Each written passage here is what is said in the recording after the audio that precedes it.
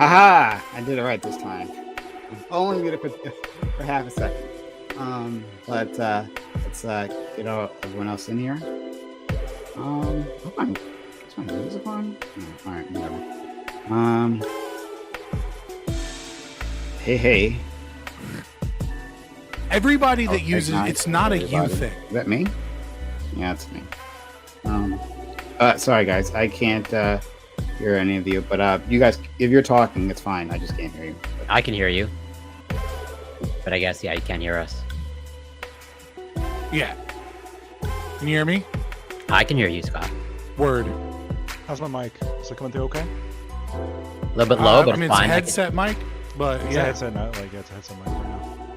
I upgraded to Windows 11 finally, and it fucked with all my settings. Yeah.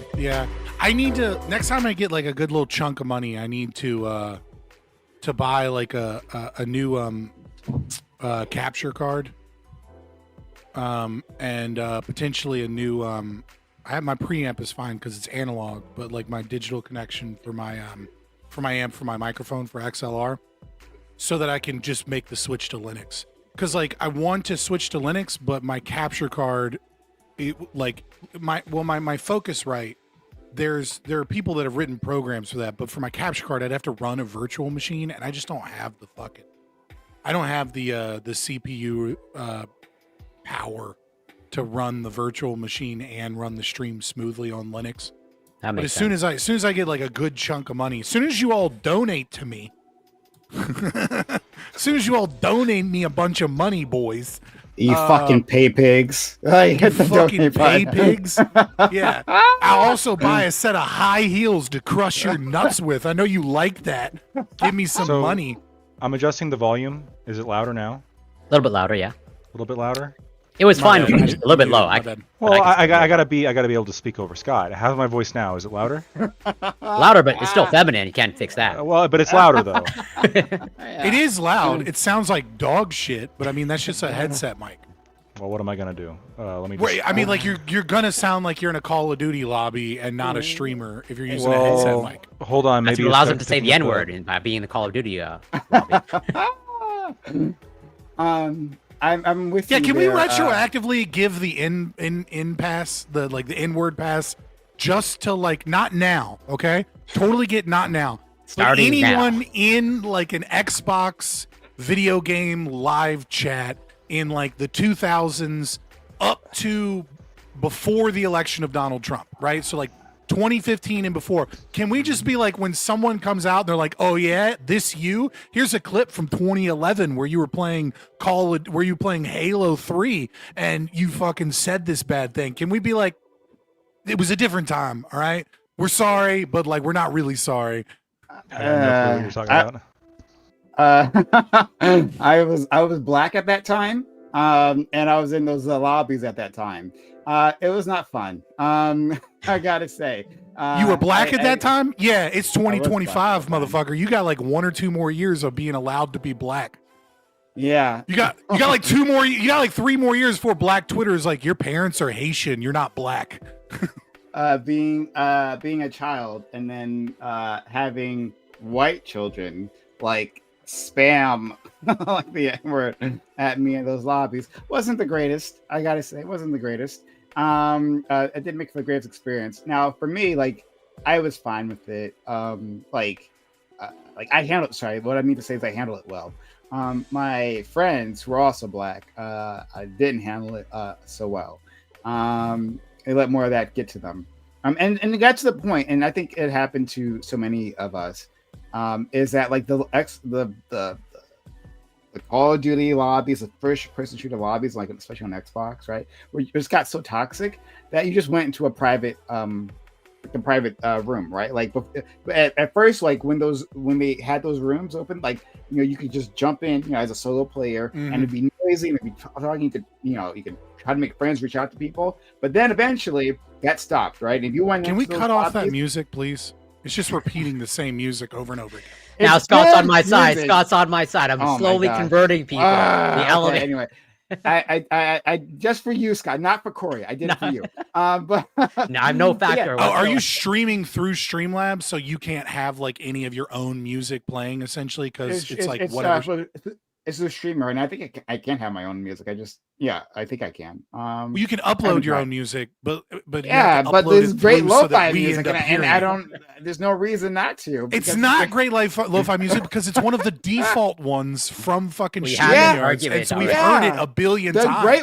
the great ones. No, Anyway, dog. so the point was that like yes, like those lobbies the public spaces became quiet because no one was talking to them. Everyone was in the private lobby, right, talking to their friends, and then going in. You had to cloister yourself, or else like you're just gonna have like even if you were fine, a white guy fine with someone saying the N-word. I don't. You're not maybe not fine with it like being spammed the entire time. Like from the beginning of the match to the end of the match, the entire time, right? Like so, like it just became annoying. So people just like did their private. There was this game, and it was listen. I'm not trying to like suck. I'm not trying to like lick Blizzard's leather boot. Okay, I'm talking to pay pigs or anything, right? But they had a really shitty version of like MOBA called Heroes of the Storm, and like genuinely. One of the things that I really liked about that game, and there was others that have done it before, which was unlike League or other MOBAs, when your teammate dies, like you had shared experience on the team, right? And so like if someone was feeding, it was really, really bad because it would, give the other players experience or whatever. But it wasn't like, like there wasn't like this like jungle carry situation that you have in other MOBAs. And one of the things that I kind of liked about that system is that it bred out toxicity in the game, which I was always kind of fascinated with how like small game mechanics can change the culture that arises from the game. Because in that game, if you get tilted and you get angry because it's such a team-based game with shared experience, you lose. You're punished, right? Like if you get tilted and you start trash, I mean, like obviously this is true in any MOBA, but it's especially true in a system with shared experience. And so like you'd get into like bronze and silver league and it would be full of toxic people. But like as soon as you got into gold or you got above, like there wasn't that much toxicity in the game anymore, especially compared to every other MOBA, because everybody at that level had learned the moment I get tilted and I start freaking out is the moment we lose a match. And like I have to stay focused and I have to stay somewhat positive, and like I have to help people that are fucking up so that they don't become a detriment to me, because there's no carry mechanic. There's no means by which for me. And I just found that fascinating because it's very interesting, like intellectually from like a cognitive psychology perspective, how like little things within the system, especially in games, can pull the levers to change just the way humans interact with everybody. And it's just a stark contrast to like old team shooters and things like that, right? Where like this shared experience thing seems to improve toxicity far more than anything else. I saw the same thing, another Blizzard game like World of Warcraft, where the old games, if you wanted to do a dungeon or something with somebody, you had to like find someone and then you had to walk with them like a half hour somewhere.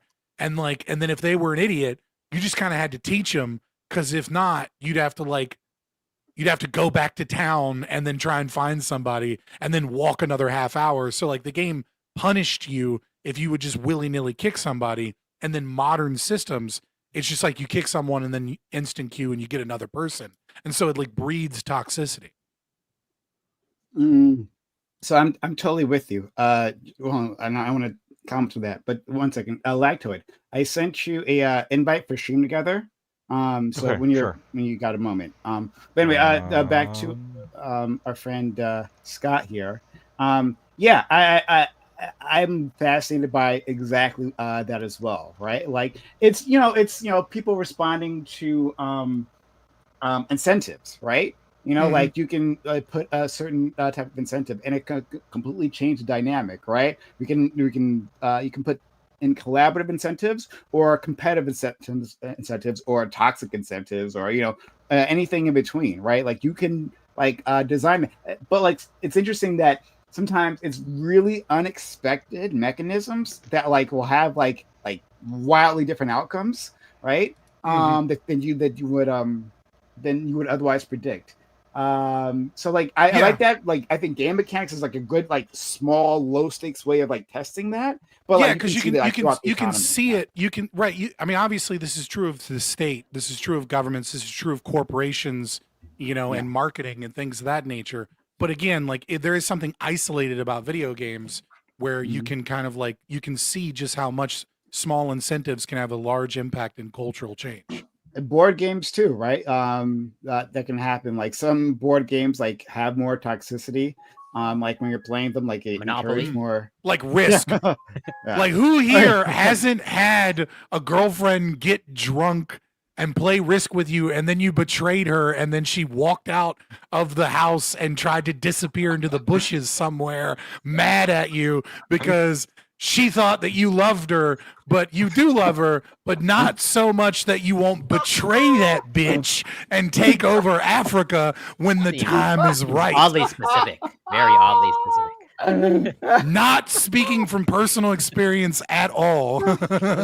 Not speaking from having to go through a bad part of town at 1 o'clock in the morning chasing a drunk girl because you made a mistake and took Risk too seriously. That's really funny. But no, I'm totally with you, friend. And I think you're really hitting on something there. That first of all, I didn't say hi to anyone yet, and to the audience, we're just waiting for a few other people to come. I think like 2 others, and we'll be good to go. But hey, Lactoid Scott, Corey, my good friend Bam, Yo. and a Grid. What's up? Happy to have you. But yeah, just the idea of game mechanics having these different outcomes, right? And like you can, it's interesting. Like I think it's interesting what people will do for like status, right? Now this is a little different from what we're just talking about, but just like the things that'll drive a person to like for like to do antisocial behaviors to gain more status, right? Like even in like extremely low stakes environments, it's something I've always found like super interesting. Can you give an example? What do you mean? Yeah, sure. Okay. I brought this up before on stream like a long time ago. But what got me thinking about this is actually a Star Wars novel.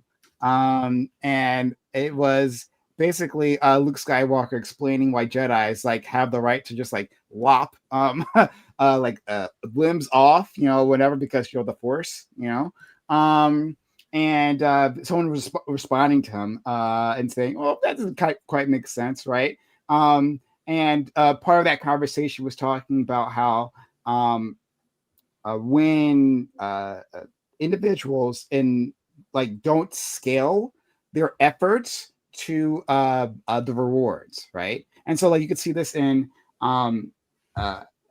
in a department store, right? Or fucking CVS, right? Like, hey, I want to be not the manager, right? But the assistant to the manager. And there's someone who might be a favorite. And so I'm going to try to sabotage them, right?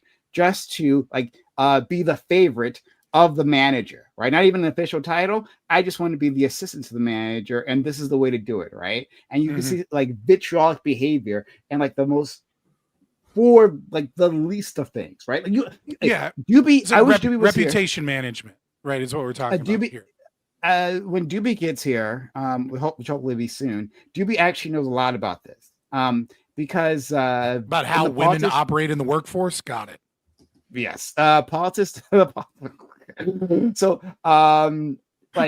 you'll see that in the politics Discord server, where people will do incredibly vicious things, just to become a mod, right? Or just to be Doobie's friend because Doobie's the head of it, right? And people just want to be near him, have status in the community. It's crazy.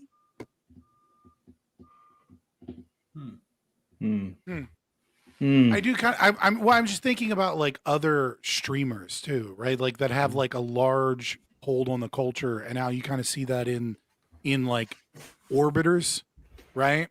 You see, when you look at Destiny orbiters or Hassan orbiters or weirdly enough, like I'm trying to think of a right wing example, but I can't think of a right wing example where they What have about like a lot of all orbiters. MAGA? What about Well, Andrew, I guess Mike Andrew Johnson Wilson. is a Trump orbiter. Well, yeah. Now we're in a different space when we're talking about that, right? Like the cult of MAGA isn't the same thing as the. You have like the whatever it's podcast relevant, and the but- Fresh and Fit guys, same people who would like circulate on I those. was on whatever last night. Yeah. You Oh, were? really? Fucking Hell yeah, good for dude. you, man. Oh. Hell yeah. Telling them whores to stop being stupid What, and shit. I did a cameo at the end. I really didn't get a chance to Hell call yeah. them the whores, but that's all right. You'll get Hell the yeah, dude. stamp. What a lot. But yeah, Pretty but cool. I'll be Well, back yeah, you on don't- in a few weeks. hell yeah, dude. Ted, DM me sorry. when you're on so I can watch that one because I'm not watching an 8-hour podcast regularly.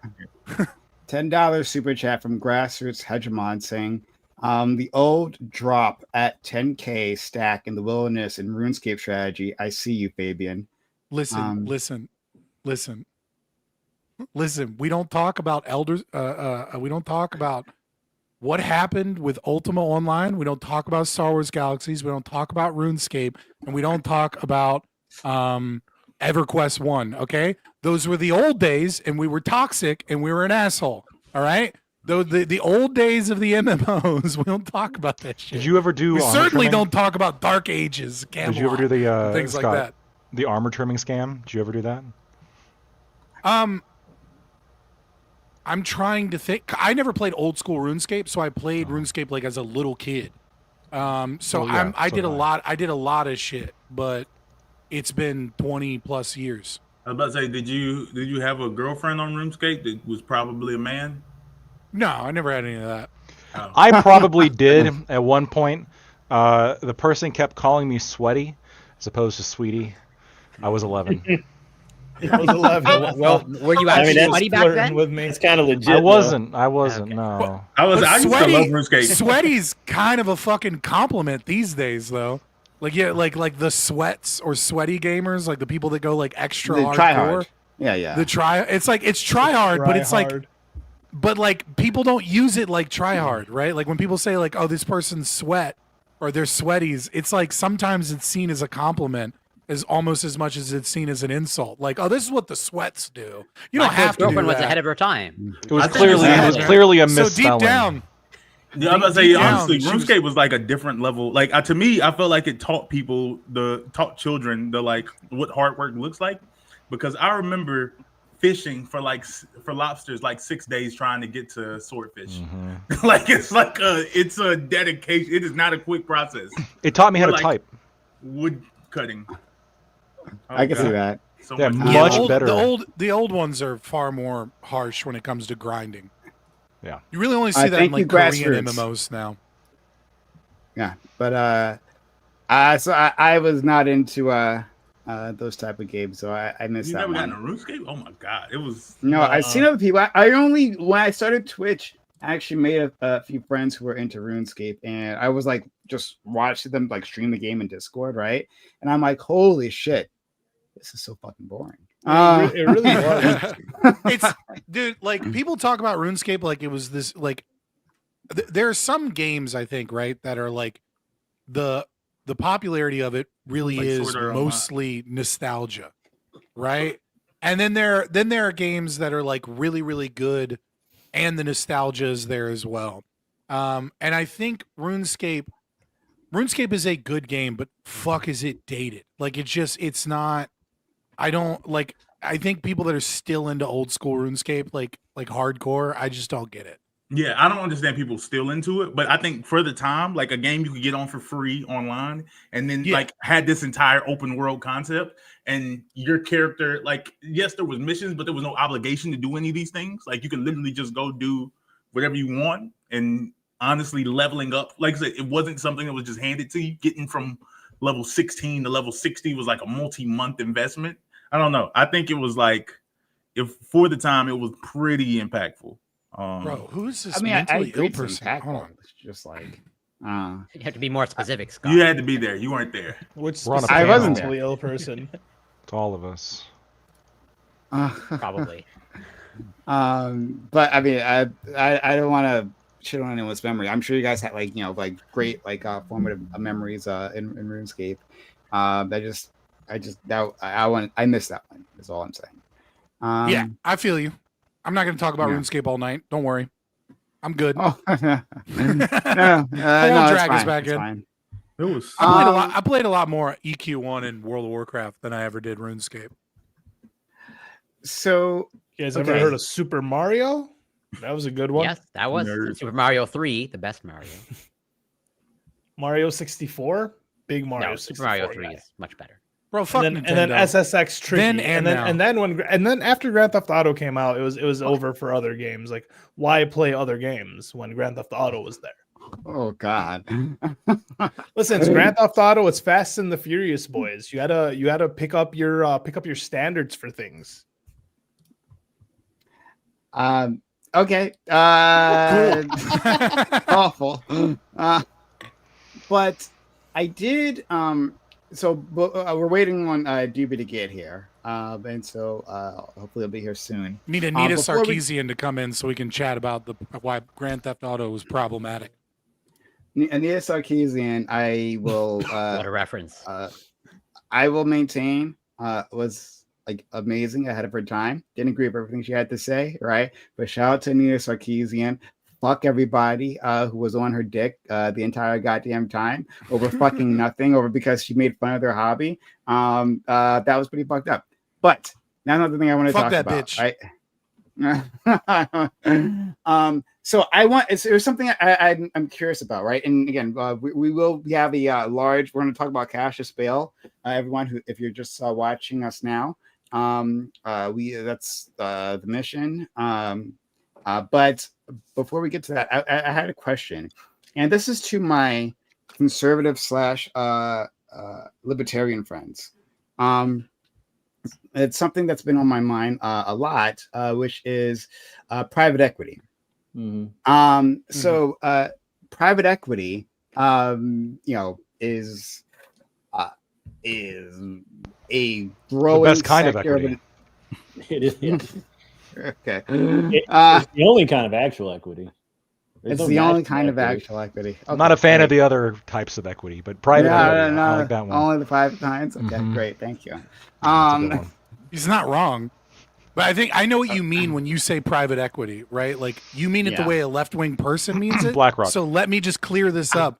He doesn't mean private equity. That's just a magic word that the left uses, right? Like what he actually means is like hedge funds and companies that go in and like do hostile takeovers and destroy them. Like that's what you're talking about, right? You're not just talking about the ownership of like and stocks and as an existence of like investment.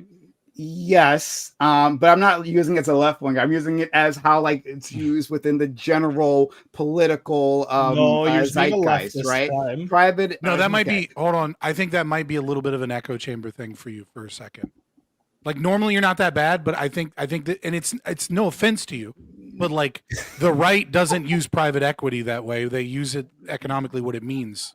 Well, no. Sorry. Like there is an index, right? Like a global trade index, like it's called, I forget, GTPE or something like that. But like, no, not GDP, GT like P or something. It's like the global or maybe GPEL, some like global private equity listing or something like that, right? But like there's like an actual economic index of private equity. It's like called private equity within the literature, right? Within articles, within all over the place. Now, I can say that it is a boogeyman to the left, Right. certainly, right? And so that's correct. But like plenty of people use it in the way I'm using it.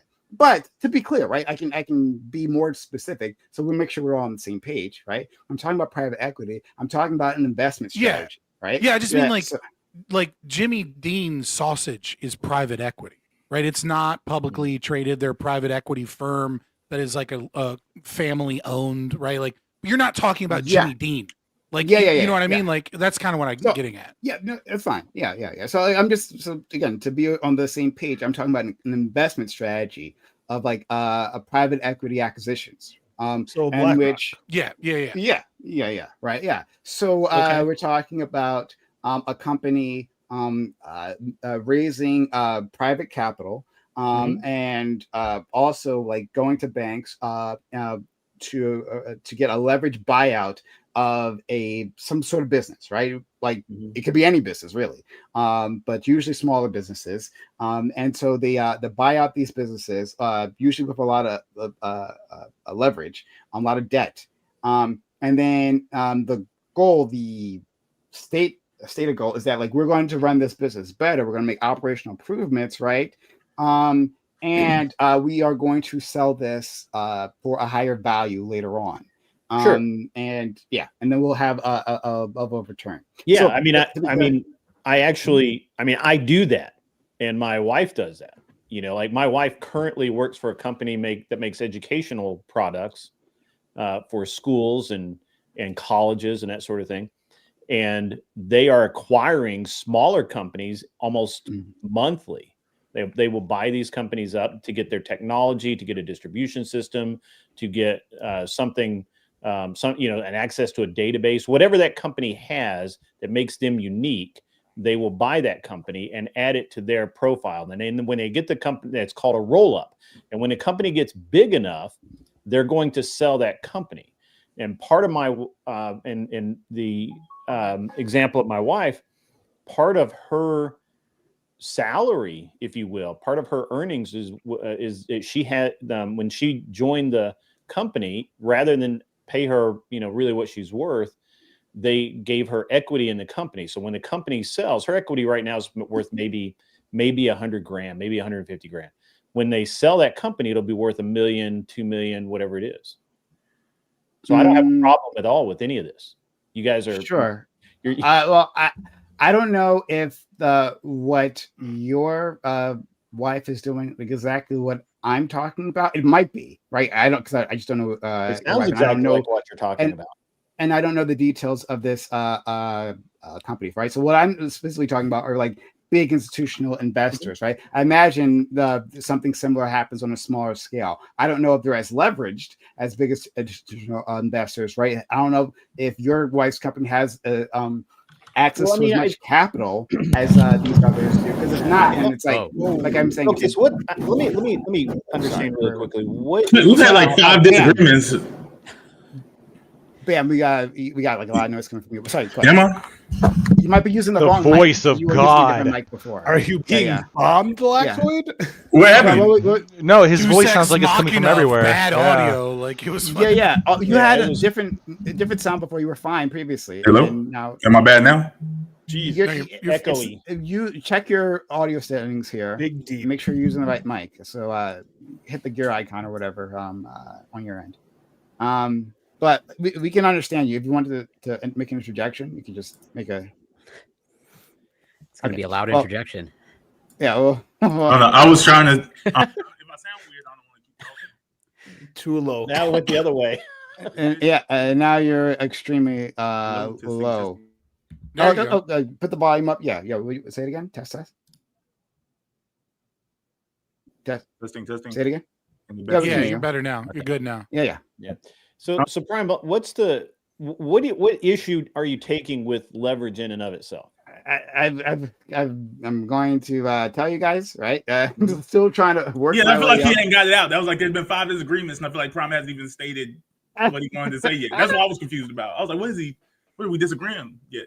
Yeah. Like right now, I'm just like describing the situation, right? Like making sure we're on the same page. But I haven't really. We haven't gotten past private equity yet.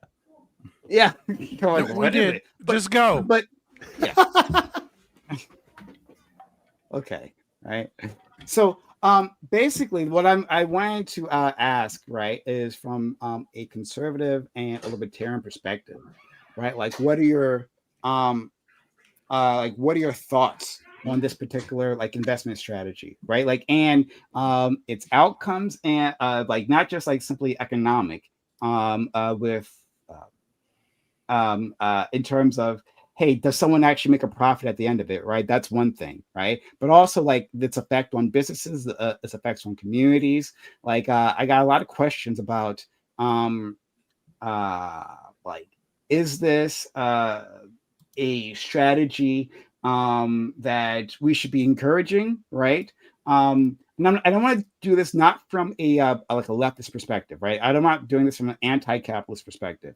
Like that's like something else. So I'm gonna do this like from a like internal critique. That capital is good and wonderful, right? But just like talking, but focusing more on like of the options that we have available, right? For mergers, acquisitions. What options exactly? Because I feel like we're going to have to define some things pretty clearly. Before we do that, right? Before we do that, we will go down. Bam, you have something you want to say? Yeah, well, I know the question's for them, but I was saying just for clarity's sake, can you ground what you're saying in an example? And you don't have to use real companies. You can say when company A does $100 million, whatever. Can you ground it in an example just so we know what we're talking about? Thanks. I will do exactly that. I appreciate exactly that. No, and I'm glad you brought it up because that's where I was. Wait, Prime, real quick. Just if you could adjust the tone of the way that you're speaking, because it's getting really hard to understand. Like maybe turn up your mic, whatever it may be, but just like continue. No, I'm just messing. Okay. Yeah, I can. Okay, all right. No, I will definitely give you an example. I'm glad you brought that up. All right, so we're going to play the land of make believe, right? We're going to make a hypothetical. We're going to run with this hypothetical. All right. So let's. This is definitely going to be a real example. I think it's grounded in reality, but you'll have to decide. All right. So, my good friend Lactoid, the consummate capitalist that he is. That's a big ass thing of water. It's so big. It distracts me every time he does it. Every time I watch. Because he's so sweaty. See, this is American abundance. Okay, this is what capitalism gets you. I can drink all the water I want. Actually, no. Canada has way more water than the United States. It's like a small waste bucket. Snow doesn't count. Shut up. I got cheap ass water. I don't live in fucking California. Okay. So my my good friend Lactoid, right, being the consummate capitalist that he is, decides to start a business, right?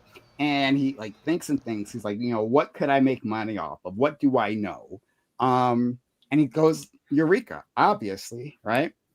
I'm going to start a dildo company, right? So, Lactoid, creates Lactoid Dildo Incorporated. I do know what women like. It's a good point. Indeed, he does, right? It's dildos for gay men. No, they don't sell specifically gay men dildos. Yes, they do. It Yes, gay they guy do. dildos. What's okay? Says, I gotta find a company real quick. All right, we'll find one for you. This is your company. Are How do you not buttholes know? like are male? Okay, whatever. Worst business owner on earth. I don't know much about that. Realdick.com. Gay realistic dildos.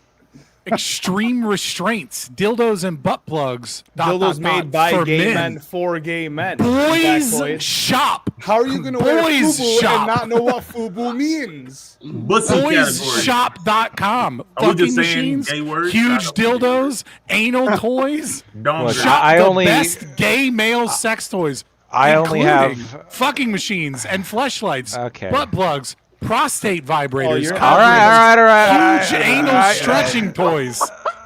Your algorithm's A lot of people are about to get some thought you were weird trying to appeal to the Instagram right. ads after watching this fucking video. Enjoy those IG ads, boys. I only have the mental bandwidth to like understand one minority community at a time. Right now, it's black people. I appreciate you for that. It's Yeah. black people. It's very limited. He's trying. He's trying. It's a lot to grasp. It's a lot to grasp. Doing a number on your brain. And we appreciate A lot you, my to brother, grasp. always Sounds like part a of the struggle, great okay. Gay dildo company. But, You'll need more than two hands. All right, so Lactoid has the dick company. Let's go. What's the next part? the dildo company. Excuse me. Right, Lactoid has apparently the dildo gay company. dildo company, according to It can be. I think like Lactoid. You don't Scott, discriminate as you. Lactoid yeah, I would go he where the money is. He wouldn't. Yeah. He wouldn't go to small such a market. niche He knows market, where the right? He market would do is. both. Yeah, he'd be cosmic capitalist, both, right? yeah. He I would, would, open yeah. it up to open up all orbits. True. I think. So Gender neutral dildos. Lactoid, he he lives in Virginia, right? So he starts a factory within his community, right? Like he employs the community members all around to create his dildos, and he's successful because, of course, he is, right? Lactoid is like finding new and impressive ways to titillate holes, right? And so Lactoid them goes himself. big, right? Dildo company, right? And he's very successful, extremely successful. And then later on in his life, right, he's like, it just made so much money, right? Like butt plug king, he would say, right? Like he's just made so much, but he wants to sell, okay? Lactoid wants to sell, and private equity comes, right? A private equity investment firm, large investment firm, comes and buys him up. And so when this happens, right, and the things I'm going to say are reflective of what's happened in real life, right? When this happens, like they're like, okay, well, we paid X amount of money, right? Well, when we raised X amount of capital, and then X times 5 in leverage, right? In debt. So debt financing by some other banks, right? We paid that much, and so we got to make our money back, right? The way it's done is that one, we get like the target company will take out the loans, right? And then they'll be the ones in debt. And then we try to get operational efficiencies. But you see, our friend Lactoid was already extremely efficient, right? Being the incredible capitalist, The dildo that he daddy, is, right? Yeah. And so this group, like all they can think of, and usually what they do is like, well, we're going to cut costs. We're going to cut labor costs, right? We maybe use less durable and cheaper materials, right, in the dildos, right, that cause irritations that previously didn't happen. And while we can boost on paper, right, revenue, we can boost on paper revenue, and maybe we raise prices of the products, and Well, you can't boost less. you can't boost revenue on paper.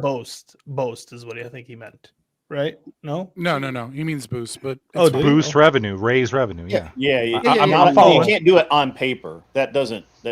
That's fraud. why I thought he meant boast. Like on paper, you can No, look. I hold on. I know what he means. Hold I on, mean, let me you interrupt. could. Let It's me called clarify. fraud. Stop. Because so that Prime can get through this. What he means is by cutting the costs of production, right? You will have more profit, not per se more revenue, assuming prices are the same. And when he means on paper, what he means is it's high time preference thinking, because as he said, maybe they cause irritation, maybe the quality of the product has gone down. Right. So in the immediacy, you're getting more profit, or by raising prices, you're getting more revenue, but you lose competition in the long term because your quality of your product suffers, etc. So on paper, it's like revenue's gone up, profit's gone up, everything's great, but it's all high time only the preference American thinking. government can get away with that. So maybe instead what I should have said, like The private on company can't get paper, away with that because it'll come out in due diligence. When you go to buy a company, one of the first things you're going to look at is what they've done in the last 2 years and what their revenue versus production costs are. And when it doesn't align, any smart company buying it with half a fucking brain is going to walk away instantly. The only people that can get away with it is the federal government because they subsidize it. Okay, sure. People buy junk assets all the goddamn time. Like, I don't know what you're talking about. Like, people buy junk assets all the time. That's the thing that happens within our what you're economy. talking about is very easily detected. I mean, I look at companies all the time, and I would find that instantly. Like, they'd be like, I didn't say that it wasn't easily detected. I didn't say that you couldn't find these things. A separate statement, the statement that I actually said, right, is that people buy junk assets all the time, right? It's the only thing I'm saying. But in any case, right? So I'm not trying to belabor this point. The point is that the incentives change, right? So Lactoid had a connection to his community. Right. And Lactoid, right, like he understood like the things that give value to his customers, give value, and like how to run his business in a certain way. Girth and elasticity. Maximize productivity. Exactly. Right. But for the private equity, their goals are different. Their incentives are different. their incentives are just to like say that this company is more valuable, and then so like when it's time to offload this asset, right?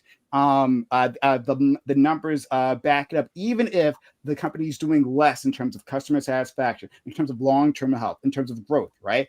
If these things are doing worse, it's fine as long as we can get it off our books.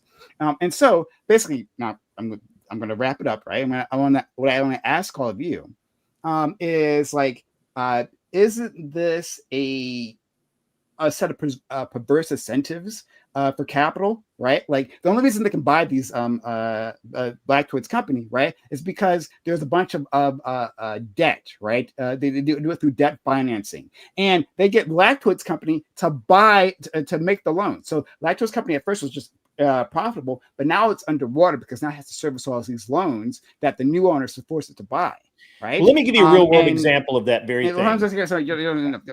Don't let me please. I mean, if you want the answer to the fucking question, I'll answer the fucking question. Hold on. I want to say the question. I'm going to say it, right, and then I would love to hear what you have to say. I would really, I want to hear what all you have to say. Anyway, no, you don't. You don't want an answer, Prime. You're just sitting there preaching. Motherfucker, I want to say the fucking question. answer. I give you a real world example. Motherfucker, I want to say the question, and then I want the answer. Right? So listen to the question. You asked the question. No, I haven't. All right. No, I haven't. Right, I spent the entire time describing it. I spent a long time doing it, but I spent a lot of time describing it. Okay, great. So, so basically, these incentives, right? I think they give perverse outcomes, right? Like loading up a company with debt, and then making that company have to service that debt, and you basically making your money, right? The new owners on the front end. Right. So even if the deal goes bad, right, you've actually already made your money back, your investment back. But the company, right, the target company is now a saddle of debt. Hopefully they can finance that, right? That these individuals, they don't actually care about the product, right? And replace the product with anything else, right? Now we're talking about Lacto's amazing dildos, but it could be plumbing, it could be dentistry, it could be whatever it is. These people don't actually care about and don't know necessarily anything about the product. It's just widgets, and we've got to increase profits, increase revenue somehow. We are belaboring the point now. and it's a dumb point. I will hold on. I'll do it if I want to. Thank you. Okay. Right? Thank you. So, in any case, what I want to know is when we're talking about these incentives, is like, should we be looking at is it worth it? Right? Is this a good thing to our economy? Is it making our economy worse? And I have other examples for that too, but I'll leave it there. Yeah, so most of what you described is called fraud, and you don't front load in as a buyer. You can't front load in profit. No bank will allow that to happen. I deal with companies. I literally buy companies, and that's not how any of that shit works. Now, I will tell you, I'll give you a real example of something similar to what you're talking about that actually is how this shit goes down. So there is a company called Topgolf. You may have heard of them. It's you go there, you have a party, you can play simulated golf and have a driving range, all this kind of shit. They spent billions of dollars building this company. As a matter of fact, Callaway was so excited about this company that Callaway bought them, and it actually became Callaway Topgolf. And the problem is that during all of their construction, they went about $1 billion, $2 billion in debt. I mean, millions and millions of dollars per facility, and they really weren't. And now back in the COVID times and coming out of COVID, and people just had a little bit of extra money and a lot of extra time on their hands. Topgolf was banging. It was full all the time. But once that kind of went away, it slowed down. Callaway has now split. Topgolf is Topgolf. Callaway is Callaway again. Callaway walked away with effectively no debt.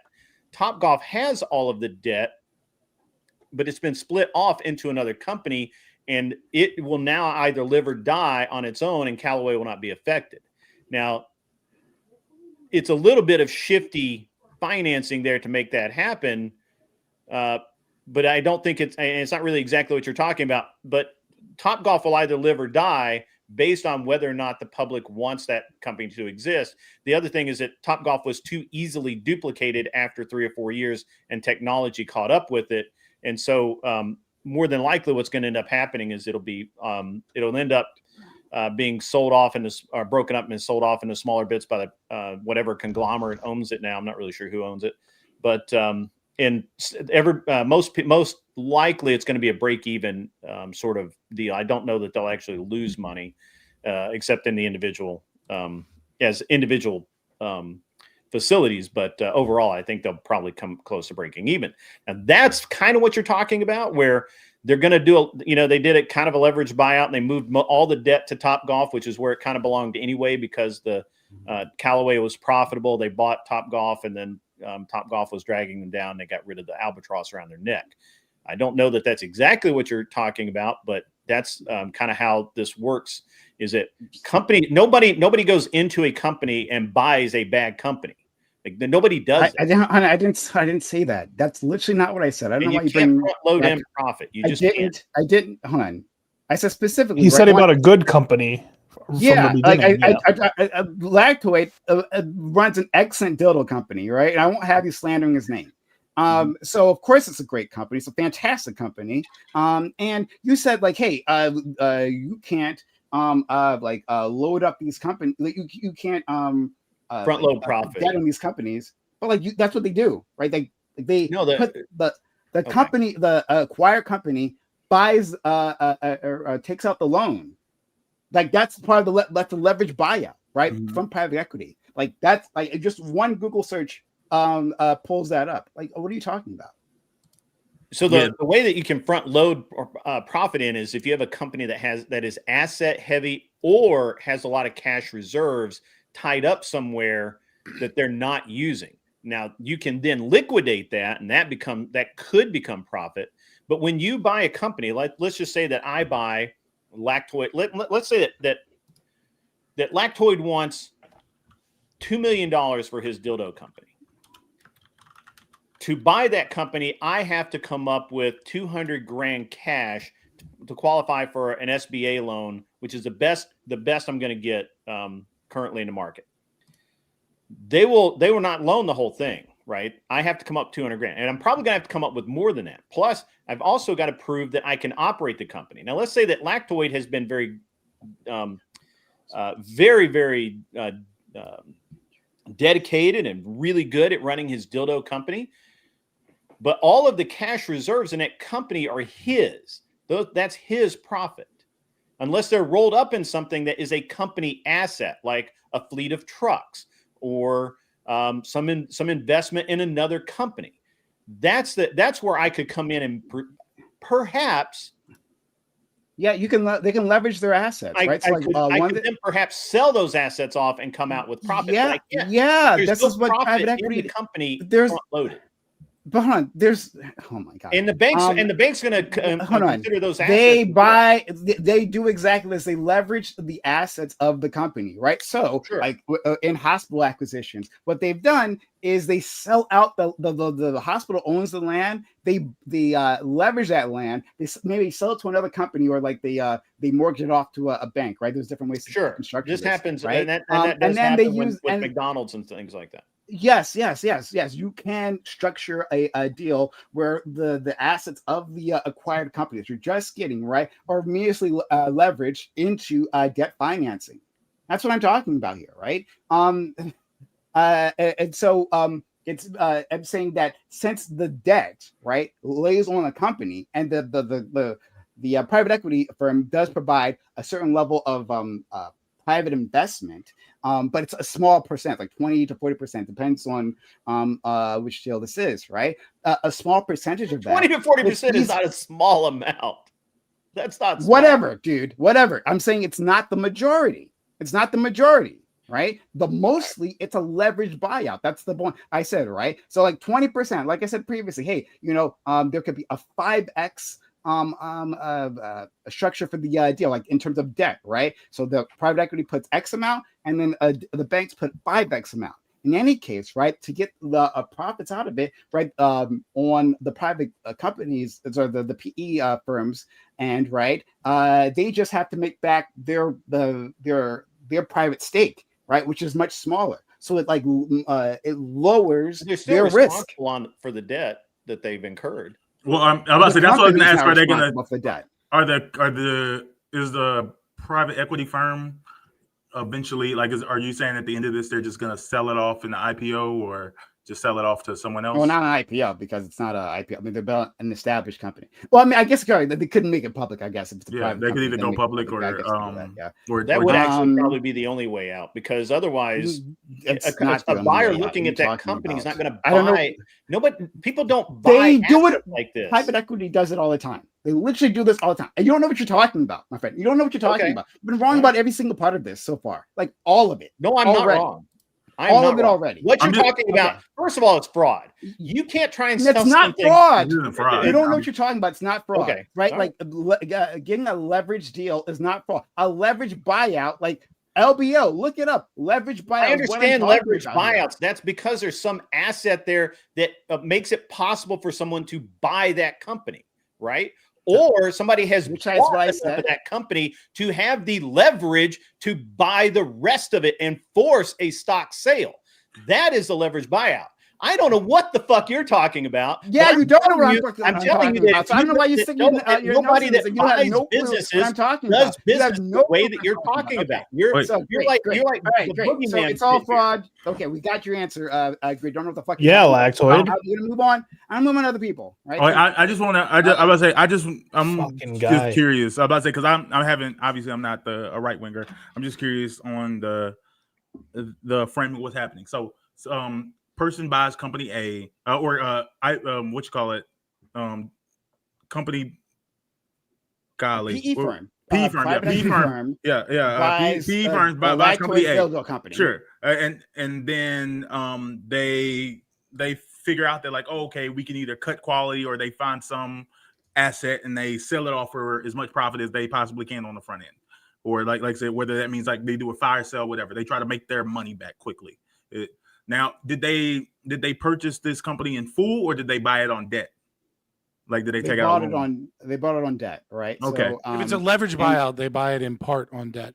Obviously, as it's more complicated, which I think we're butting heads here. Grid and you are butting heads because Grid has a lot of technical knowledge, and I think maybe Prime you're having difficulty explaining, particularly the bad incentives or the things that you are against because you trip up on a word or you say something that is like kind of incorrect. But I think maybe Grid, maybe you're missing a little forest through the trees. No, maybe. I don't want to get so like I want to explain. Okay, fine. I know. I'm just saying. I want you to answer because it's your obviously. Like I said, Prime's talking to you. I just want to get through to the end. So they've sold off, or they've figured out what cuts they can make to maximize their profit on the front end. Let's say let's say it is $1 million deal, and they've taken on $800,000 of debt. The PE firm like $100,000. If it's $1 million deal, like it's $100,000, $200,000. You're saying debt? Sorry, or debt. Okay, debt. Like $800,000 in debt. Yeah, they put up 200,000. They've got 800,000. They put up 200,000. Okay, great. Yeah. Sorry. So they've got $800,000 in debt. The PE firm owns that debt, correct? Because they're the ones that purchased. No, the company, the acquired company, owns the debt. The private company that they bought often owns the debt. It depends. In the shadier practices, right? Like it's not necessarily normative that you do this, right? If you buy some equity firms. Some equity firms will purchase the company and then make that company take on the debt. Take on its own debt? Yeah. To take on the debt. Yeah. I didn't even know they now control the company, right? Now they're saying the company to pay for their own. This happened with Toys R Us. Okay. Yeah, exactly. So the company, so for the acquired company, so again, the Toys R Us, right? To pay for their own acquisition, they take out massive loans. And yeah, like that, those loans have to be paid off. Okay. So the company owns its own debt. So they've extracted the immediate profits they want to. Are you saying that if the company goes under, the PE firm doesn't have to be concerned about any of that debt falling back on them, or does the PE firm have to figure out how to sell off the company to someone?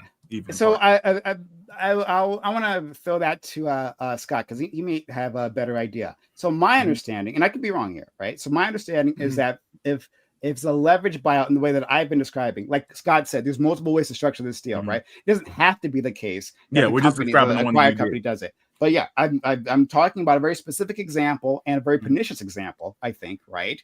And like Scott said, it's a shady thing to do, but still, right? Like if you do structure it this way, right? I don't know what the repercussions are for the private equity company. I think that there are virtually none for them. There's pretty much all upsides. So I'm curious what you know. So first and foremost, I want to say that there's two very different types of deals. There's 100 different types of deals, but I'm going to put them in arbitrarily in two categories from a libertarian perspective. And there is private equity buying a company that wants to sell so that they have access to growth, right? Or because they're in a position where they need more capital in order to succeed, right? So I'm a small business and I'm a dildo company, as we use. I think it was a bad example because it made too many memes. But whatever, we'll go with it because we're there. It's the best example. So I'm a dildo company, right? And my dildos are made in America. And the best way for me, for any company really, the least risk thing that you can do for your company is find a way to reduce the cost of production, right? Changing prices can be risky because you don't know, no amount of market research will let you know truly whether or not you can raise prices or expand to new markets, things like that. But if you can cut production costs, right, you can then lower prices and get a higher rate of profit because you can produce more, or you can keep prices the same and just increase revenue and profit, right? But a lot of times, let's say I'm a small company and I know that the best way to do that is to move manufacturing out of the United States. But I don't have the capital and I don't necessarily have the ability to get a loan right now. But some other company wants to come in and says, you're doing great. This is good. We're going to purchase some percentage of your company. And that's going to give me access to bigger companies. It's going to give me access to lawyers and, and people that, socialists that work with the government that make business easier, because that's the best way to make money in America is to be more socialist, not more capitalist, right? Or just the money to move a factory over to China, right? That's type A. Type B are companies either struggling or, mildly stable that don't want to sell, and private equity can get a combination of other private equity firms or banks or whatever to do a leverage buyout where they're purchasing part of this on debt, and then they can forcibly buy a company from people that don't want to sell their company. As a libertarian, this is anathema to free market capitalism. This is as anti-capitalistic as you can possibly be, because I don't want to sell it to a company that I know is going to gut it. And that's what happened with Toys R Us. And so I think sometimes we maybe confuse these two things, because one is good for the company and good for private equity. And let's be honest, that's most of how private equity is working, is that they're looking to find good companies that need capital, because now their capital investment is going to cause that business to grow, and then they can sell that company for a profit without any risk. Now, the other side of this, like the Toys R Us deal, is where they do things that I think should be absolutely illegal. I think it should be illegal to buy a company that doesn't want to sell in the first place. But another thing that I had to look it up, but the companies KKR, Bain Capital, and Vornado Realty Trust, they came together and bought Toys R Us. And what they started doing is they started selling Toys R Us's assets and then to the parent company, then transferring ownership of land to the parent company, and then leasing that land and putting them in contracts that were longer than the sale of the company, and then started charging the capital assets of Toys R Us management fees to do this process. And so what they did is they gutted a company that didn't want to be sold. That, let's be honest, Toys R Us was struggling because Amazon and things like that, right? That's how they were able to get shopping revolution. Yeah. Yeah, like, but what killed Toys R Us, what was the final nail in the coffin was private equity gutting their assets, forcing them into contracts of the assets that they gutted at leasing fees that were profitable towards the parent companies, and then filing, and then Toys R Us filed bankruptcy and they like and all of that, whilst they still had all these assets on their books and whilst they had still pulled management fees from them. So as far as I'm considered, the real problem with private equity is not the incentive of how private equity works or the concept of being able to bring in capital to a company. Like, yeah, some people engage in high time preference behavior, right? And they try and do things like cut costs and cut quality very quickly. But that's just bad business practices. And in a free market, those people fail because they're bad at doing private equity. But the people that do hostile takeovers on leveraged buyout and then do shit like that is kind of what Grid was saying. I think it's tantamount to fraud. Okay, I'm but- okay with saying I don't know. Like, I'm okay with being the person up here that doesn't necessarily know everything's going on. So I'm learning right now.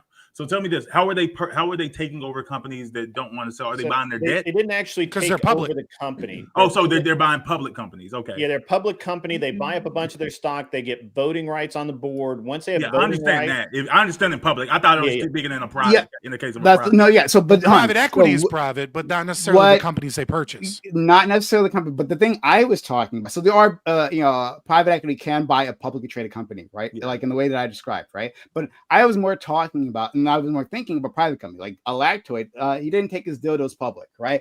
Everything private, and when it comes to Lactoid's dildo, he guarantees that. So no worries. But Ultimate discretion. Ultimate discretion, right? Everything is private. So like I'm talking about like a medium-sized business, right? That's looking to sell. The owner wants to offer it for any particular reason, right? So it's not a hostile takeover like you were discussing.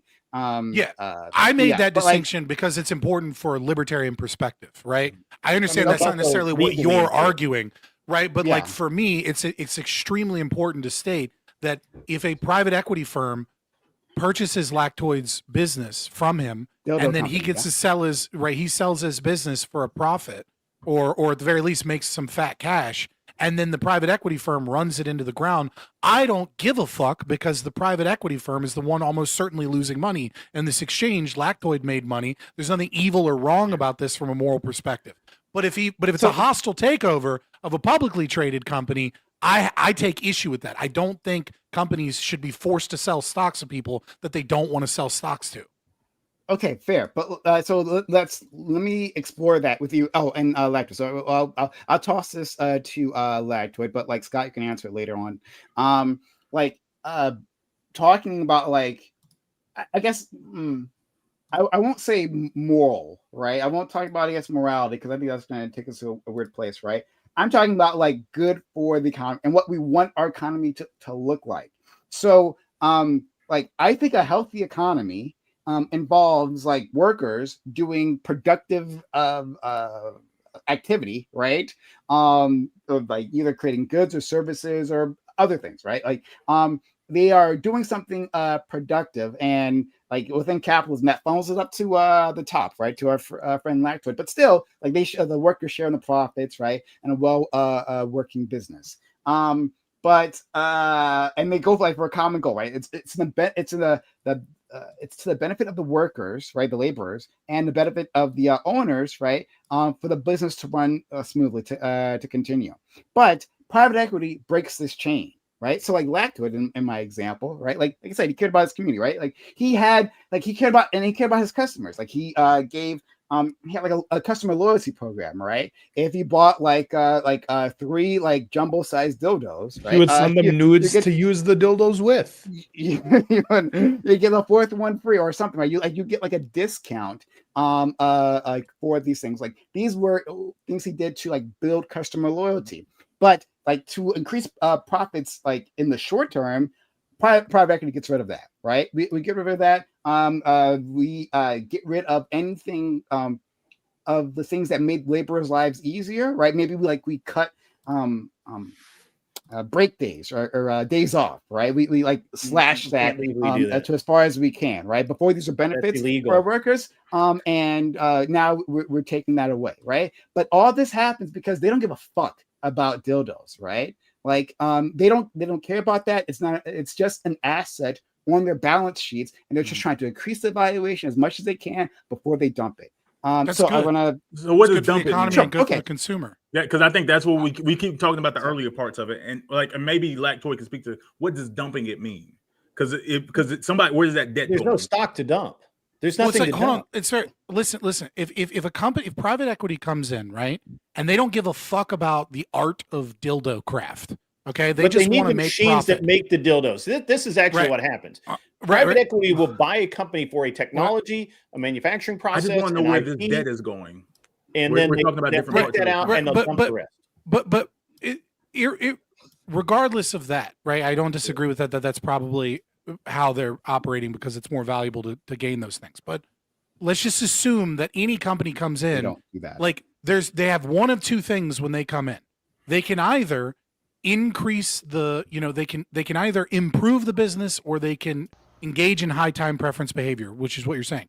If a capitalist is engaged in high time preference behavior, which is what you're describing when you're saying let's quickly reduce quality and reduce cut wages, things like that give us an immediate benefit. A company that does that in a non-fraudulent free market and isn't engaged in hostile takeovers, right? So what that company does is lose money because in the long term, those things are negative to the consumer and negative to the Agreed. economy. And then those companies collapse. Those companies Agreed. lose money on those deals. However, if they come in and they say, what I want to do is I want this business to grow so that I can make more profit, which is all they care about is profit. If all they care about is profit, then the correct decision is to lower costs in a way that doesn't harm workers, make a means where the price equation for labor is accurate to the market, or maybe even better to get better workers and to increase the quality of the product. So even if someone comes in and they have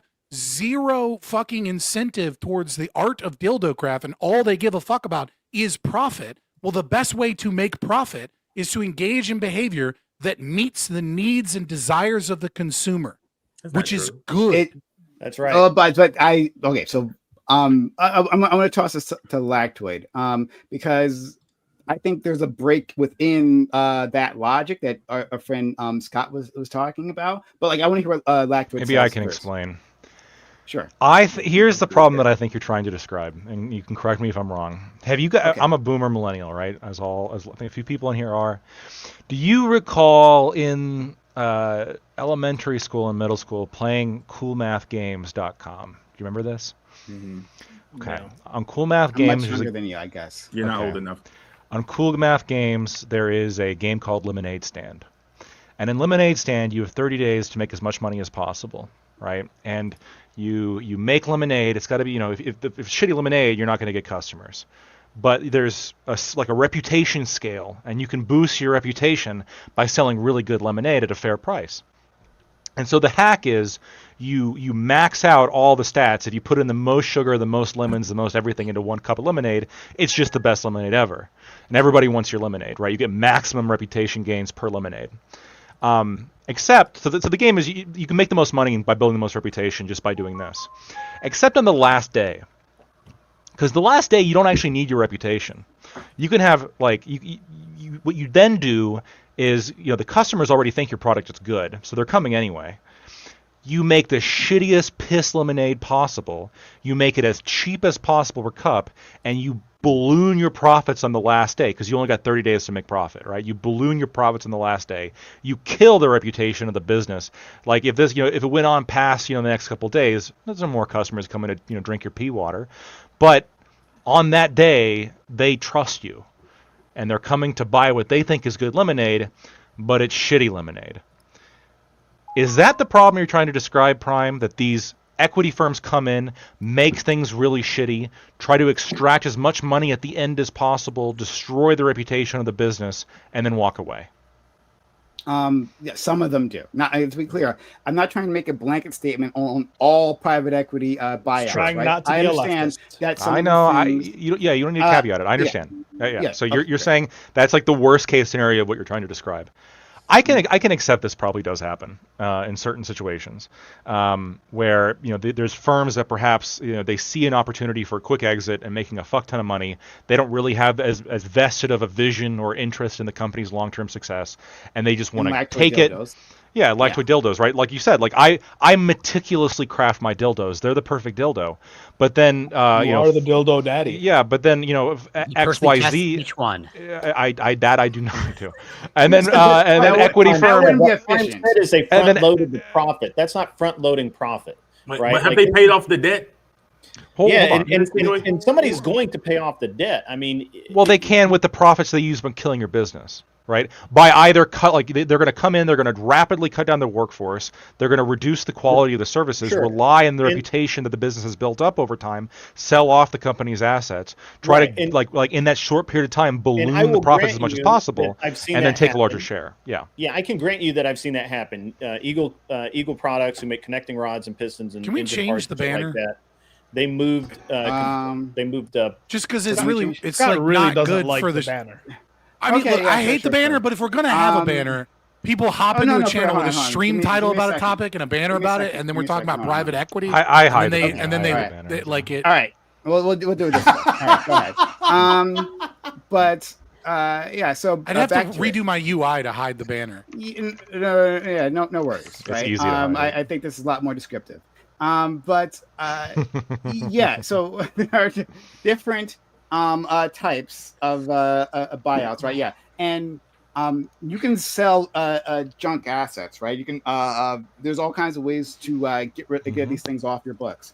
Sell the company in a whole or in parts, right? You can like sell off all assets that aren't already leveraged. You can do so many things. We all saw Margin Call, right?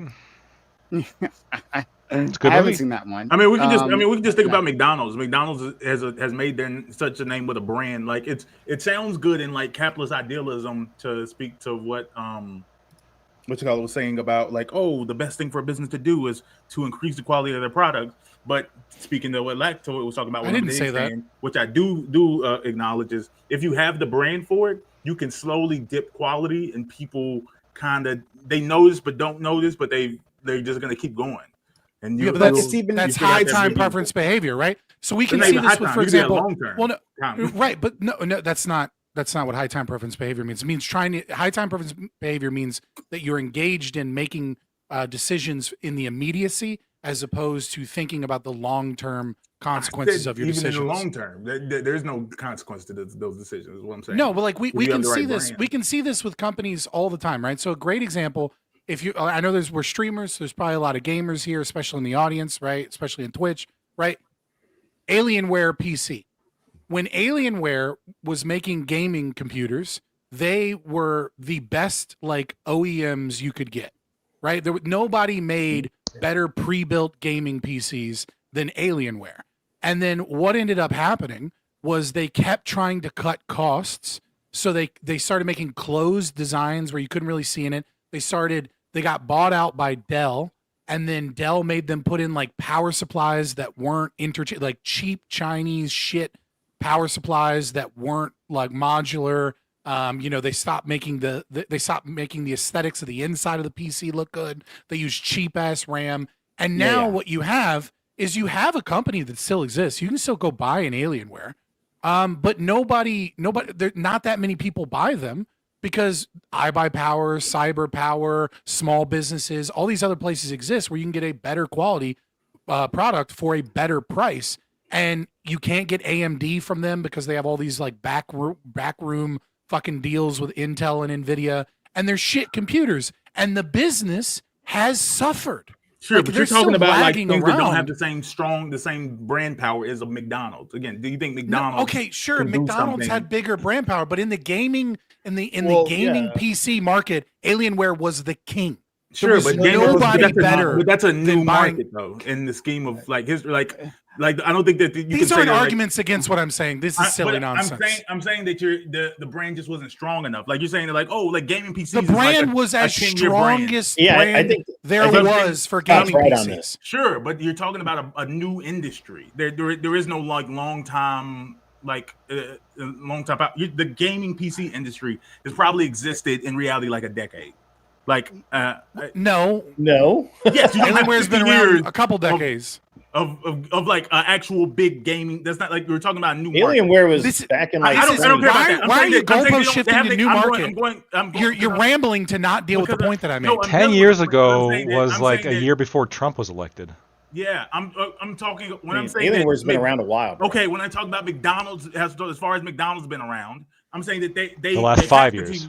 They have to continue to dip in quality of their product. And Alienware has been around since 1996.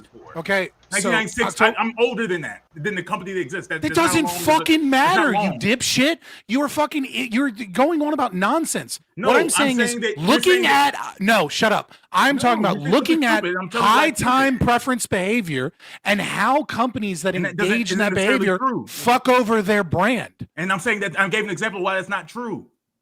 You just re-brought up McDonald's. Yes, and then you said this is too new. The gaming industry, you can't look at the market. If I have a company that exists in a week and I like had great product the first day and bad product the second day, my brand didn't stick around. We're talking about a company that's 29 years old. About fucking McDonald's, at least be honest about talking about fucking McDonald's. McDonald's had shit quality 25 years ago. They've actually improved the quality of their product somewhat, and now there's more pressure for them to improve it more. No, it's I don't understand the fucking points you guys are trying to make. Let's just where's the pressure for them topic. to improve their quality of their product? They continue to dip their quality. This is the dumbest conversation I've had yet. You have first of all, Grid. You keep making shit up. I'm not making shit up. Yeah. You every time we bring up a business, right? You're like, oh, turns out Grid's a part of that business, right? He knows a lot about it, right? I think you're bullshitting us. I think you're bullshitting us a lot of the time. But in any case, right?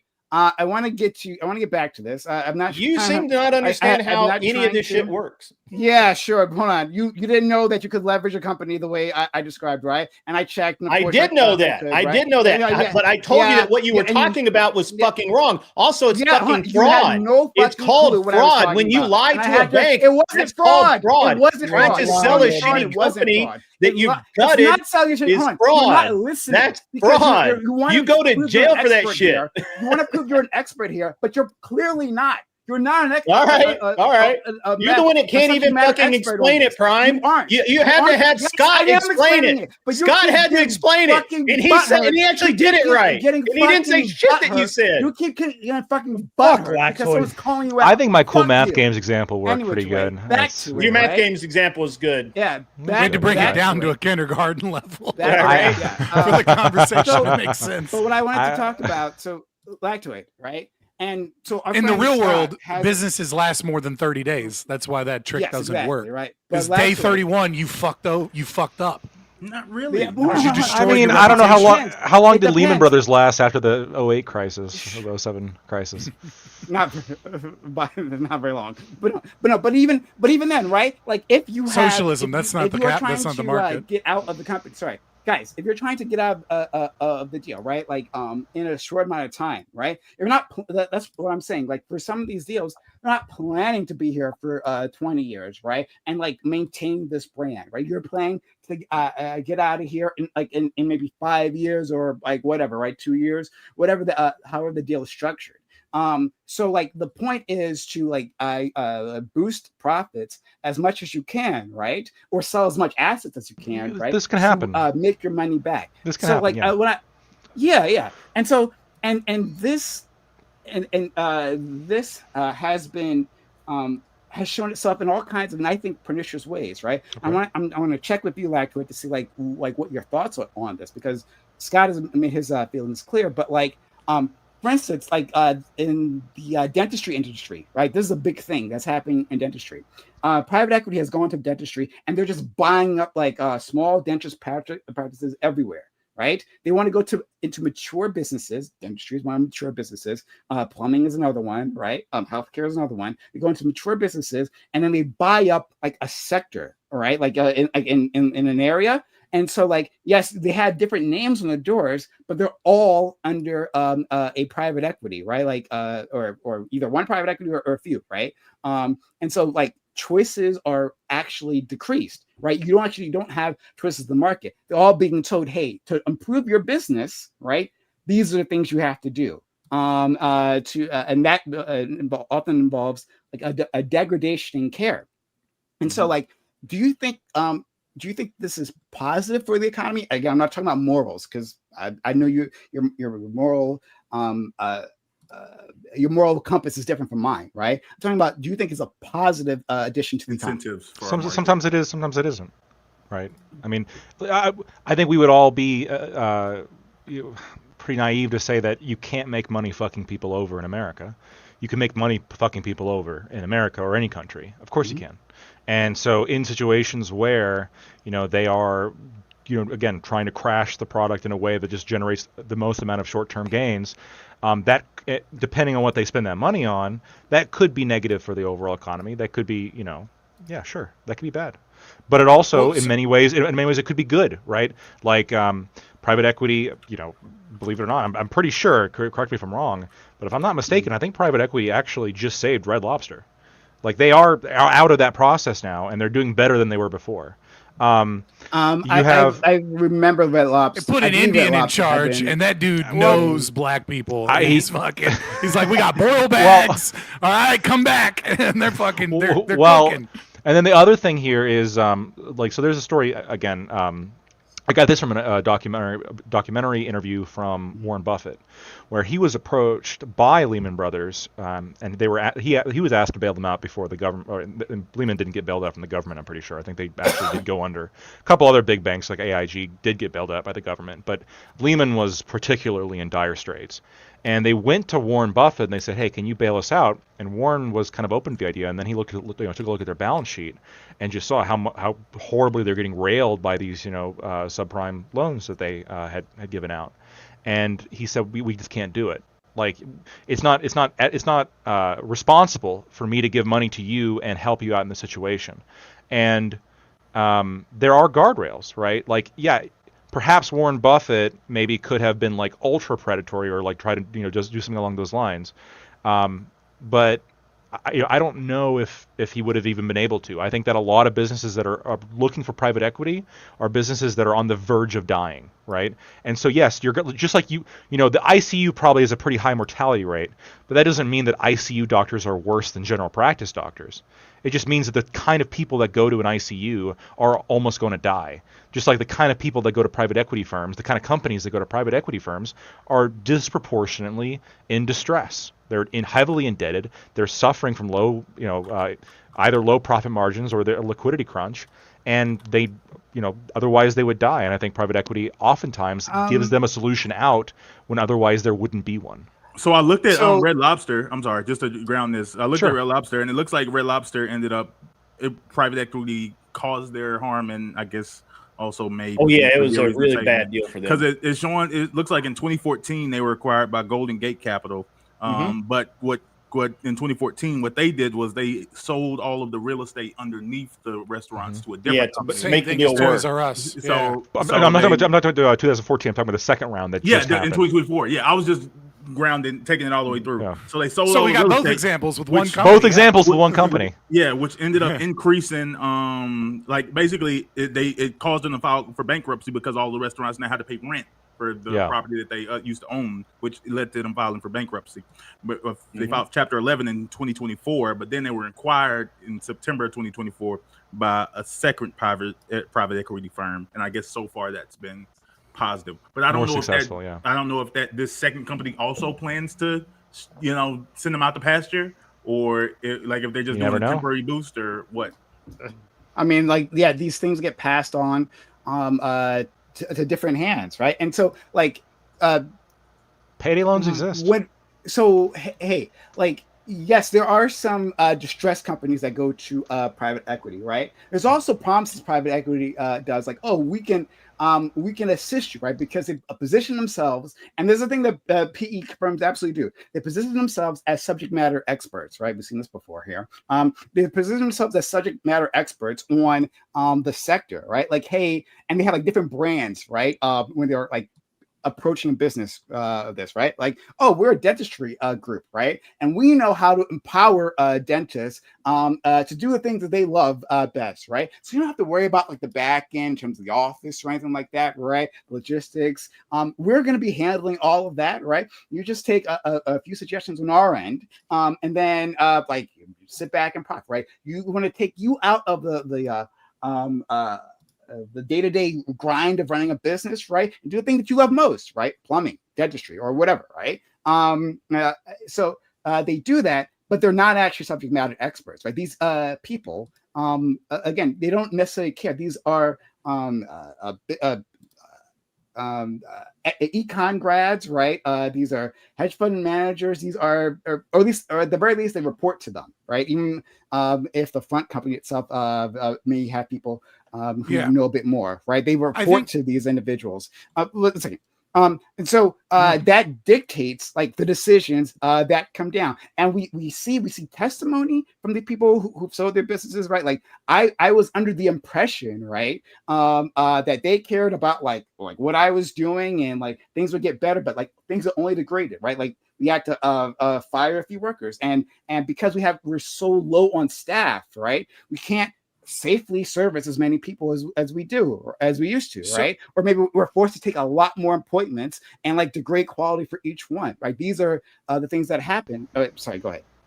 Well, I was just going to say, there's a wonderful interview of Steve Jobs that I think describes exactly the behavior that you're talking about, but I don't know if it's like a fundamental difference in the way that libertarians view economics through Austrian lens, right? But he speaks about ICBM, right? And about how ICBM could have been Windows, could have been Apple. Like they had all of the technology. They had a head start. They had the brand recognition.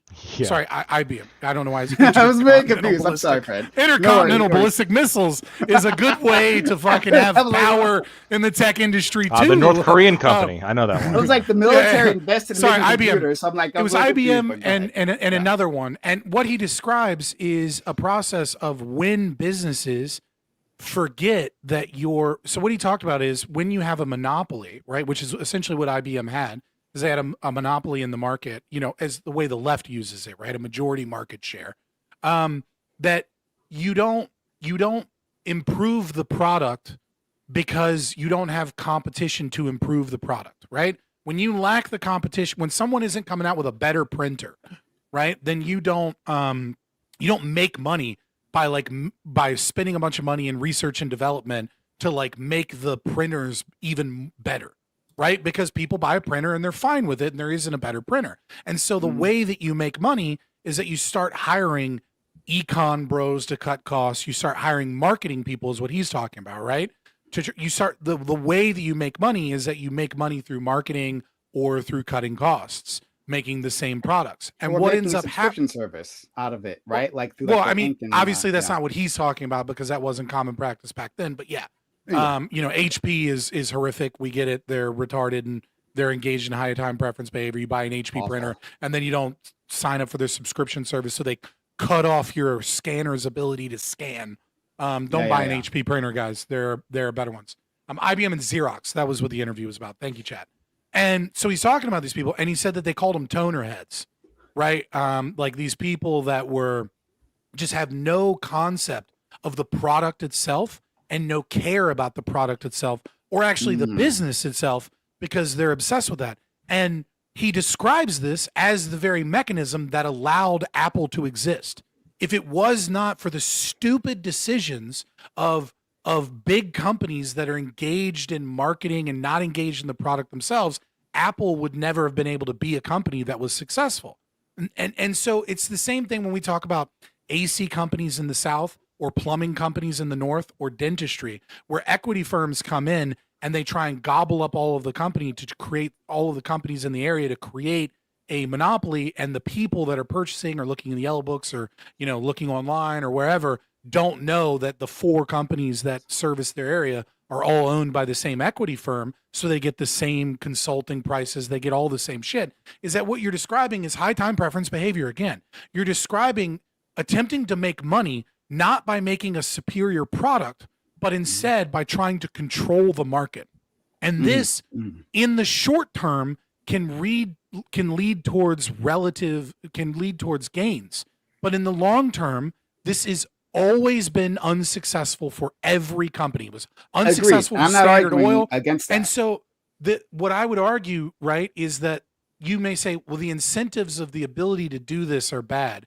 And what I would say is that actually what we have is we have the real problem with this, and this is going to get real into libertarian land, is we have something called the Austrian business cycle created by fiat currency, created by the fact that we don't have real commodity currency, and created by the fact that we have fractional reserve banking where banks loan out more money than is actually in existence and increase the money supply and increase inflation. And so what we have is we have a boom and bust economy. And during a boom, high time preference behavior and fraud goes up until the economy can no longer sustain it. And then we get an economic collapse like we had in 2009 or like we had in 2020. And that washes out these stupid ideas. But you're correct. Certain equity firms take advantage of our socialist market and our socialist system of currency to use that as opposed to capitalism. And so the actual answer to this problem is not private equity is a problem. The actual answer to this problem is increase private property rights and to get us off of a dollar that is by design designed to inflate and increase the money supply and make the market have a volatile boom and bust economy where fraud and bad business decisions can flourish in high time preference thinking, and instead get us to a stable economy where low time preference behavior and investment is what the economy tends to focus on. Sure, that may be an answer. I'm not pushing back into. My point was to like get your perspective on this, right? Not my perspective. So that's why I'm not arguing with you guys on this, right? On the point you're making previously, and I'll move on from this in a second, right? I do want to move on to our main topic, but this is just something that's been on my mind like a lot. So like you reminded me, and I think it was Xerox, but it might have been IBM. But I think the company that was being discussed was Xerox, right? I saw I guess it was a documentary as well about this, talking about like how at some point in time, like the people in charge, the people with the decision-making power, stopped being the engineers, right? Who knew the product. Yeah, that's what he was talking about in that interview. It might have been the same thing. Yeah. So like I think it's part of a larger documentary. You probably watched the documentary, and I'm just talking about the conversation with Steve Jobs in that documentary. I think we probably saw the same thing. Maybe, yeah. So like the engineers who like Xerox was like an innovation machine, right? Like so many things that we have now, technologies rely on, came out of Xerox. Same thing with IBM as well, right? But at some point in time, like it wasn't the engineers who were making the final decisions. It was like the marketers and the marketing and the penny pinchers, like the how do we cut costs? How do we cut costs? How do we cut costs? Ideas. Yeah. And you can see a massive turn in quality, right? Where Xerox, like Xerox was like Google in terms of like it was a verb. Hey, I'm going to Xerox this paper to you, right? Like it was an action because it was so prevalent, right? But that changed eventually because of those bad decisions. So I hear you. All right, I guess to wrap this up.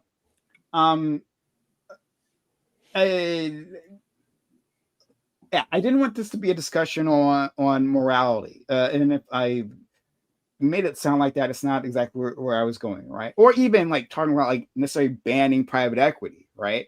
But more or less rethinking its massive impact on our economy. It's been massive, right? And so, like I was saying before, private equity, it says to its capital investors. You might want to kick Corey. His PC crashed. So I'll be right back. Sure. Thank you so much. Private equity.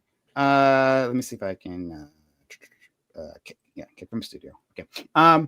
Private equity says that it is a subject matter expert, right, to these companies. When oftentimes it simply is not, right, and it's not really its goal to be. And a decision it makes can be disastrous. We've seen this, for instance, in healthcare, right? We have. And you can go online. You don't believe me? You can go online and you can find testimonies from nurses, workers, right, saying, "Well, once private equity bought us, what they did was they cut quality. They cut the staff, right? There was a certain number of nursing staff that you must have on the floors, right? To safely deliver services, you must have a certain number, depending on the population and the amount of hospital beds you have, yeah." And the service, right? Like if you're on the NICU or like on the surgical floor, right? Depends. Yeah. But you have to have a certain number. They'll go below that number. And it makes it very dangerous because you cannot respond fast enough, right? Or you can't go through rotations fast enough. It's a whole thing. So low time, high time preference behavior, and they gut agreed. companies. Yeah, I mean, healthcare is more complicated, so I wouldn't use it as an example because you have to talk about like pharmacy care managers and like it gets really fucking, and it's the most regulated, most socialist industry that we have in America, and so it's just like it's layers of red tape and bureaucracy. But I'm trying to be narrow in my criticism here, right? Like specifically like talking about like cutting staff, right? You can't cut staff here in the same way you can cut in other places, where you could cut in the actual dildo factory. You can't cut them in a healthcare setting, right? We see this in the real estate market where you can't grow either. It's illegal to grow your hospital in a lot of places. Yeah.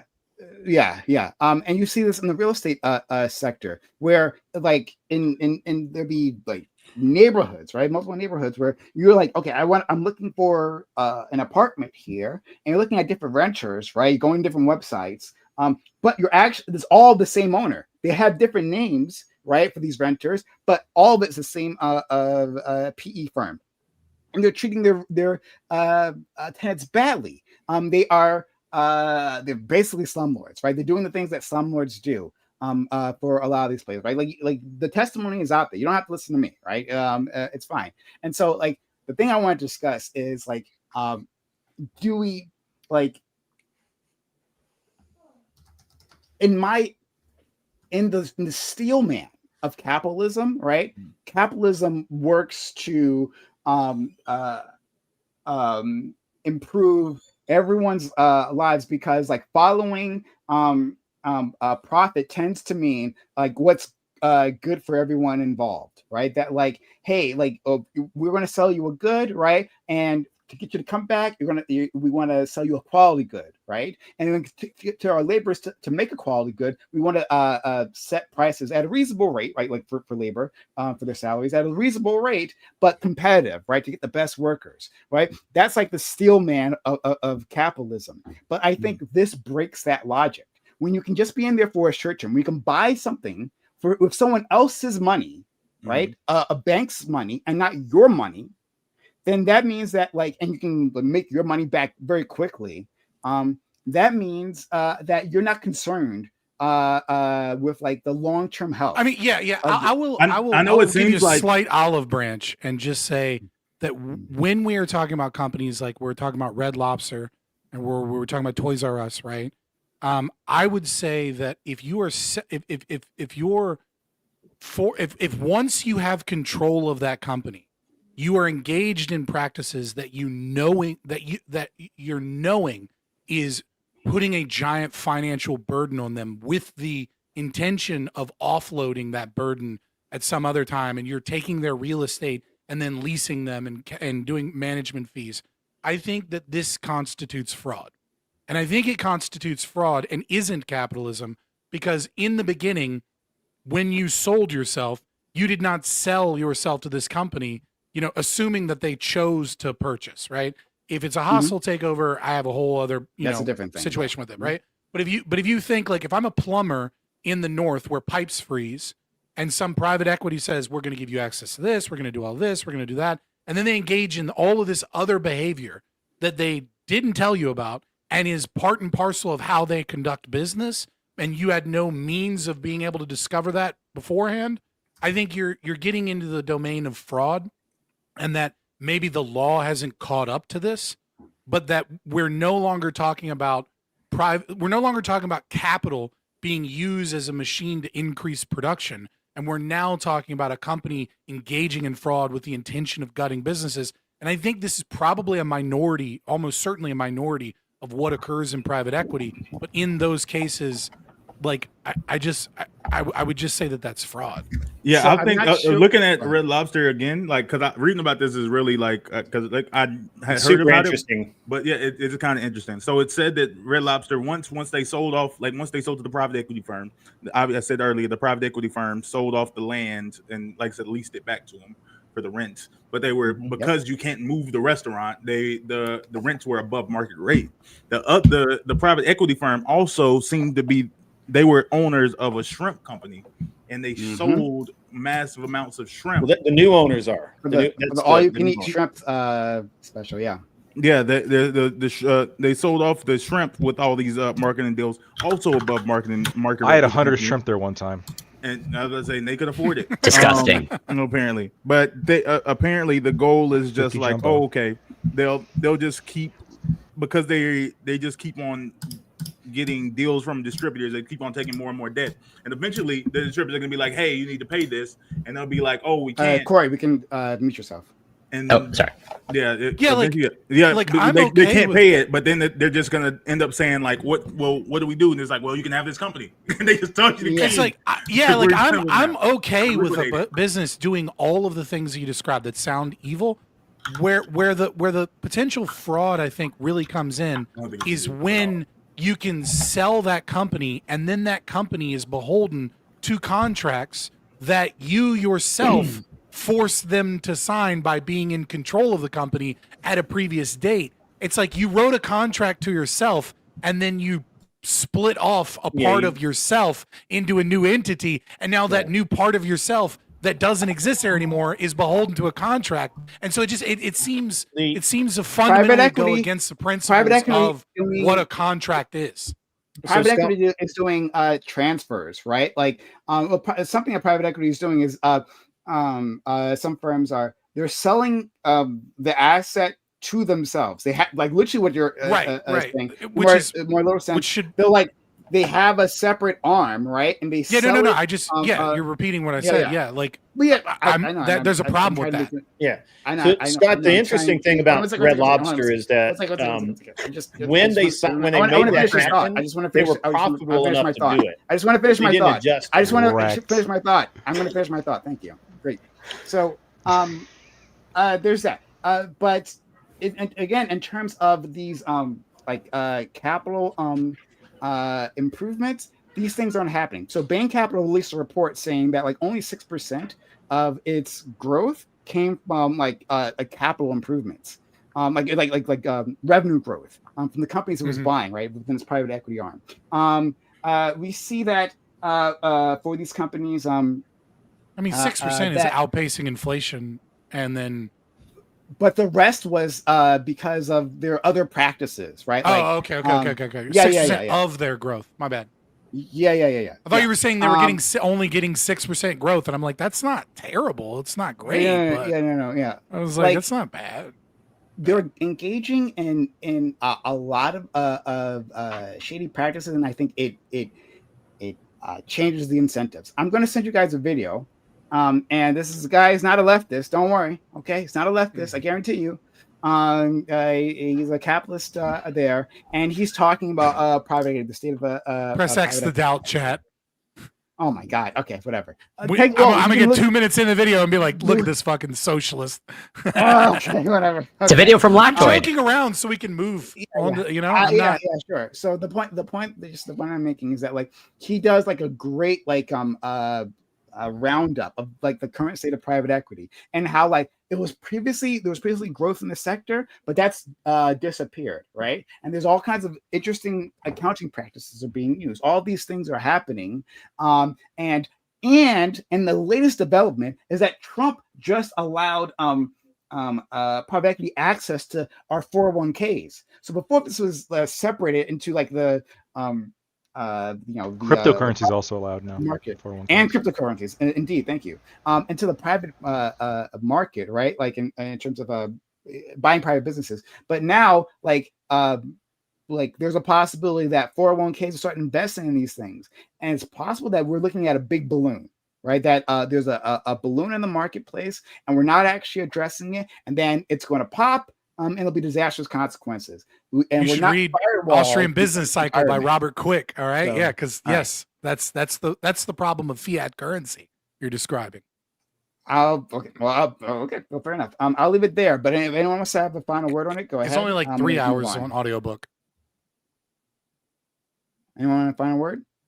Okay, moving on. But thanks all for being here. Much appreciated. This is Reverie Roundtable, which we have Mondays 8 p.m. Eastern. And here on Reverie Roundtable, we recognize that our friend Lactoid is the Dildo King. Okay, all right. And we won't accept any slander otherwise. I really gotta get rid of this banner. I forgot that was just on my YouTube stream. Like a fucking idiot. But in any case, yeah, we appreciate. If I can make money. Yeah, if he can make money, absolutely. But our friend Lad to it, we appreciate you for being a good sport. But we're gonna go into our planned topic now. Guys, if you've been enjoying this conversation, consider supporting the channel. Subs to the channel, give bits or give subs. If you're out there, if this has been fun for you so far, if you learned anything, we have these spirited conversations. I didn't expect it to last as long as it did. I wasn't trying to make it last as long as it did, but it did. But yeah, I hope you guys got something out of that. Follow the channel. I haven't done so already. If you're on YouTube, consider giving us a super chat, right? It's a big help. We'll put your third super chat on the screen. We'll discuss it. And usually we'll have like really interesting discussions on that. So consider doing that, supporting this community any way you can. All right. So let's get started. All right. So the topic is in South Carolina, a woman named Logan Federico was murdered by a career criminal. His name is Alexander Devontae Dickey, and he had been arrested 39 times and been convicted of multiple felonies. This comes after national headlines were made when Iriana Zaritska was fatally stabbed by another repeat offender, DeCarlos Brown Jr. Some have blamed Cashless bail for these deaths. Others have said this is a even more systemic failure of the justice system brought on by soft on crime policies. Do you think that these tragedies could have been avoided? Where does the fault lie?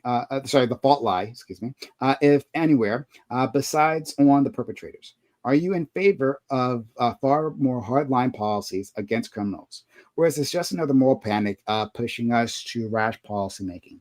So yeah, it's a really unfortunate story. This young woman murdered. This guy was going around burglarizing houses, and he happened to find her in bed after coming home from a night of fun, and he shot her.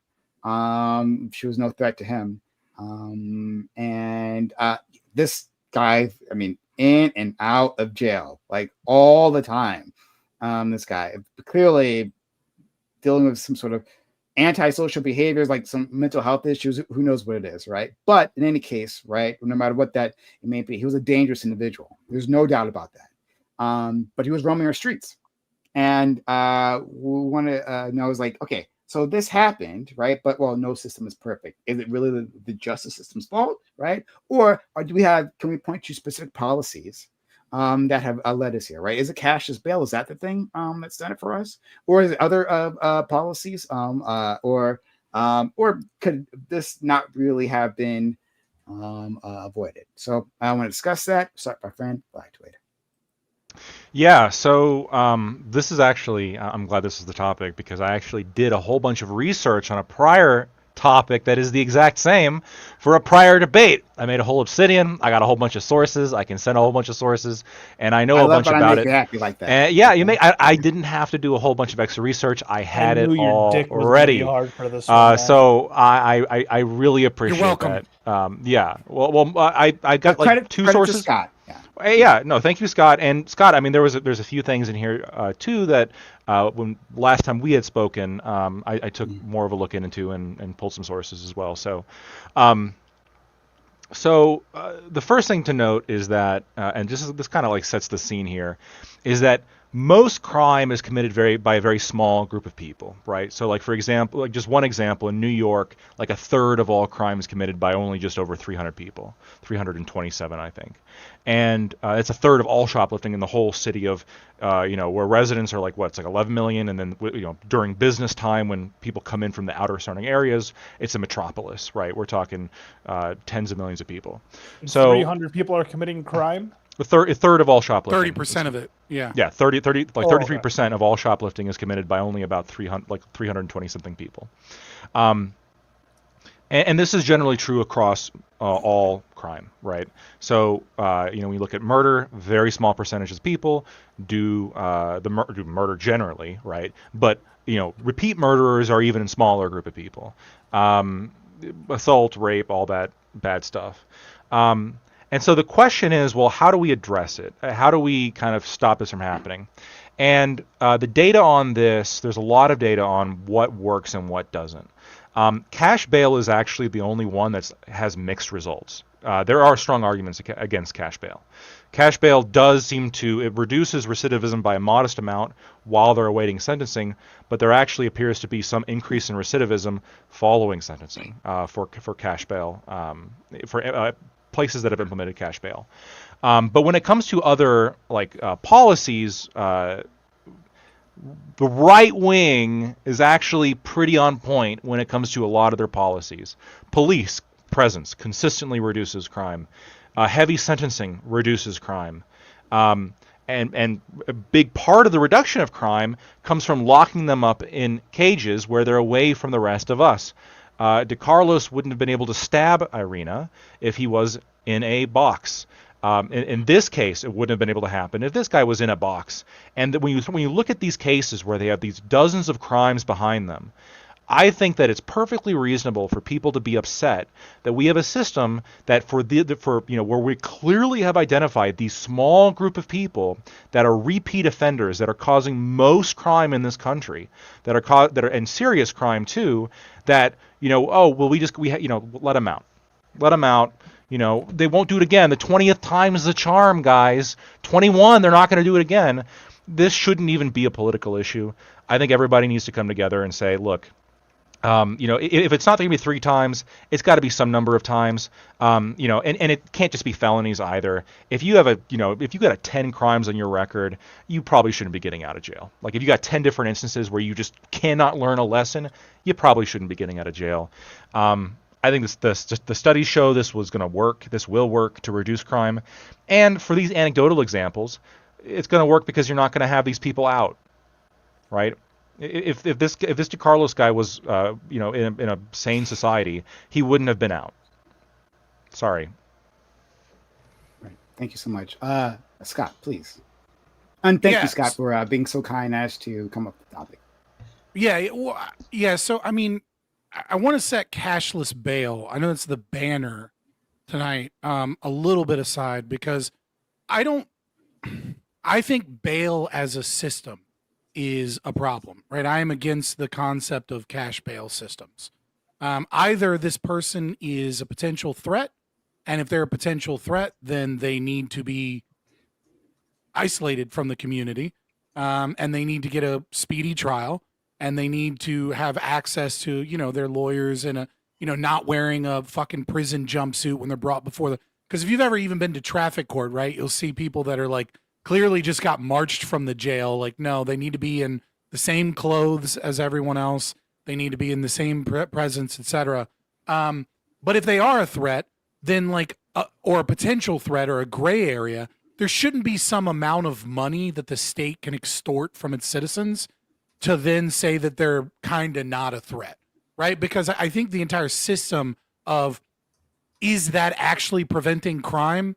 It doesn't. I just don't see, I've yet to see any evidence that there is a significant reduction in crime when people that are potential threats are let out, because if they don't come to their court date, they'll have to pay a lot of money. It's like the people that are actually problems don't give a fuck about the bail. They just run away. And the people that aren't actually problems don't need this bond system where they're paying 10% and they show up to court. I set all that aside, right? Because I think the main crux of the issue here that I have is that, and I've thought a lot about this topic, trying to understand it from a philosophical point of view, trying to understand it from a historical point of view.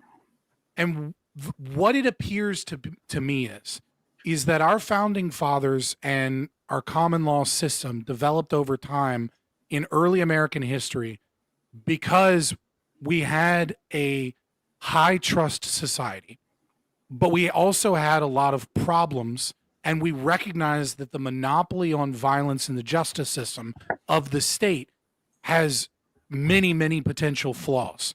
And so it was designed with prosecutorial, oh God, now I can't think of the term, discretion, police officer discretion, and judges' discretion in sentencing and protecting those people from political attacks. Obviously you have to run for elections in certain places, but, not having the legislator come after a judge for whatever. And the problem is that system doesn't seem to work when you have critical race theory and wokeness injected into it. Because what you see is that it only takes one point of failure from someone that refuses to see a repeat violent criminal as a problem to where no one else in the system is capable of adequately protecting society from them. You can have a woke judge that will let someone out. I think I gave a ton of examples, and I have plenty more if you guys want them, right?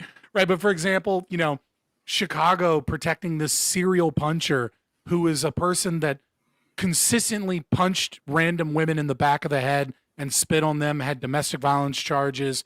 And over and over again, the judge would give them a slap on the wrist, and it was the judge in that case. But in other cases, it's the district attorney, such as this case in the Bronx, where this individual, let me find the example. God, sorry, there's so many of them. There's so many examples of this violent killer who was did an attempted murder, right? They threw an Arizona tea bottle at someone. This was like their 20th felony. And they'd only served 4 years in jail after being sentenced 6 years. Threw an Arizona tea bottle at a guy because he refused to give him the beer on credit, on the promise that he would be able to get beer in the future. Then he went to his car. Then he went and got a gun. Then he pointed the gun at him and fired the gun to kill him. But luckily, the firearm misfired.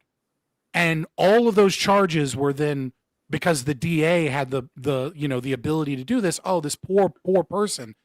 We're actually going to make this all misdemeanors. And then then of course he went out and he killed some more people. And so it seems like my biggest concern with this, my deep concern with the monopoly on power and the way the justice system treats this, is that because the rights of the victim are not actually protected by the state, because victims are not getting the right of retribution and restitution for crimes, is that these points of failure are going to have one of two circumstances, and I think they happen, both are likely true, which is you're going to have a lot of people in America that when they see a black man acting erratically, they think to themselves, well, this person could be a violent murderer. This person could have 40 violent crimes. Like, I have to treat this person like a threat. I have to be racist if I want to protect myself, because DAs and judges are engaged in anarcho-tyranny. They are engaged in putting violent people on the streets purposefully because of their racist ideology. And the only defense I have is to be racist myself. And I'm seeing this growing in the right. And it really deeply concerns me, because the right isn't going to turn towards libertarianism or common sense, controls on justice and getting us back to something that works. The right's going to turn to fascism, because that's what they do, because it's easier. Because the left, didn't want to play the game the right way. Instead, they want to play a game where they engage in tyranny, so we'll do our own tyranny. Thank you so much. Let's go to Grid. I'm listening. I got to take a quick pee. Sure. Well, it's hard to follow Scott as normal. He said a lot of really good things there, and kind of, created big holes in my opening. So I'm just going to have to kind of wing this one. Look, I don't think would shock anyone to understand or how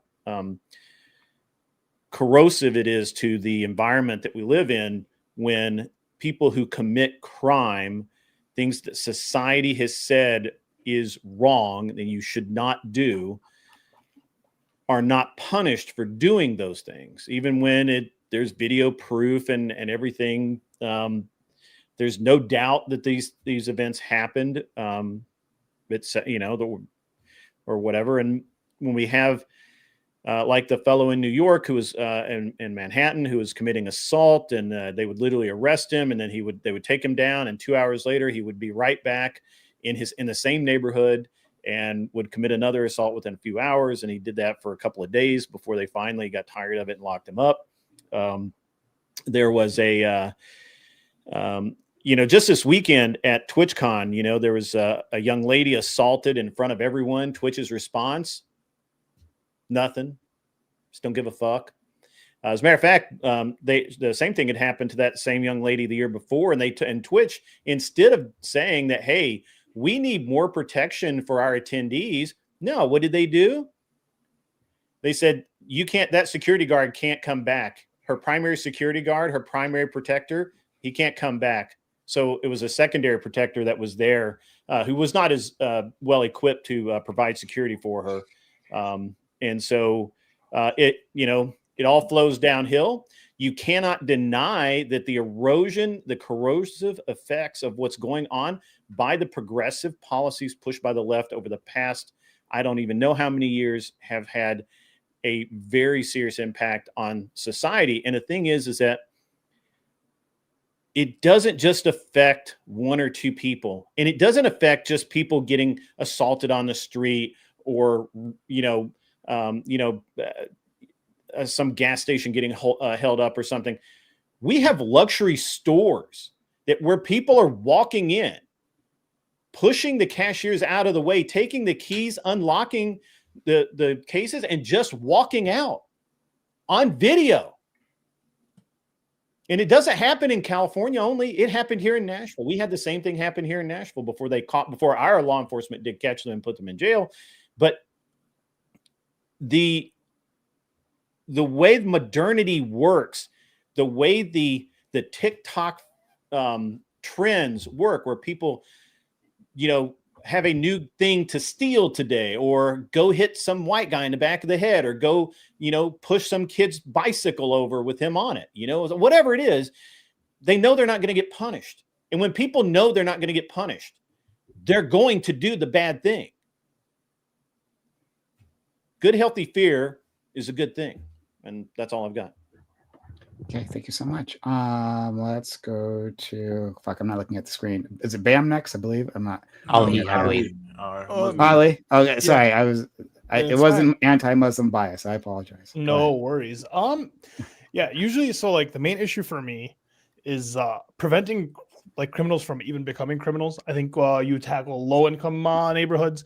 You provide incentives for pro-social behaviors, third spaces, education, focus on these types of things, because the focus should be on preventing criminals from even becoming a thing.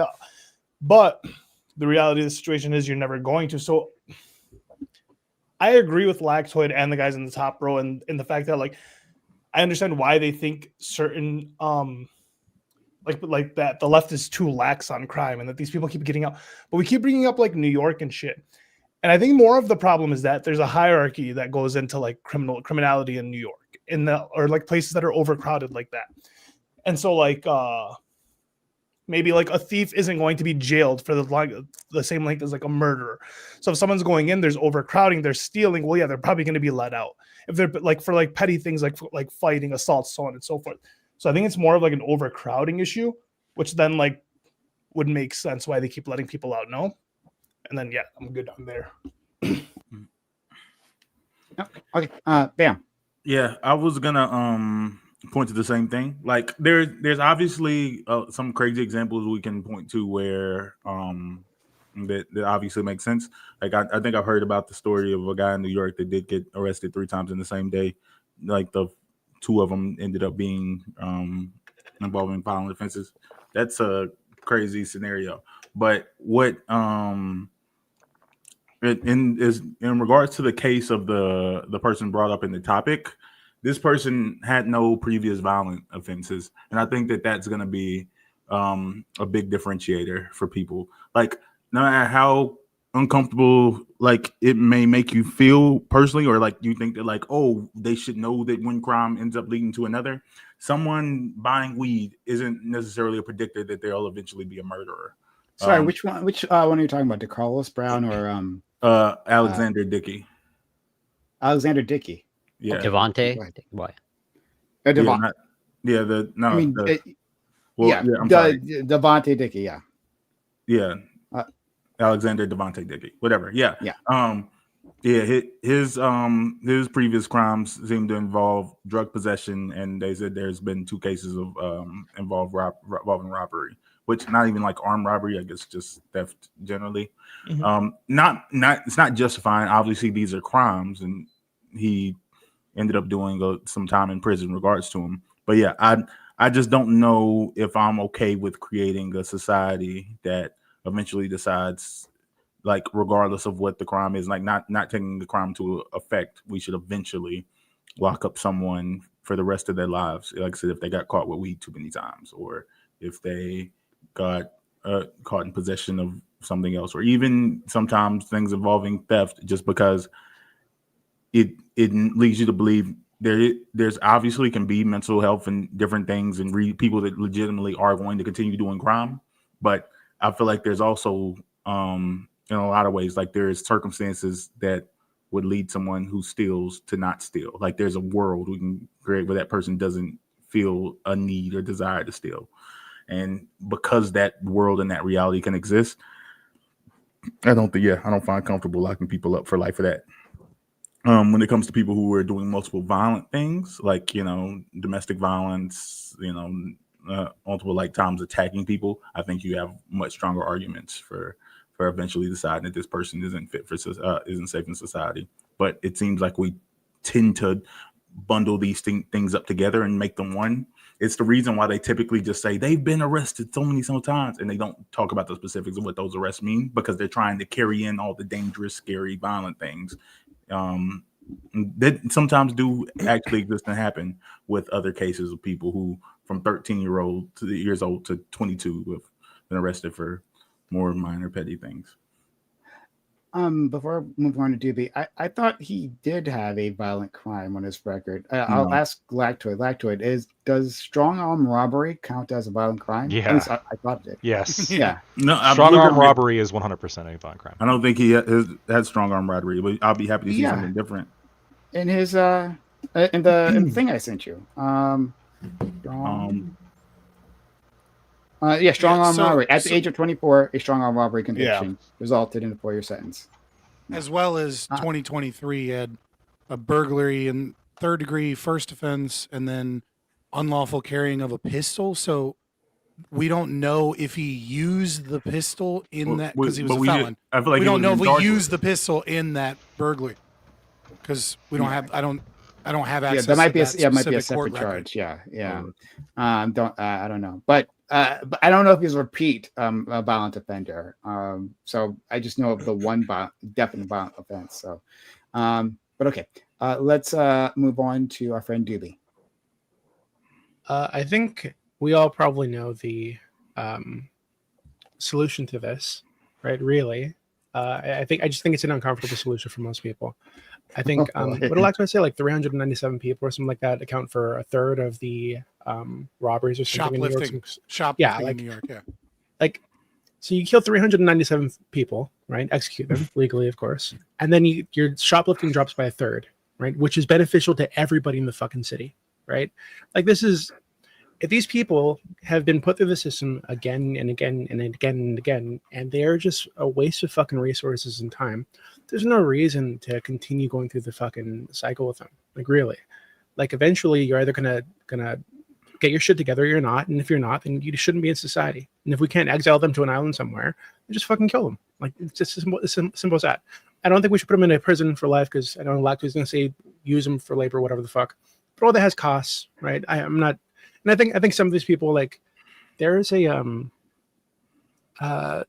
benefit to closure, right? And if you have the closure of this person just not being around anymore, and the consequence of this thing that they've been doing is that they don't get to breathe our air anymore, right? I think this is a better way to disincentivize of behavior than anything else that has been put forward. And I think lefties just need to, like, own up to this already. The reality is that there are some people in society that are just not good, right? Doesn't matter how they got that way, right? But they are just not good. And you can deal with future people who might end up on that path by putting together programs or whatnot to help them stay off that path. But the ones that are currently there, if they're not trying to get off that path, like at some point, you just got to get rid of them. I think we're just wasting a lot of time and energy and destroying people's lives, right? Wasting people's lives, resources on these scumbags. Oh, wait a minute. Okay, I know we don't respond during openings, but because Prom responded to me, I'll say, it looks like strong arm robbery is basically a person feeling threatened during robbery, but there's no weapon involved and there's no touching of another person. Are we consider that violence? Yeah, strong arm is when you threaten somebody. Actually, can I amend my you thing? prove that really they quickly? feel threatened, like in order to extort them out of the money. That's strong arm robbery. But you didn't touch them, and you don't have a weapon for sure. Yeah, but if I say I'm gonna beat your ass if you don't give me money, that's violent. But but the person can feel threatened. Like, oh, if it's a woman, you could probably argue like, oh, he felt threatening. Yeah, but they got to prove that you let's be reasonably real. felt He threatened. was probably right? threatened somebody to rob them. This guy's with a long track record of criminal behavior. Yeah, let's not send for the guy that we don't need blew a to woman's leave far to think that brains he might have out been and beat violent the to shit somebody out of her robbing them. after being arrested 39 times. But none of them were Like, violent. let's- No, That one was. Bam. The last Like, one you're certainly imagining that it might fucking not have was. been, but it was. Bam. Well, the last one was again. You may kill somebody one day. Should we throw you in jail now? Bam. Strong arm robbery. Like in order to convict somebody of strong arm robbery, you have to Or prove Corey. that yes, the victim felt Corey, the right? victim felt threatened, but like a that reason to feel obviously that it was Free my reasonable. homie Corey. Free I Corey. want to amend. I want to Free amend. Corey. my He ain't statement. Free do Corey. nothing. Because Let Corey I said respond lefties need to first. own up to this. Dibby, I said lefties need to own up to this. The reality is, it's conservatives. Free Corey. It's People Corey's who time to Who are speak. bitches about executions that need to happen, absolutely need to happen. Free People on the left Corey. and right are afraid of Free this. Corey. Free Corey. Go for Free Corey. Thank you, Doobie. Right now, I don't think we have to move on to Corey because we all know that Corey agrees with the Doobie. maximum death of prisoners. Right, the most bloody path is a path that Corey also always picks. But just for appearance's sake, I guess we'll go to Corey. Corey, go ahead. Yeah, never thought I would say it, but I wish I actually followed Scott's opening statement. It's a tough act to follow, but I'll do my best. I definitely do not agree with Doobie's approach. And one thing I'll say, and I might be wrong, but I'm happy to be proven wrong, but I'm not sure that the case of Arena, I might be mispronouncing, their murder, or Irina. Their murder is exactly one-to-one with the murder in this case with the story. Since I could be wrong, from what I understand, the individual that murdered Irina was like actually mentally ill. And maybe Alexander Devontae Dickey is actually mentally ill. Well, I guess we'll find with the details. But I think sort of the mental illness, maybe at least for me, modifies it a little bit. I could be wrong, but I think they were actually like diagnosed as schizophrenic, had a history of schizophrenia. And I think at some point there was an attempt to actually like get them essentially, institutionalized to some extent. Now whether that changes that for anybody else, I guess that remains to be seen. But I think that changes the equation a little bit and might be a testament to how bad the United States is at basically treating mental illness, even though there's a lot of rhetoric around mental illness, and but at the end of the day, nothing ever actually seems to be happening. But all that being said, could this situation have been prevented? Probably. But I'm sympathetic to Lactoid's position and Scott's position, and I guess Grid's position. But what I would say is also what I hear about the prison system, whether it's actually true or not, is like part of the prison system is like retribution, rehabilitation, and deterrence.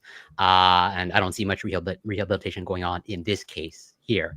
And so maybe there's more focus on rehabilitation. Whether you can actually rehabilitate a career criminal in this case, I guess remains to be seen. But I would more focus on that. But at the end of the day, like, let's say setting rehabilitation aside, should this person probably have been locked up, earlier and kept locked up? Probably. I'm sympathetic to a certain extent about that. And I will also set aside cashless bail, since I'm highly skeptical. What I'll say is I haven't done a deep dive on the research, but I'm not quite convinced of its efficacy so far, based off of what I've seen, but I haven't seen a whole lot. And I also, last thing I'll say is I appreciate Scott's position on the lo-fi music. I'll leave it there for now. Oh my god. Would it- Blackwood, can you? Before you do that, and we'll go straight to you, Ali, afterwards. Yeah. Sean, thank you for gifting a membership on YouTube. Really kind of you. Much appreciated, Sean. You're always a homie. And then our friend Fair Queen, who has changed her glamour picture, right? It's a different one from before. Very sad. Bro, I think. those eyes in that picture, I feel like there's a lot of weird psychologists on Twitter that would be like, trust the eyes. What do these eyes say? What are you doing, Fairy Queen? I'm Stop actually it. really curious as to what the eyes are like. Fairy Queen, you can just DM me. You don't have to like put in a super chat. But like, I'm curious, like, what's going on in this DM my picture? Because boy. I'm actually unsure about this. Like this face. I don't know. Is it sad? Is it surprised? Is it like depressed? I don't. Or Are is you it tweaking? like a mod? I think Is she's it like a doing model? the fuck All of the above. The fuckboy Yeah. squint, but you know.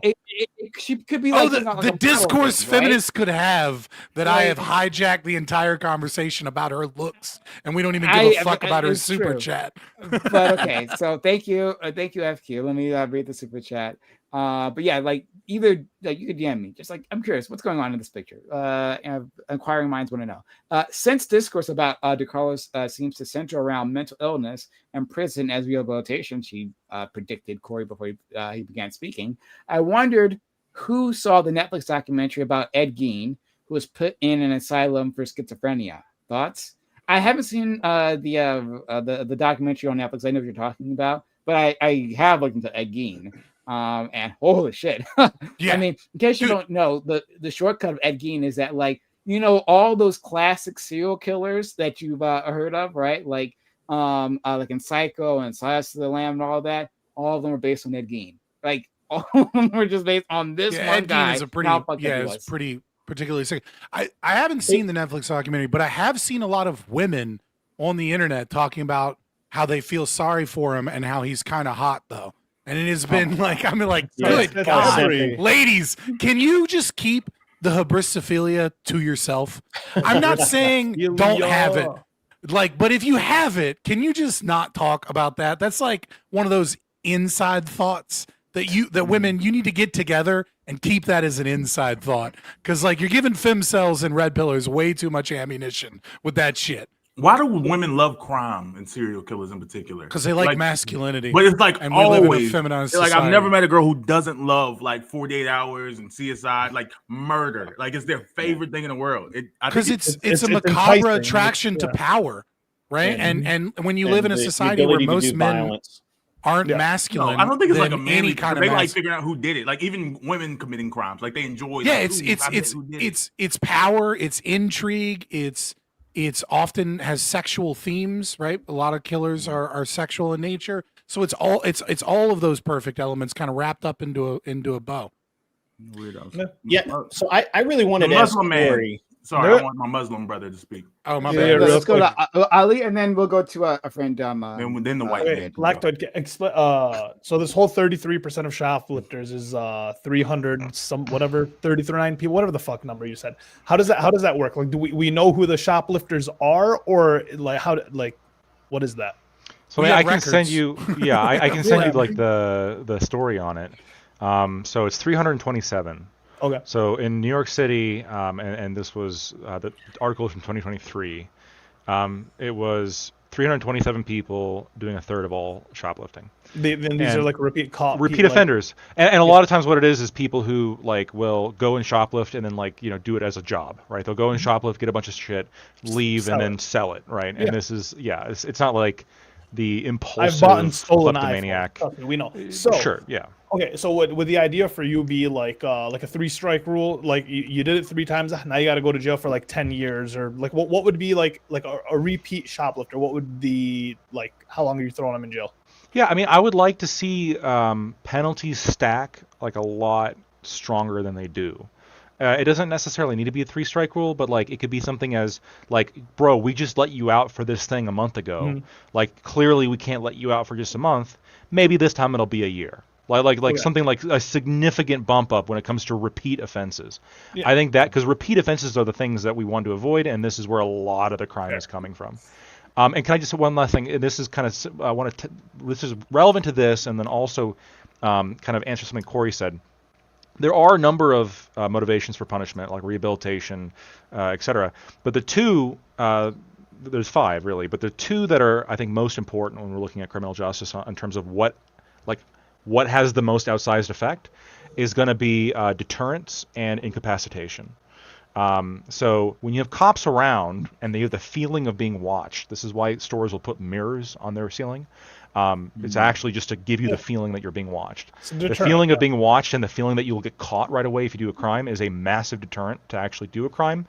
And and rehabilitation is actually pretty hard to do. It's pretty hard to actually convince somebody to not. Yeah, but incapacitation, simply by being in prison for the years that they are, they're not out doing crimes because they can't be, because they're in a cage.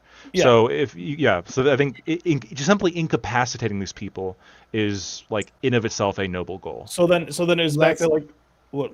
No, you can finish. You finish your point. So it goes back to like what I was saying in the opening. Do you think like the issue is that we can do that, but like then you're gonna just, how many jails are we going to build? Like in places like New York, where we have massive amounts of people, which would equal massive amounts of crime, right? Mm-hmm. If you're keeping fucking shoplifters in jail for 1 year, 2 year, 3 years, and like you have all these other criminals that you're now also keeping, so we're either going to have to build more jails, or we're just going to get to Doobie's example. We're just going to start executing repeat shoplifters, right? So two we already have the most criminalized society in the world. Yeah. We also have a lot of crime. Yeah, but you really want to secure that number 1 spot. Like, we have a lot of crime compared to the rest of the world. Does it feel like it's not working? Because like, there's reasons for American crime, but there's 2, I guess, solutions here. The first solution is, in my mind, right? The first solution is you no longer imprison people for nonviolent drug offenses. You free up that space to imprison people who actually do the crimes that I think we all care about. And this starts with legalizing marijuana nationwide and probably decriminalizing a lot of other drugs, and psilocybin and stuff like that. There's no reason why people should be going to prison. Do we release the criminals who we have in jails for nonviolent drug offenses? Yeah, we release them all. Open up space to put the people that are actually hurting people. That's like my first proposal. The second proposal is work details and work release. And I got a lot of data to show this is actually like very effective. Like letting people go to work. And like at least the people who we can trust to go to work and aren't like violent criminals, and putting them to work. Go to jail for the night, or even have some kind of mobile work details. I think this could also be a solution we could give a shot. I do agree that we shouldn't let people out of jail. Oh, okay, you can go. Yeah. Let's go to our friend Grid, and then we'll go to Corey, and then Scott, and then Bam. Yeah, so I actually wanted to ask, but Corey brought up the Arena, and I can't pronounce her last name, murder. Would it surprise you to know that fellow had been supposedly in and out of treatment centers, such as you propose, for a very long time? And as a matter of fact, he had just been ordered into one that was coincidentally owned or part owned by the magistrate, judge, whatever you want to call her. That was in charge of his case. I'm sorry. Wife owned it. Was it the wife? So like technically she didn't own it, but her wife owned it. Right. The treatment facility that she didn't put him in prison for, but instead made him go to a treatment facility that he could check himself out of. Yeah. He didn't actually have to go there. They just collected money for him being there. So would that be that would be an example of while there's an attempt made to have what you're talking about, but because of the progressive left, it gets abused to the point where it's pointless, actually. And so I would really like to hear your solution, what you would propose, and especially since you didn't like my position on this, I'd actually really love you to steal my position at the same time. But one thing at a time. I want to understand what your proposition for this mental health looks like when we spend a shit ton of money in this country attempting to rehabilitate people, and most of it gets wasted in ways that we see where by this fellow that killed poor Arena on a bus when he should have been locked up under a jail somewhere. So I'd like that. I'd like to see where you're at on that. I don't know if that's true what you just said, but it is all true. I'll respond after that. What I also think I said, so I could be wrong, but I think your position is similar to Scott's and Lactoid's. And I think I said I was sympathetic to Lactoid's position. And therefore, I think by default, or at least my simple logic is therefore I'm sympathetic to your position. You said specifically you were not. you didn't agree with my position. You I agreed. think I said Doobie's position. I could be wrong, but I think I made I tried to make it I clear. could have misheard. I mean, you know, Okay. I've been up a long time, Okay, man. so okay, I have not had a lot of sleep. Did anybody recount that I said I was sympathetic to lactoid position? Does that Sure. ring a bell to you? Corey, I mean, just to, I actually remember this. You said you were sympathetic to mine, Scott's, and Grid's position. You actually did mention him specifically. So, I misheard that then, and I there. apologize. Own son. Yeah. Thank you.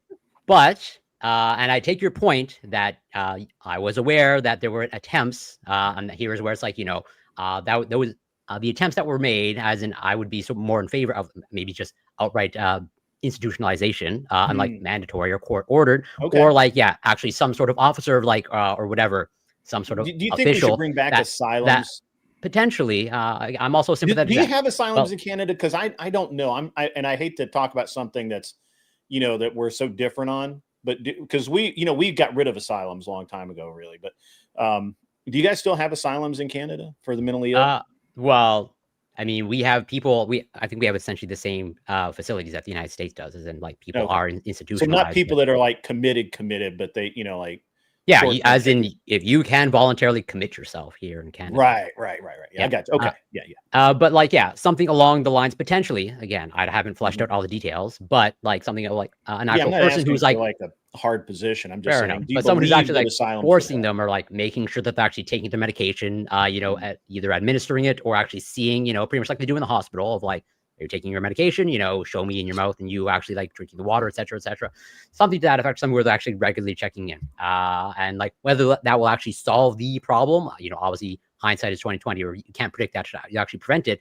But let's say I can see a world where something like that is preventable. If in fact the murder was ultimately driven by, or a major component was their schizophrenia, which, you know, I would strongly suspect that it is. Whether it was the actual sole cause, I guess hard to say, but I would bet that, you know, their schizophrenia being actually treated and effectively probably reduces the chances. Whether it actually fully prevents it, obviously, we'll never know.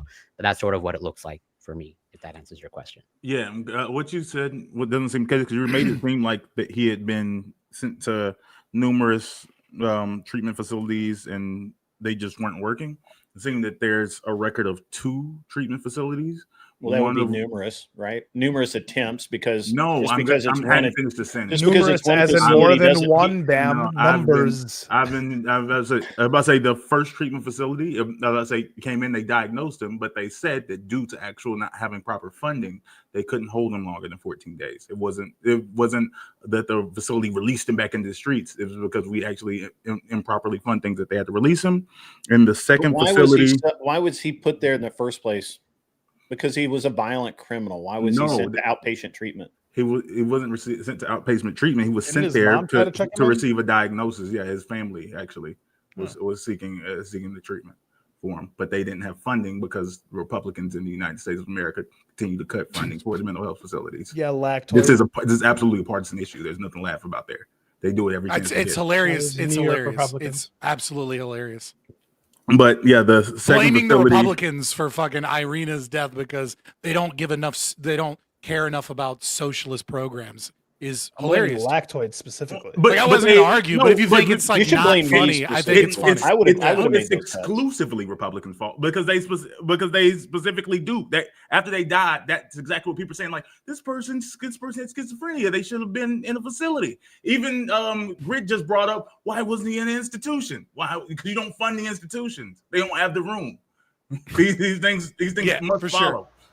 For sure, brother. There's nothing to laugh about. There's a fact.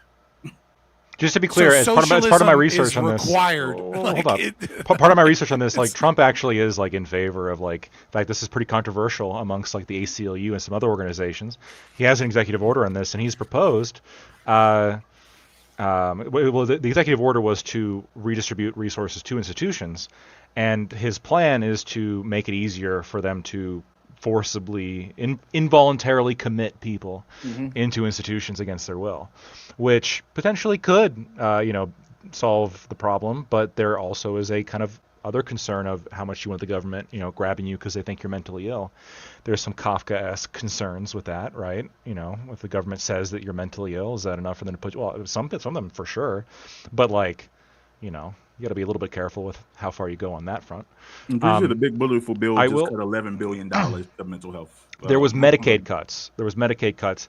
It's not clear that any of that's going to be from the Department of Corrections. A lot of mental health we're talking about in prison, right? So and in jails. We did get rid of the institutions, but we have a lot of mental health prisons and mental health like hospitals, secure hospitals that effectively function as institutions, and a lot of mental health care is provided in jails. I will agree. As part of my research on this, mental health care is like the only proposal that I was able to find from Democrats that actually has like it's backed empirically. Like mental health care does reduce crime, and there's just no denying it. It does. So, Bam, were you finished? Because I was. Yeah, I'm good. Okay. Yeah. Well, I was just waiting my turn. Oh, okay. I'm sorry. Well, I believe that was the order, but I'm waiting on Prime to. It was Grid, then you, then me, and then Grid went, and y'all went back and forth. I I just didn't know if you were wanted to done, and then respond Bam. to went. I did have a separate.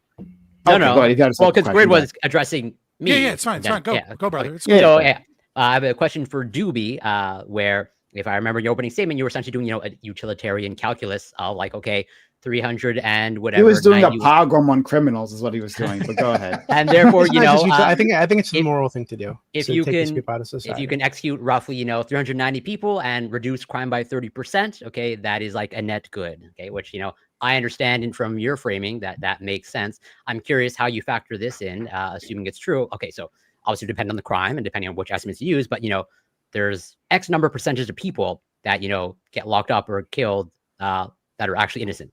Let's go about 0.5%. And so presumably when you're executing about 400 people, I would say bare minimum kind of at least one is going to be innocent. Are you okay with that collateral damage? Yeah, that's fine. Okay. Of course All right. he is. This is Doobie. No, hold on. Okay. I don't want to get into the No, Israel it's just, Palestine. it's just a Wait, bullet. one He's second, willing one to second. fight for one person. on. I don't know if I don't want to Turkey get is into the. No, hold on. I am absolutely. So I don't want to get into the Israel Palestine thing, but the reality is like Then just don't bring think it of, up. Just For no, just fuck think it. of. Why you Good, bring hold on, it stop, up? calm down, calm down, stop, hold on. I don't Just want to go get with, into this thing stop, that I'm going to stop. randomly I'm interject. using it. No, it's not randomly at all. It's totally relevant to the conversation. I'm not talking about the conflict Go itself, but the way that we've all been desensitized to collateral damage numbers, right? And how it's told like people, reasonable, professional people go on TV to justify crazy 80-something% collateral damage to us, and that's totally fine, right? Because we're trying to get this goal, right? And everybody's okay with that, apparently. Right? Right, so then Our but you're politicians are okay with that. Israel's collateral damage. Wait, hold on, then, right? no, hold on. Well, why We're not? talking- You're- hold on. What you just told me is 1 out of 400. That's a Which much is into lower cost. Well, no, that's I'm willing. That's conservative. So hold on. So I'm depending willing. I'm willing to take the risk to better society. Yes. One person of this 400 might be innocent. Yes. Okay. That's fine. So I have a couple of things I want to say. Some are probably going to be crazy and some will be fine. I hope. I don't know. So the first thing I want to say is the 3-strike rule. I think one of the major problems we have here is that 1994 crime bill almost certainly worked. But it worked too well. And what I mean by it worked too well is that it combined non-violent crimes with actual violent crimes in these. And to this day, there's still many states that have 3-strike or minimum mandatory sentencing things or guidelines at the very least around drug possession, or they have laws that were built in the 90s to connect drug charges to a gun charge, right? And then thus make the gun charge a real charge or other things like this. And so I think one of the problems that we're facing is that as we begin to pull that back, we're not replacing it with something that makes sense, right? And what makes sense is if you commit 3 burglaries, that should be a fucking 3-strike rule, right? If you can't stop breaking into, if you can't stop I didn't say that. Well, But if you I'm can't stop kind of on board with breaking that. In someone's Right, house, if you can't- 3 times. like listen, in the great words of the wise philosopher J. Cole, fool me once, shame on you. Fool me twice, George W. can't put Bush. the blame on you. fool me 3 times, fuck the peace sign, load the chopper, let it rain on you. Like at a certain point, And then if the you camera can't- goes black. He did the whole thing. He did the whole thing. That was awesome. That was so good. You know what I'm saying? Like at a certain point, if you can't stop violating that shit. people's rights, and you can't stop doing so in an aggressive and violent way against their persons or property, you're a problem. And until we can figure out how to fix you, you shouldn't be on the goddamn streets. And so I think there's this issue where we've attached drugs in the 90s, right, where we were like going after super predators, and we were like trying to crack down on the crap epidemic, and disparities between crack and cocaine. There were a lot of issues that needed to be solved, but again, we're having this baby with the bathwater problem, where we're getting rid of all of those things that had really negative consequences, but we're not keeping the shit that we should keep, which is repeat offender. You should not get arrested 39 times with 22 felonies and then fucking be out on a $5,000 bail. Like, that's fucking insane. You're a problem to society.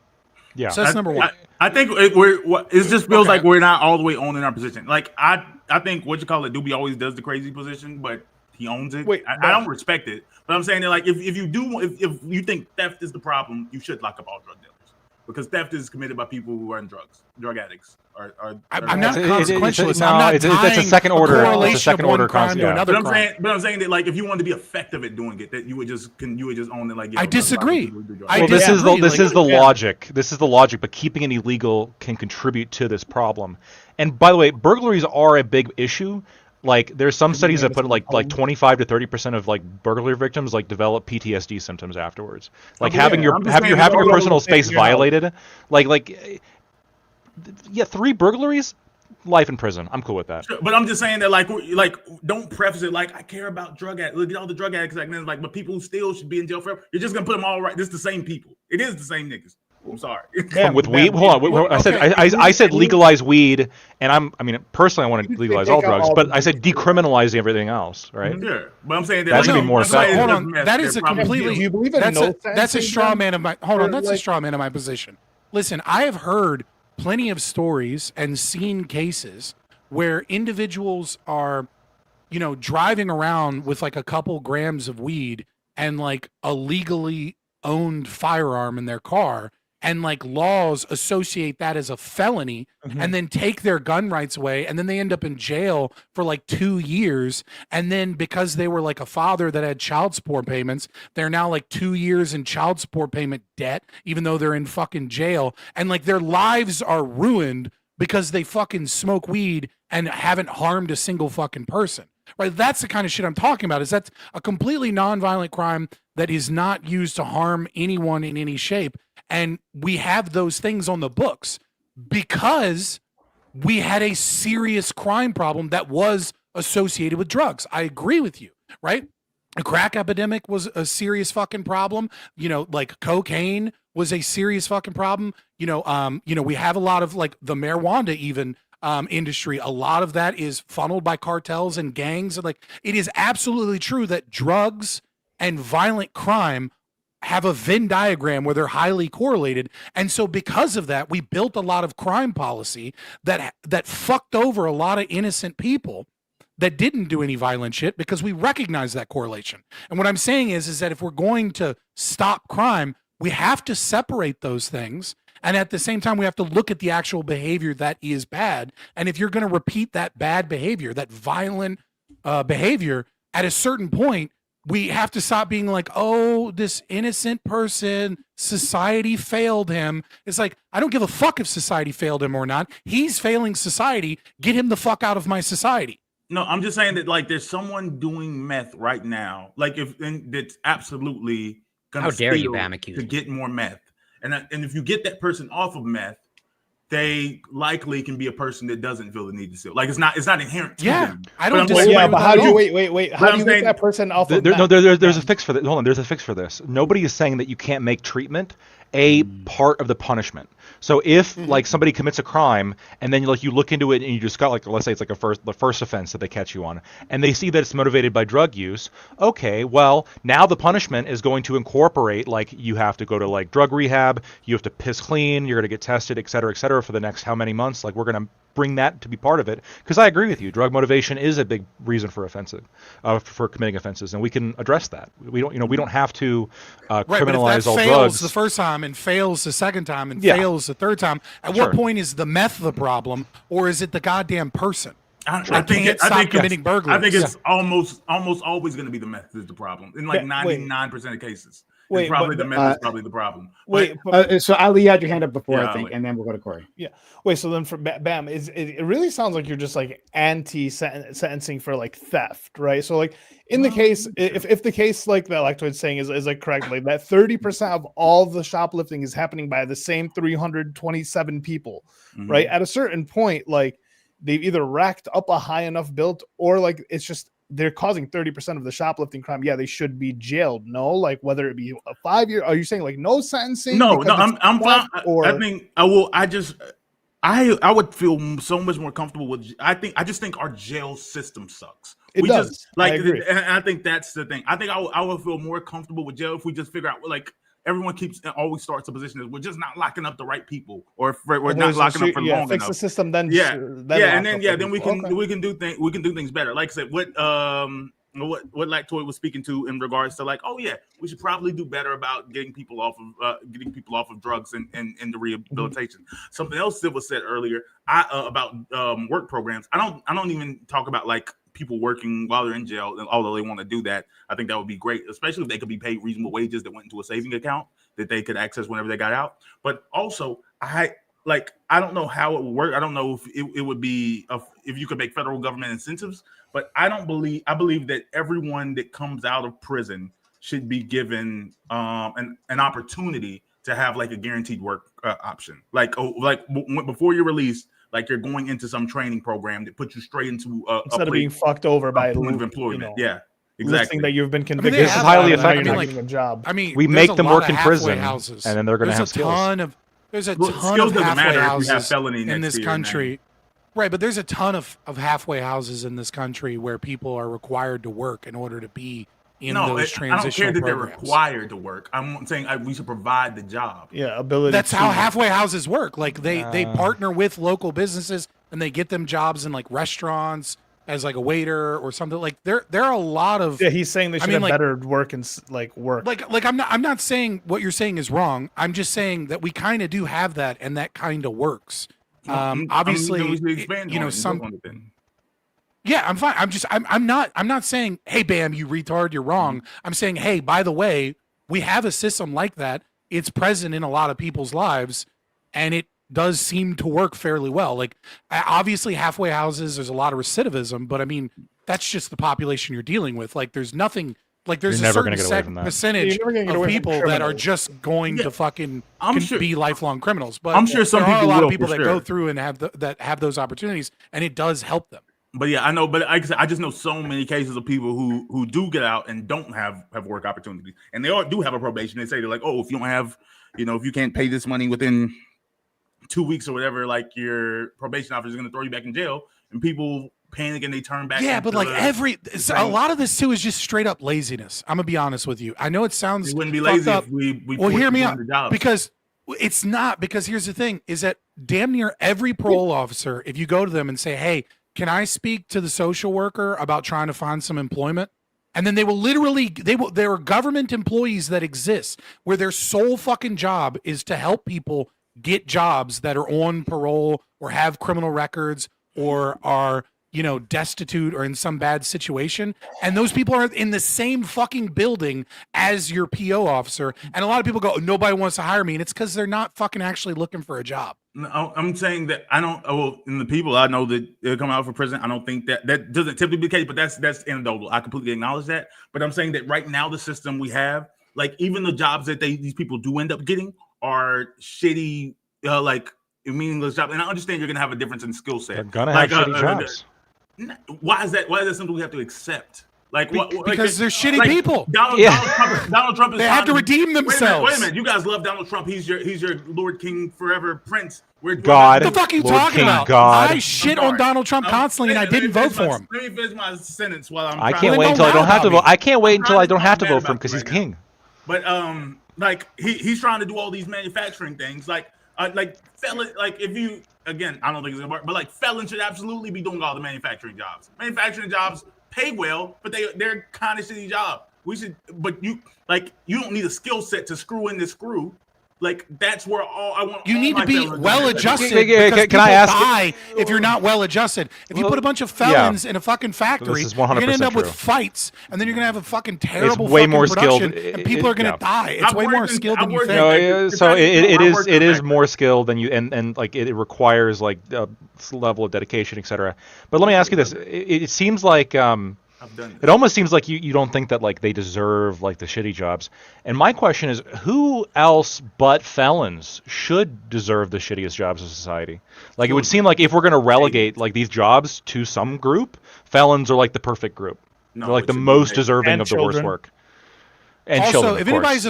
anybody's a felon out there that's struggling, go to one company that really tries really hard to hire felons and will pay you good money is Service Pro. Like, this is not a fun job. It's a horrible job. You clean up crime scenes, you clean up hoarders' houses, but like it's a job where even as a felon you can get paid like 25 to 30 bucks an hour. Okay? So if anybody's listening that's a felon and is struggling, that is one company that you should look at because Or it's a just job struggling in nobody general. wants. Or just move to I mean- Texas and become a old man. And you Well, can- I'm just saying, like that is. I mean, there are jobs out there, and I know it can be hard for people. And I'm not lacking compassion for people that want to change their lives, but I am trying to engage in reality here. But I am lacking. No, I'm lacking compassion a little bit here. for somebody who like has like a long criminal history, and then like they get out and they're insisting on like, well, I don't want to work the shitty jobs. I'm too good for that. I want to have this like higher paying, like cushier job. No, I And just it's think like you have to deal no, with, like, you take what human- you get. No, I think you just have to deal with human. Like we can't say why do people do things. And then you don't want them to repeat crime lactoid though. If that's like the attitude is like you just take what you get, you're gonna have to work whatever bullshit we give you, and then like Yeah, I'm you just gonna want keep these taking people the to risk. feel Yeah. you want these people to not have antisocial behavior Like, I coming don't out want you to be happy. of a prison system, and then having like the general populace looking at them being you take what you get. This bitch. is a flip side. This is a coin where I think the left is often blind to the other side of the coin, because every time you say that we have to give these opportunities, No, to no, no. these I never said people- you have to Hold give on, the listen. opportunity. Hold on. A better I'm not saying specifically that you're making the argument that you have to Mm-hmm. give these opportunities, but the more you push for government or funding or whatever, things get the other side of the coin is that someone has to take the burden of that. Someone has to hire a felon when they might not have wanted to, or at the very least, Or somebody they're loses out on a they're job. Gonna, or They're gonna get right, or government they're going to assistance. get government funding so that they can do it, which means the mom that is trying, the mom and dad trying to feed their fucking kids and is struggling with inflation, just a little bit less of their paycheck comes home so that a fucking repeat violent felon Good, can so have there'll like be less good job crime in the opportunities. Exactly, So, and I- doing that creates less crime in society. And If that's your argument, you're I willing to bite that wanna- bullet, that's fine. I'm just saying we have to recognize that trade-off exists. That it's not costless, and I think that's fair. Let's go to Corey, who's been waiting a while. I do want to jump in. I have a bunch of notes for most their of you. children will be better too. Yeah, just a quick question, Dewey, just to try to tease out, where the line is, if there is one, of like, so if the percentage now is like 10% for each 100 people that you execute shoplifters, Why are we asking Doogie three about killing people? He loves killing people. He does this three every are time. three innocents are going to be executed in that process, but you still have the 30% reduction in crime. Is that also sufficient enough collateral damage for you? Yeah, I think we need to accept. Yeah, I And- mean, I don't like hold on. We can never have it. We'll never have a system that is completely perfect, right? That doesn't mean we should do away with it. I push it to 20%. Some people, 1 in 5. some people do deserve to be killed. Okay, that's just reality. I know you. Hold on, wait 1 second. We spoke about Ed Gein earlier. He deserves to die. There are plenty of serial killers we can go through. Deserve to die. There's a shit ton of people out there who should be dead. That's just true, right? So I understand that yes, maybe there's a case where the prosecutor's dishonest or the judge is dishonest, whatever the fuck, or there's some kind of evidence that's withheld. I get it. Okay, this shit happens. It's reality.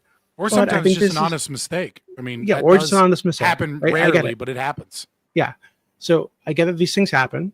However, and we can do everything we can to guard against those things. But the reality is, things being the way they are, it's never going to be perfect. So there will be mistakes at some point, now or in the future.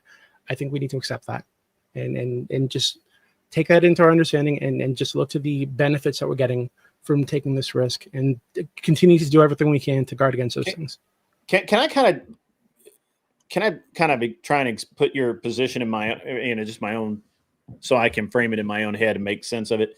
Sure. So basically, you're saying that effectively committing crime is the same as jumping off a bridge. Your life's going to be shortened. You just don't know by how much. I didn't. I Right? wouldn't Like put it we all that. die, right? I mean, at some point, we're all going to die, and the things that are the choices we make it determine how long we're going to live, right? Like if you choose to drink and drive, you could hit you could go off a bridge tomorrow and be dead, right? No, like it's a natural. You'll have a lot of fun though. Yeah. The state would be Right. actively doing it. We're like taking Right, all but the responsibility. the Also state didn't commit the people who are doing crime. these crimes. I'm need to, gonna look. I'm gonna state help could Doobie out here. kill The you. state didn't commit the crime. You committed the crime. You chose to shorten your life. Sure, I but think there should be an someone has to understanding that take account for if you're committing this crime, at some point people won't want you around anymore, and when that happens, you get killed. Okay, all right. See, I understand Doobie's argument now. I got it. Right. The choice. It's called consequence. That was not clear before. There's I wanna- consequences. I want to steal man. Originally, I thought he was like off in the fucking left field, but I get it now. I got it. I'm gonna steal man Doobie's argument using Israel Gaza. Okay, like he did before. What the fuck, man? So what I think, just to bolster his point, the current estimates put it out, somewhere between of all the casualties in the Gaza war, like 70 to 83% were civilians, and we accepted that. Why don't we just accept 4% being innocent when it comes to the death penalty? A lot lower than 80%. Yeah, Did we all that's accept true. that? What the fuck? Like, I'm not saying- I didn't get the memo that we American all were society like, fuck broadly it. did. I don't know. Do people still? Your do people still make taxpayers that did. Fucking argument? Your democracy, taxpayer money man. did. God Do damn. people still make the argument that like their reason for the death penalty is sometimes it can be wrong? Like that feels like the middle school argument against death penalty. Oh, you think Corey's making a middle school argument? Well, that was the argument. That- Like, it's insulting. I don't mind it. I'm not offended by Well, it. to be clear, yeah. So well then I I'll just don't think jump this- in. I here. have other arguments, mean- but I'm trying to take. I mean, I'm I'm against the I death don't care if penalty they're never for wrong. that. I'm against the death penalty by the state for that reason, and the reason I am against the death penalty at all times by the state is because the state is unwilling and will not take on the consequences of wrongfully killing someone or murdering them. Let's be middle in a schoolers private together, system, Scott. in a private system, I think that most people would choose voluntarily not to impose the death penalty because the consequences of killing someone that is innocent is that your life is forfeit. If you say, I give you the death penalty as a judge and it turns out you're wrong, then you should be publicly hanged for that Hey, we're crime back to because you consequence. killed an innocent person. I have a question. I have a Um, question to flesh this out a little bit, Scott. So, what if we had a death penalty, but it could only be applied in cases where we had Just- Video evidence. video evidence? There's maybe they're pleading guilty and we have video AI evidence. There's now. absolutely no. Don't do the hold on. And we know it's Let's not just- AI. Okay, It's fine. It's fine. Yeah. Let's just say So that it is we like, absolutely the know- reasonable we certainty absolutely is know like this person did this. 99.99%. Yeah. Like in these cases, like what is the if it's restricted to these cases, right? Let's say we had like a tier of like guilt somehow, Mhm. right?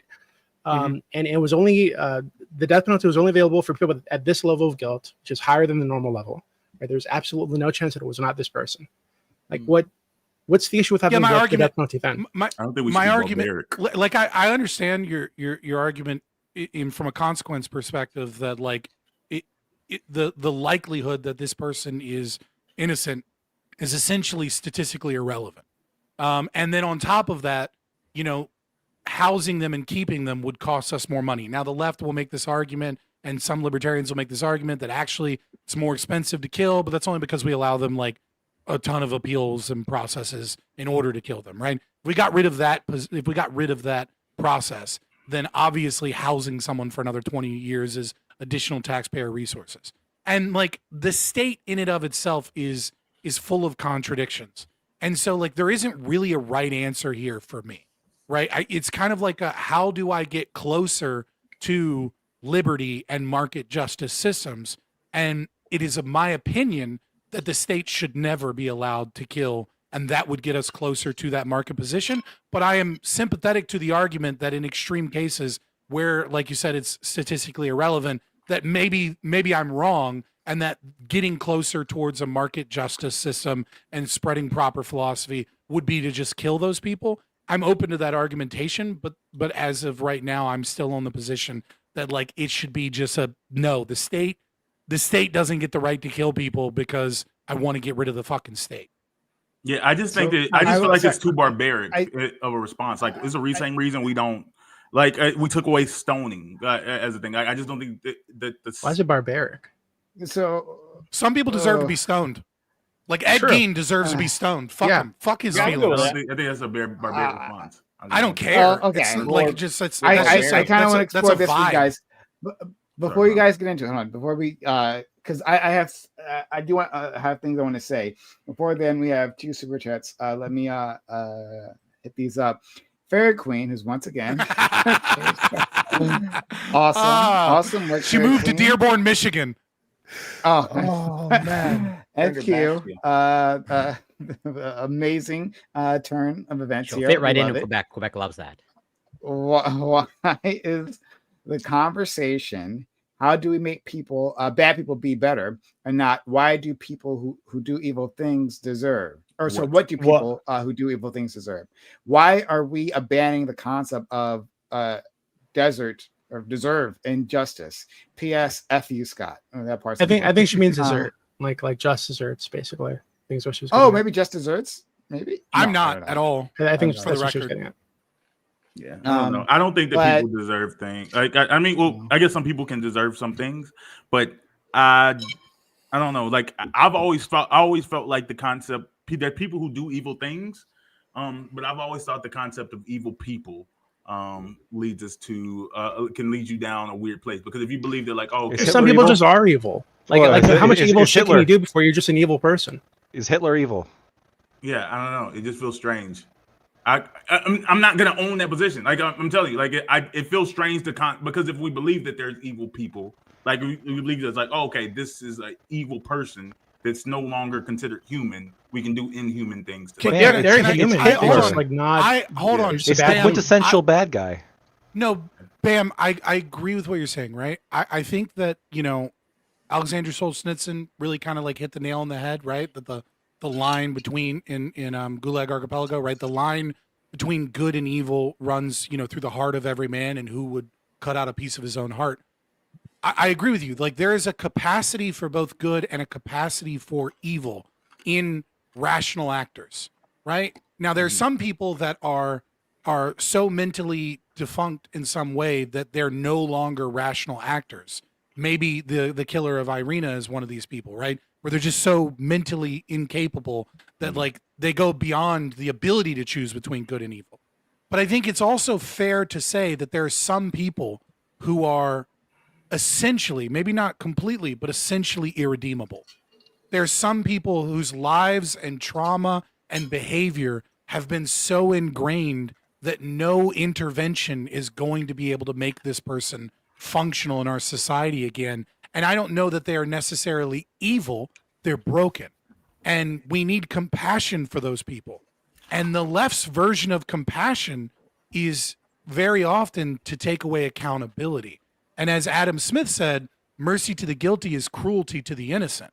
And I think what we have sometimes is a sense of suicidal empathy from the left that goes, oh my God, we need compassion for this person. I agree. We need compassion.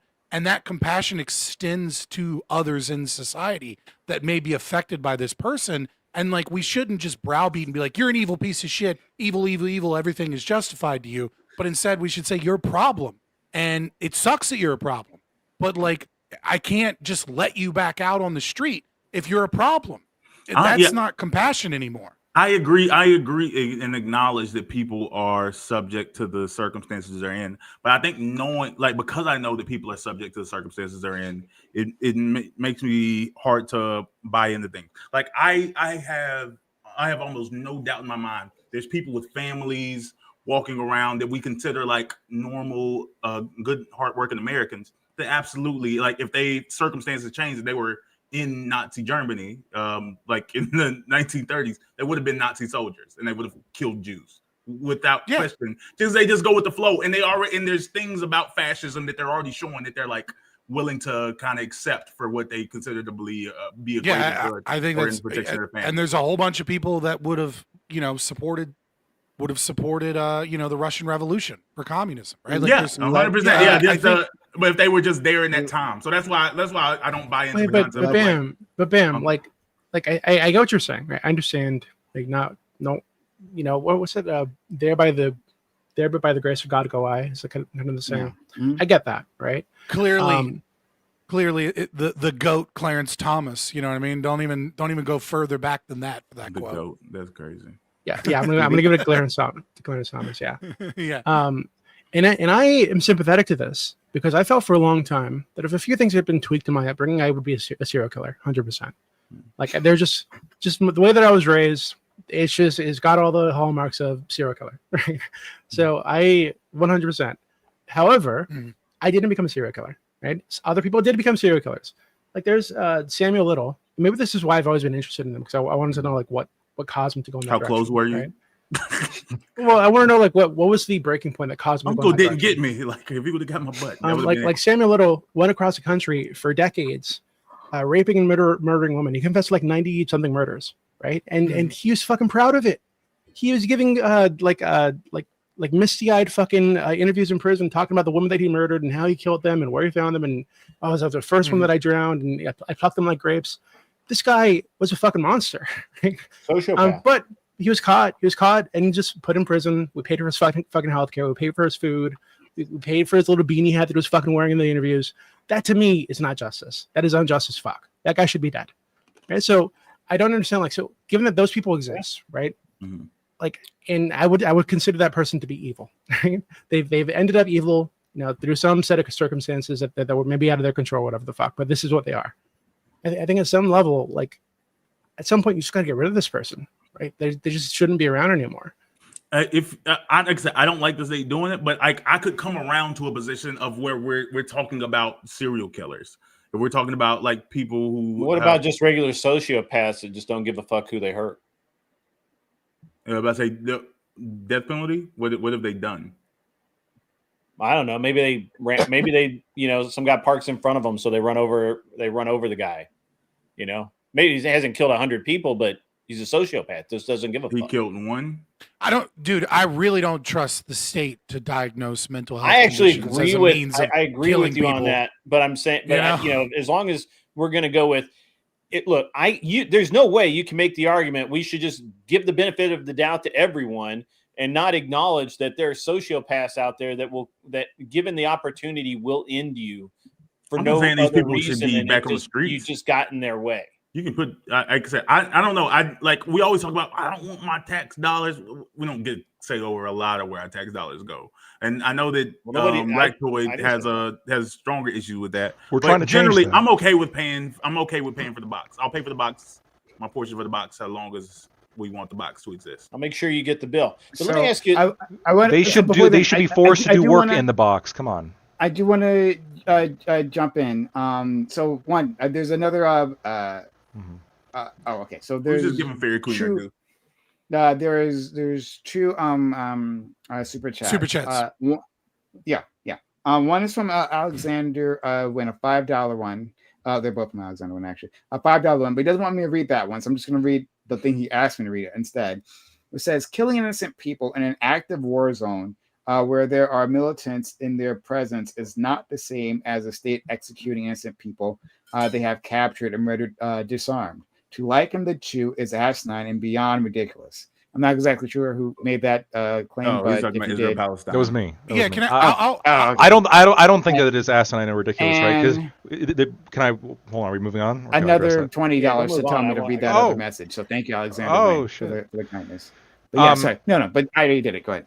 Yeah, I don't think it's ridiculous. When you think about it, like, okay, so in a war zone, I understand it's like more hectic, more chaotic, but I mean, these casualties were racked up over a relatively long period of time, as Prime is an expert in, and Doobie's an expert in, and Ali is an expert in, and all of them will tell you all about it, and it's true.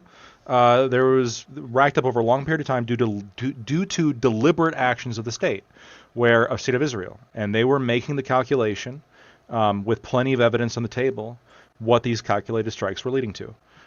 They knew that by taking these actions to end the threat, it was leading to this level of collateral damage. And this calculation is what people who are in favor of the death penalty do as well.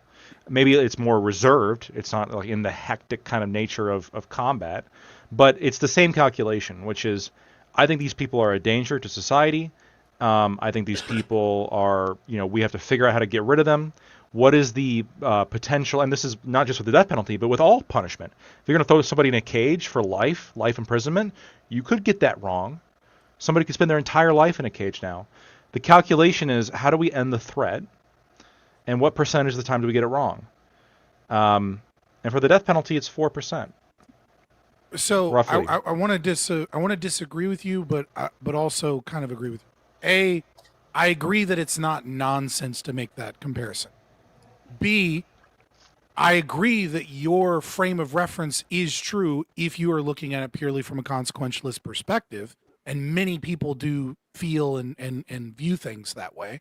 Where I would say that it's wrong is that the reason there is a substantive difference in those, and why we might accept an 80%, which is insane,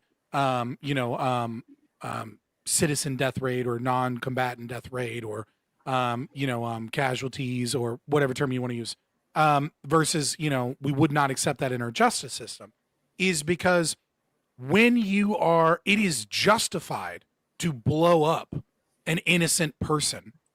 Absolutely, it is completely justified to kill an innocent in the commission of attempting to stop an aggressor, if that is the most effective way for you to stop that aggression. So, for example, if I'm a police officer, let's say it's in Ancapistan, so there's no state violence here situation, right? Obviously, the state complicates things from my perspective. But if I'm a private security guard for a bank, and a bank robber, pulls hostages out and puts a gun to this person's head and is dancing around, and they have guns trained on me, right? So there's a couple of bank robbers, and the one that I have a shot at is holding a hostage as armor. It's perfectly justified for me to shoot and potentially, or even intentionally, kill that hostage to kill that bank robber. I am not the aggressor. The aggressor is the bank robber that has kidnapped this person. Now, if I have a sniper on a roof that says, I've got the shot, I can do a safe shot, and then I go, actually, I just kind of like slinging lead, and then I just shoot a bunch of bullets and kill that person, right? That no longer becomes justified because I had a more precise, available means of taking that person out. But if it's my life or the aggressor's life, and there are innocents in between us, I'm not the aggressor by killing that innocent. The person that has kidnapped that person is the aggressor. So I don't when think it's we're that talking clean. about war, it's not that clean. I agree with you. I use a specific analogy to make it cleaner. In war, it's a lot more muddied by the state, by certain decisions. They're also making decisions to kill a lot of innocents when they don't actually need to get that target. It gets a lot more muddy. But what I'm saying is that there's a substantive difference between taking out an aggressor that is presumed to be in a threat and innocents die in the commission of that act versus targeting an individual that is innocent and then getting it wrong.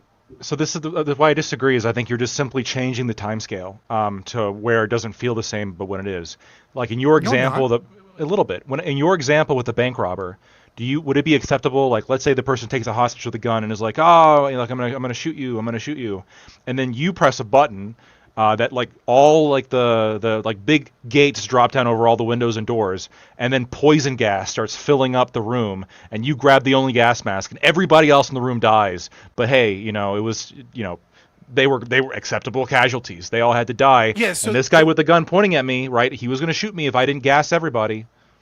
Right. So there is. I don't want to get too into the weeds about like reasonableness from an objectivist perspective and the objective like there is an objective answer here on what means were available to you to take out the aggressor, including innocents, and whether or not you engaged in a reasonable way to do that. So if you had no other option to get rid of these people and your life is threatened, then yes, that is pushing the button and gassing all of the hostages and also killing those aggressors to save your own life is just objectively true. You are I not don't the think I aggressor. agree with that. The aggressor is that. But I mean, it also gets to a certain point of like, well, how much can we scale it, right? Like, could you nuke the whole city if you had like a nuke-free suit, right? And the answer to that is like intuitively, obviously no. We'd have to go through. The answer is almost certainly no. This is why We'd have Scott to wants go through. recreational nukes. Typical and ANCAP. indirectly for recreational nukes. Hold up. Typical ANCAP bullet. You just got to bite this for me, Scott. Let's say the only way to stop the threat was to blow up the planet. Would you do it? I would say we'd have to go through the analysis, but I would say the answer is like with 99.99% certainty, it would be no, because Okay. there would be other means available of you to stop said crime. No, but in this case, you don't know. Like Like, right, No, well, the no, lack it's not of about it- not. the It's lack not of about the- knowing. No. It's about- it's about In this case, there. objectively- Yeah, there is you'd no have to like the say most for the the scenario. most- It's impossible for you to stop this aggressor, and you're going to die. Well, how do we Like, there's measure no other means of impossibility? stop- Well, again, that's why I said I don't want to derail this too much, and that's why I said there is a reasonable, objective answer. Knowing that in the moment isn't necessarily true, but that does determine post hoc So, whether or not you committed a crime. I wanna. So I would say it would be gotta- a crime to nuke the Yeah, planet. wanna- yeah, but wanna these move on. stats, but these stats are I just wanna- estimates. guys- Like you could get every death penalty correct Right, theoretically. but it's completely irrelevant to my claim, and my claim is that there is a Move on. substantive difference between We got- casualties taking out an aggressor versus the state targeting an individual Sure. and then getting the thing wrong. That I- those are different things. I want to move on. So I am going to read another super chat that came in, but that I do want to like get in my points because there's a bunch of points I want to get in, and we're running out of time. So I want to make sure I agree. It get these feels points out. different, but I don't know why. Okay, so another $10 for Alexander Wynn being a homie. Thank you so much. He says some people may be beyond redemption. Their crimes so horrific that they defy forgiveness. But to waste such justice by quantity instead of quality is an insanity. Okay, so let me jump off this one. I'm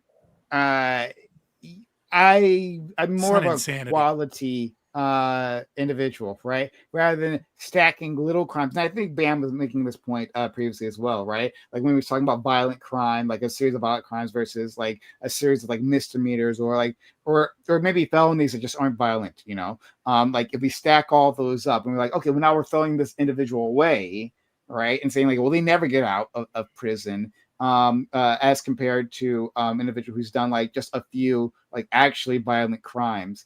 I think those things are different. And I would actually look at quality versus quantity there. Can I before respond? then- Because it's literally in my notes from earlier to this. I got Yeah. I got so much I want to get through. But you're free to do so later. Just hold on to that, please. It's just that if I don't do this now, I'm never going to get another chance. Okay, multiple things I want to say to all you guys. All right. One, I agree with our friend Grid previously when you talked about sociopaths. I think sociopaths should suffer. I am not against like retribution. Like that is not outside of my moral framework. For especially sadists, right? Those who enjoy hurting others, right? Who like take pleasure out of that. Those individuals, I wouldn't mind doing terrible things for them in the name of justice. But my problem with the death penalty is, as stated previously, right, which Bam was pushing back against. But like, I think, yeah, like I can't trust the state to accurately determine a person's guilt. What a and middle then schooler. In middle school. Yeah, that. And if they are, if they screw that up, you know, the cost of innocent life, I think, is just too tragic. It's such an awful outcome that it just has to be avoided. But from my moral perspective, I have no problem specifically with the mechanics of the death penalty. But to our friend Doobie, right? You talked about how like, well, you would just use the death penalty for these worst offenders, but like, and I think someone else is making a similar point. So many of these worst offenders are just like mentally ill, They're like mentally individuals. Like, I think that it's fine to use harsh punishment, even the death penalty, to dissuade individuals as a society to say, like, yes, we as a group, as a country, as a nation, say that this particular crime is so heinous that we're going to eliminate you. I think that's fine. I think it does dissuade a portion, but we're talking about the worst offenders. Actually, that one group is the one group who actually doesn't give a fuck, right? Or is not thinking clearly enough to do so. Those people are going to do those crimes any which way. And so that's why I push back against you, Doobie. I'll give you a chance to respond if you like. And then I do have other points I got to get through. But if you want to respond to that, DB. But are you saying so there's 320 something people that my wife is freaking out. There's 300 something people that commit like a third of the crimes in New York, the shoplifting crimes in New York. Are you saying that they are like mentally ill? You think they're mentally ill? Well, they might. The ones I was thinking of are the ones who do like violent crimes, like basically, this Irina's the killer Dicky person. Yeah, De Carlos. Yeah. Those people are we can't dissuade. For the kleptomaniacs, well, maybe not. Maybe death penalty wouldn't dissuade them as well. But I can't be so certain that that group that our friend Lacto was referring to are completely mentally ill. That one I can't say.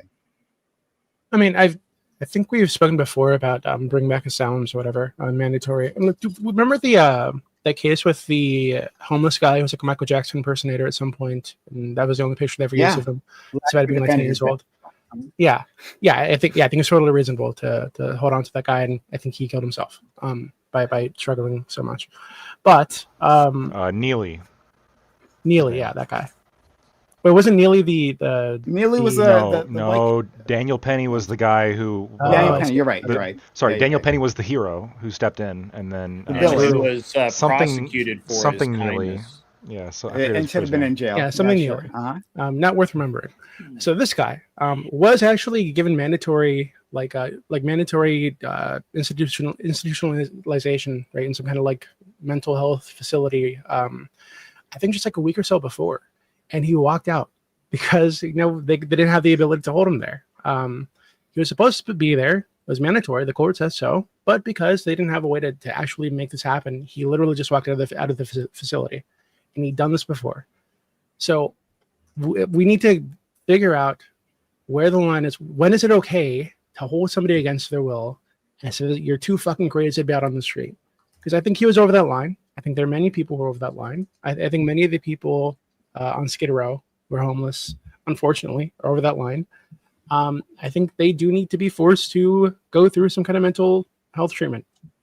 But because there's this fear about the government imprisoning women for being hysterical or whatever the fuck they used to do, and giving people lobotomies and whatnot, and everybody has seen these scary movies with orderlies that are beating people and raping people and shit like this. Like, there's just this hesitance to go over that line, to accept that this is a reality that needs to happen. Right, this is the thing that needs to happen for us to actually do something about this crisis that we're having.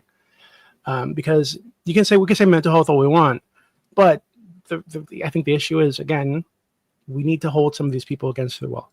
Right? Somebody needs to make the determination that you cannot leave, and then they need to stay there.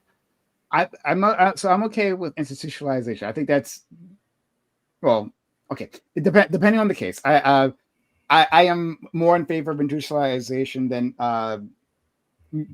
mental health wise, rather than criminal penalty wise. Because I think some people are just mentally ill and they just need treatment, and some of those people will never be out of treatment, and maybe need to keep away from society rather than. Actually, I'm curious.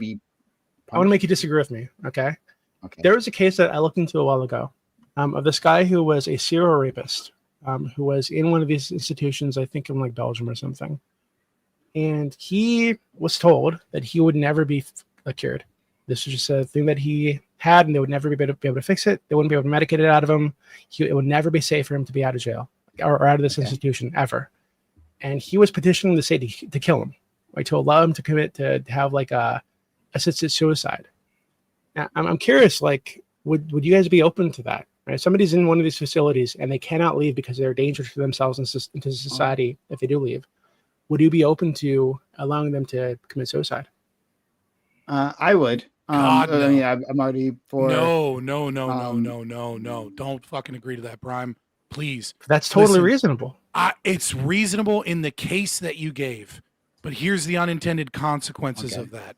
You have to choose between life in prison or ending it all with your death, and then all of a sudden the death is voluntary, and there are going to be innocent people that, like, instead of going through and fighting their case, will just give up and go through assisted suicide, and the state will even pressure people to do that because it saves them money. And now, instead of getting mental health care or, you know, being treated fairly, you're going to have in-state people. Like, I agree with you in paper, great idea, honestly, right? Like, why don't they have the right to kill themselves? But the problem is like, everyone that is in prison is coerced to be there. And so and some of them deserve to be coerced to be there. Most of them, in fact. But for the ones that don't, having a system of coercion that gives them the option to opt out with suicide is like, no bueno. No. I disagree. You've convinced me, Scott.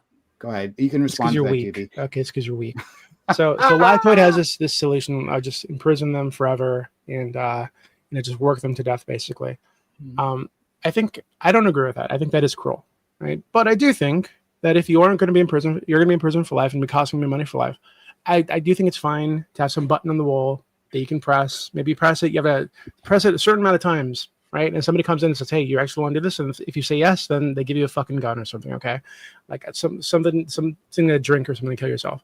I think it's Why fine. can't we be cool to evil people? I think we got to give people the autonomy to check out when they want to check out, and if they've fucked up their life to the extent that they're stuck in this position and they're not getting out, like, yeah, just make it easy for them to check out. I think we should be able to be cruel to evil people. But let me get through a few more points, and then I promise, because we are almost out of time. I'll stay longer. But I want to. If anyone wants to, Yeah, leave, I have some stuff I want to sure say, but yeah, sure. So just to get these things out of the way, right? A big problem I have, right? One, like with the case that we were discussing, right? The original case, being the death of Logan Federico by Anthony Dickey or Andy Dickey, whatever his name is, right? Mr. Dickey. For that one, according to the article that I sent you guys, which not all of you read, that's fine. But according to the article that I sent you all, like the reason why he was out, right, to do the burglaries, a string of burglaries that ended with an arson, right? Where he just like started burning down a home. This guy's out of his fucking mind. The reason why he was out wasn't because of like soft on crime policies. It was because of a clerical error, right? Like he shouldn't have been eligible for the deal that he got for his last conviction. He should have been in jail. Like you're supposed to say that with a wink, a clerical error. Wink, yeah. But he should Somebody have got been in jail, paid. right?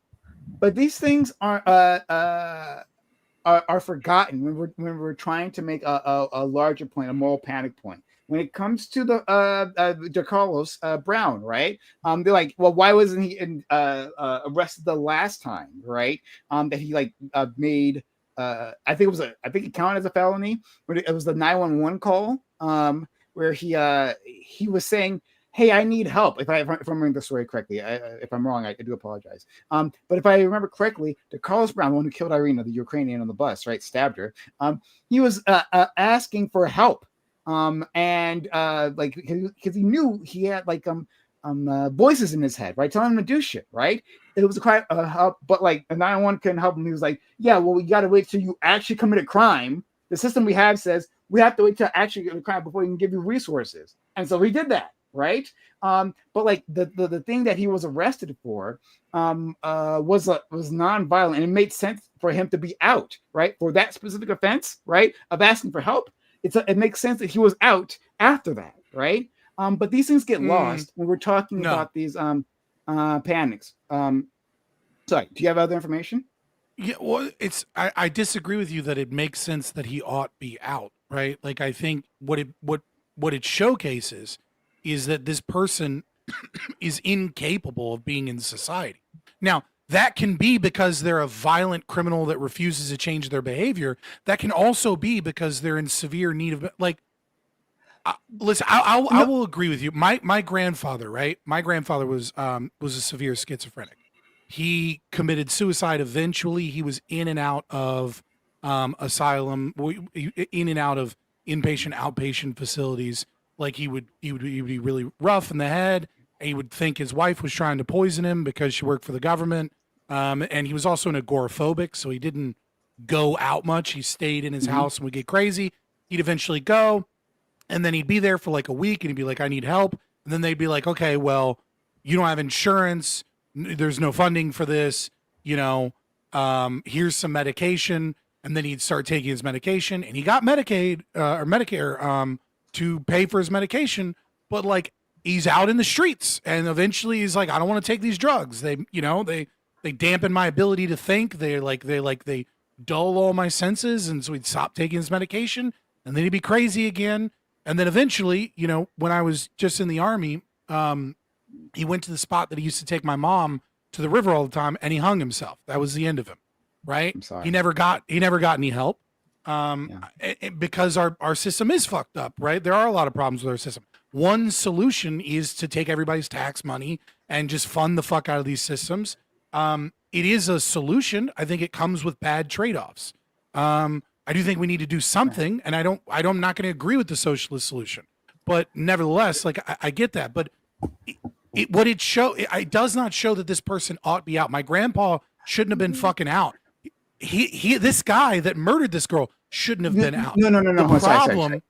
right? No, it makes sense only from a criminal perspective that crime doesn't deserve him being in prison forever. You're misunderstanding what I was trying to say, and it's because I didn't express it correctly. Committed a right? crime. I'm just saying. I agree. I'm agreeing with you, friend. I'm agreeing with you. Let me get this out. Let me get this out. I'm a little emotionally tied to this. I'm going to lose my shit if I don't finish this real quick.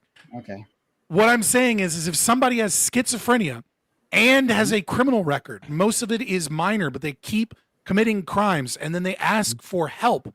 That is as much evidence as as you could ever have that this person needs a guardian appointed to them, or they need to be in an asylum, or they need to be somewhere, right? It doesn't necessarily mean that they need to be in prison for their crimes, but they shouldn't be on the streets.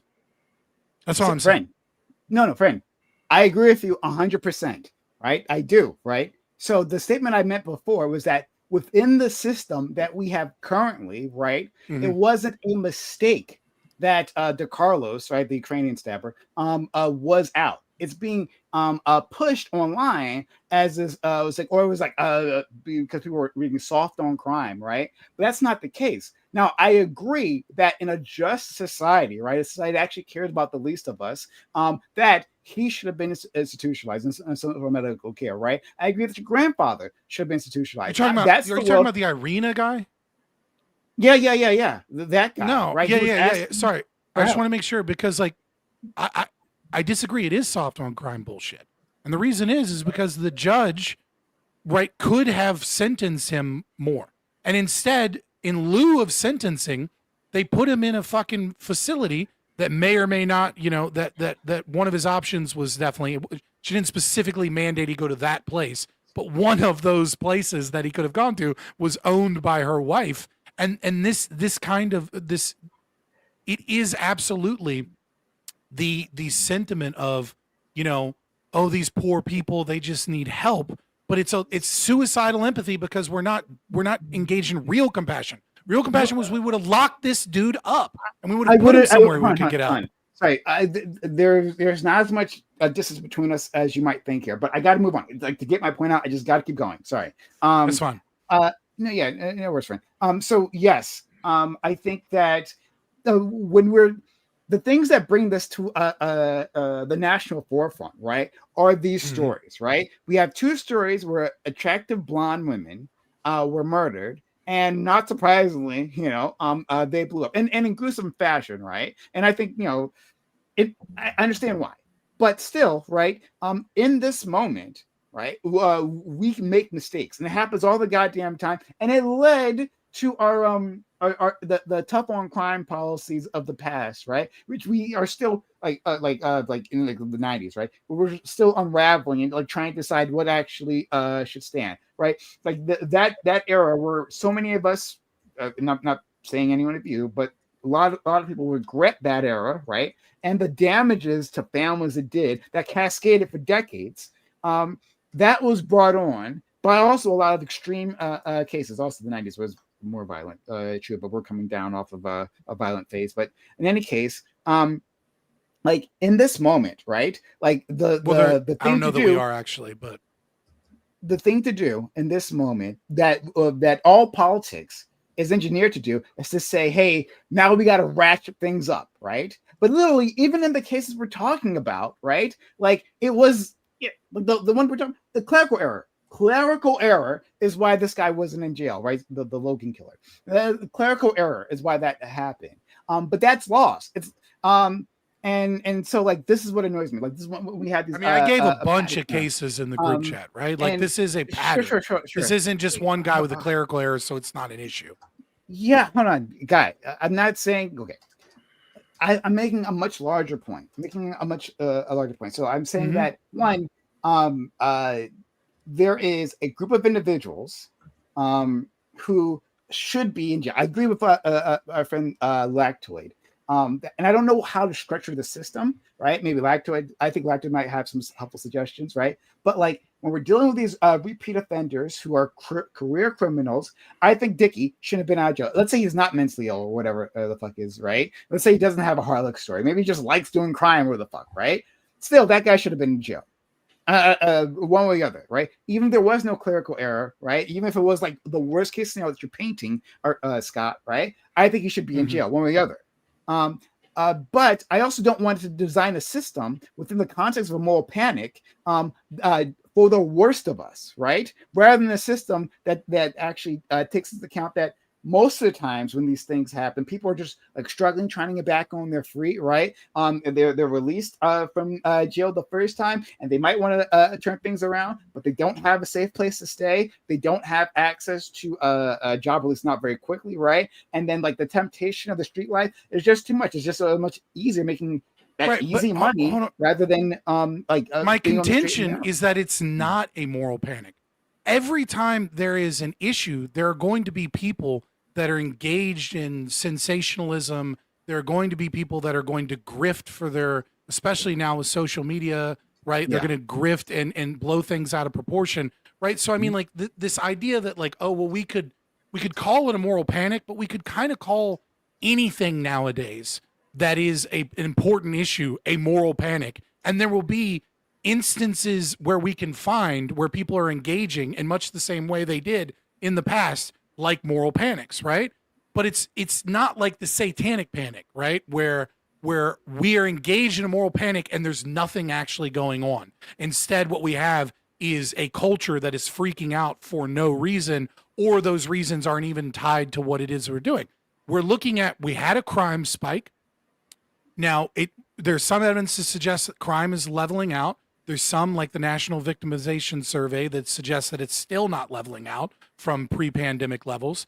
We are seeing not just onesies or twosies, but we are seeing a lot of cases where individuals, I showed you one kid, 15-year-old in Charlotte, that has 111 arrests, 55 vehicle thefts, and 45 break-ins. Now, a lot of these are correlated, right? So it's not like 55 and 45. A lot of these are break-in and then vehicle theft, right? But we're talking about, like, when we're talking about 3 strikes, dog, we are 13 times larger than 3 strikes, right? Like, but and this is becoming a pattern. 3 strikes to return, though, right? Like, I don't know that we necessarily I agree that maybe 3 strikes was too harsh. I agree that we have a lot of bad things that were tied with this. But when we look at like our increasing racial climate, and this is, I think, a really important element to this conversation, is that we are seeing that a lot of these actions are specific for one race. We are seeing, it's not all. I put in an example of like a white guy, right, that had like killed an old lady. Diversity. I appreciate right. You know what I mean? But we are definitely seeing this, like, where there is this suicidal empathy that judges and specific DAs have of just in the sake of doing better and not ruining people's lives, they're putting dangerous people in the streets, and a lot of it is racially motivated. And it's like, You want to talk about moral panic? We're not at moral panic yet. Saying this is a problem and we have to clamp down on that, it's not the moral panic. The moral panic is going to come when a bunch of white people decide that black people are the problem because they commit a majority of the violent crime in this country, and that wokeness and leftism is letting these people on the streets so that the blacks can get us, and that anytime I see a black person acting a certain way, I don't know if they've committed 100 crimes, but some woke judge or DA let them back out on the streets. So I need to treat every black person that's dressed a certain way or is ever erratic in an increasingly negative way, and we need to get authority. That's when the fucking this is not moral panic yet. Moral panic okay, sure, sure. and it's But even coming in if that we don't situation, stop this. but even the situation you're talking about, right? Like we get there on the backs of like horrific cases, and again, like without like examining in detail all the examples that you gave us, I'll take it straight on your word, right? Like everything. Yeah, I mean, it's there- just like a small portion, right? Like it's a pretty common thing nowadays. And I'm sure, and I know there's plenty of them, right? What happened in Washington D.C. Was like wild, right? With like the repeat thefts because like became a misdemeanor or something like that, right? Like like that was like wow. So like I get you, right? But like even on those cases, it was a small number of people doing these things, right? And it's always a small number. Yeah, I mean, like like when we talk about like violent crime, it's like we're talking about like a fraction of a percent of the population. But and I'm not even just talking about just violent crime. I'm talking about repeat violent crime, right? People who like aren't going to be rehabilitated. They will offend again, right? One, figuring out who actually is within that cohort, right? Before they do the big offense, meaning like I'm with you, right? Like school shootings are statistically irrelevant when talking about gun deaths, and neither of these things are anywhere close to comparing to like car accidents. Right, like if you take a purely consequential analysis to it, right, like what is occurring there? Sorry, the problem is, sorry, you had to go, buddy. Good luck, friend. Oh, my bad, dude. No, I do. Totally unrelated. Sorry about the situation. Hope everything is well. Thank you. Yeah. Have a great night. Like statistically, like what we are talking about is essentially a statistical irrelevance when we talk about deaths or property crime associated with letting out repeat offenders too many times. What I think the problem is, though, that isn't statistically irrelevant is that most of our a bunch of people left. Most of our institutions, if you got to leave, we're past 11:30, so head out. Are stable only because of the faith of the citizen, right? Like if every day, and I would love for the state to collapse if it led to something better, right? Like if everybody decided tomorrow, I refuse to pay taxes, and the government is a non-existent entity that's contradictory, what I mean? We would have no government instantaneously, snap of the fingers, right? But that's not going to happen. But what might happen is enough people see what feels like anarcho-tyranny, what feels like one group of people, I put skid marks on a fucking gay pride mural on that was in my city, and I get fined and I get in trouble, but some other group of people, because they're a different skin color than me or whatever, they can rob and rob and rob, and then eventually they end up murdering because they have zero accountability throughout their entire criminal life. It's not just resentment, it's a like we're headed towards very rapidly people believe that the entire system is broken because of racial or ideological reasons, and reform is not going to be with a scalpel. Reform is going to be sweeping, and I don't think anybody's going to like that. And I agree with that. Sorry. Okay. You go ahead. I'm going to have to get out of here. I've got a couple of stops to make, and I've got to get some sleep. I haven't slept for a couple of days, but okay. I lost my entire point. I'm sorry. I'm really tired. Oh, okay. No worries. It happens, brother. Something. Socialists were wrong. Socialists are destroying America.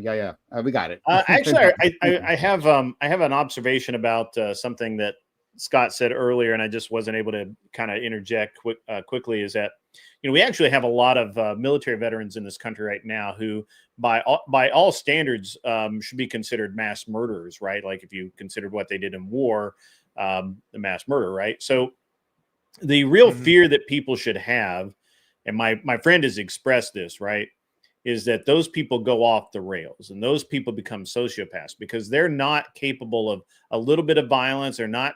That's not true. They're capable of great levels of violence, and we see this in other countries, right? And so it's been we've been very fortunate, I think, in America. And this is one of those things where I would actually, and normally I'm not super pro, like, just kill everybody kind of deal, like Doobie said, but I would swing more to the side of, if you have a legit sociopath guy off the rails, there's no bringing that dude back. Like, just, and we, consequences are the product of the choices you make, and we're all going to die one day. So, I personally make good choices, so I live a long time. Other people may not do so well. Yeah, I mean, if we ever get like Minority Report brain scan things that like show like 100% efficacy, then like, yeah, whatever, fucking waste them. I knew my you were problem. Go My problem Report. is just not like waste them before they commit a crime. What I mean is, like, if we know, like, if we ever get a technology, right, where we know with like 100% accuracy, it's infallible, which I don't think exists in any tech in the world and never will. But hypothetically, right, then like I don't care, because my issue is less so with, does a sociopath that murdered a bunch of people deserve I'm not death? saying preemptively. My issue is, do I trust the state to ascertain the truth of that and give them the power to enact that? I'm in alignment with you in a lot of ways in that regard, but I'm not saying that because a guy goes, and I've actually heard this expressed before, because let's say that you, Fabian, because you're a burly dude, if you go into a psychologist's office and says, hey, and you talk to them very honestly, you're very open about your emotions, and say, hey, look, I've been thinking about hurting a lot of people, man. I'm just, I don't know what I'm going to do. And, I really get, I'm kind of sideways right now. And he gives you a test, and it comes back that you have sociopathic tendencies, and maybe like more than just a little, maybe like a lot. I would not be in support of him reporting you for that at all, right? Like, there's some people that would. They'd be like, well, obviously you've yeah, as it stands, it's illegal. You at a minimum, the ACA or the APA sure will take your license away if you don't report. Are you leaving, Doobie? Is that what that is? Yeah, I got trying to speak. Bye. No, I mean, interrupt See you me, later. man. Go Have a ahead. good night. No, never mind. Damn.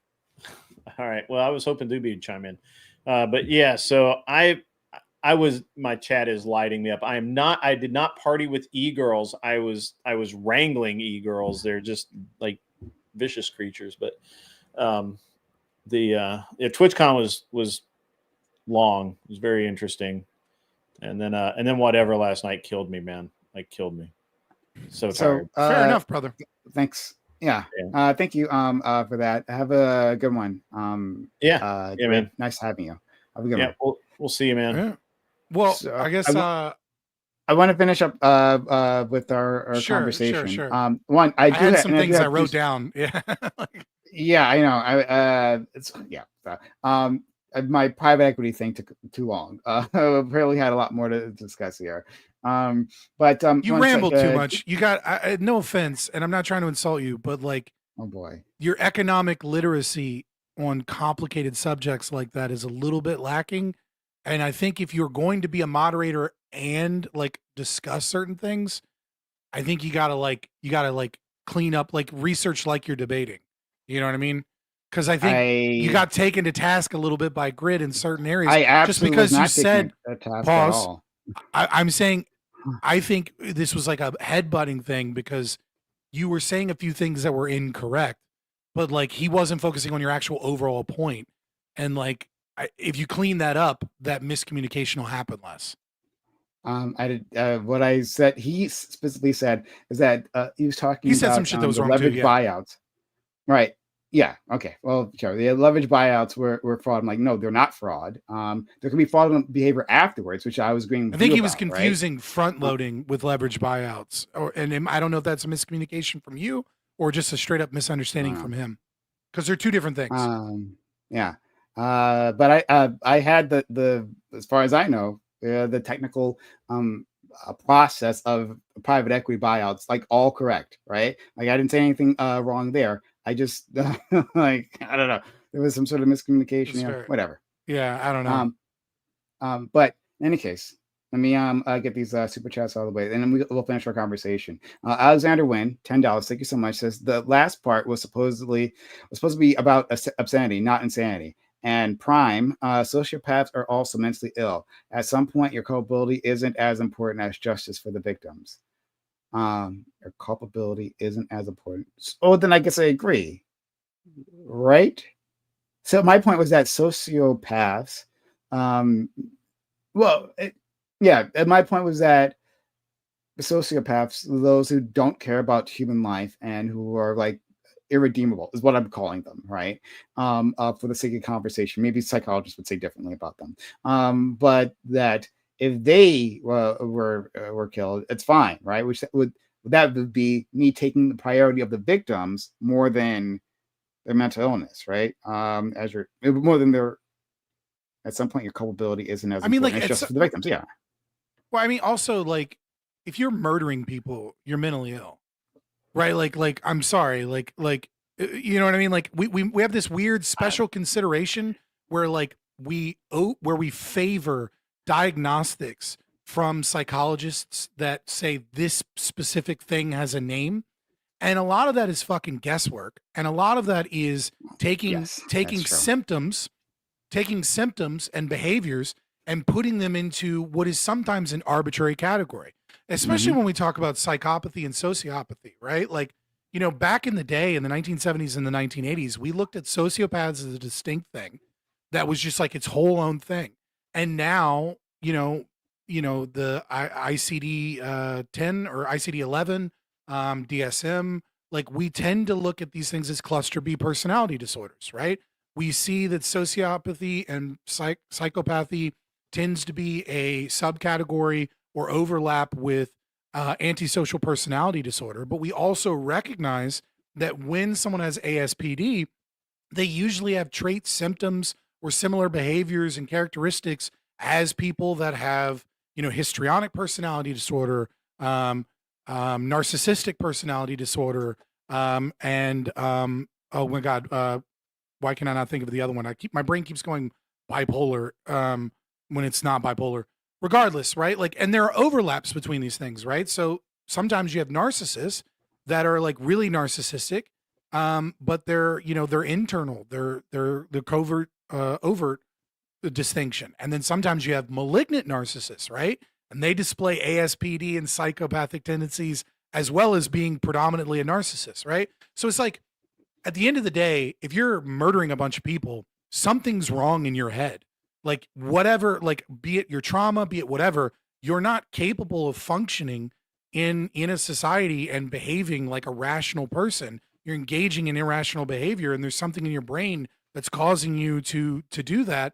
There's something wrong in your decision making models, and like so, it's like I don't know. I just feel like there's this weird thing where like we really are like, oh, this person's so crazy that we now consider that like the mental ill thing, and now we kind of absolve them of guilt. But all these other people, like, oh, they're like, there's this line of can you distinguish right from wrong, which we use for a legal principle. But like, I think the waters are a lot muddier than that. And $10. Would it not be beneficial to, instead of extending sentences, we use statistics to determine what the appropriate sentences should be to reduce recidivism? Okay, so like doing like an actuarial table, I don't know, right? For this, that becomes a problem, right? They tried this with like parole boards, and then what ended up happening was like the statistical models just said release the whites and keep the blacks in prison. You know what I mean? Like it depends on what categories you pick, right? Like, and it's like an individual, like I there's something really cold and callous about an individual being released based upon their demographic and statistical data as opposed to who they are as a person.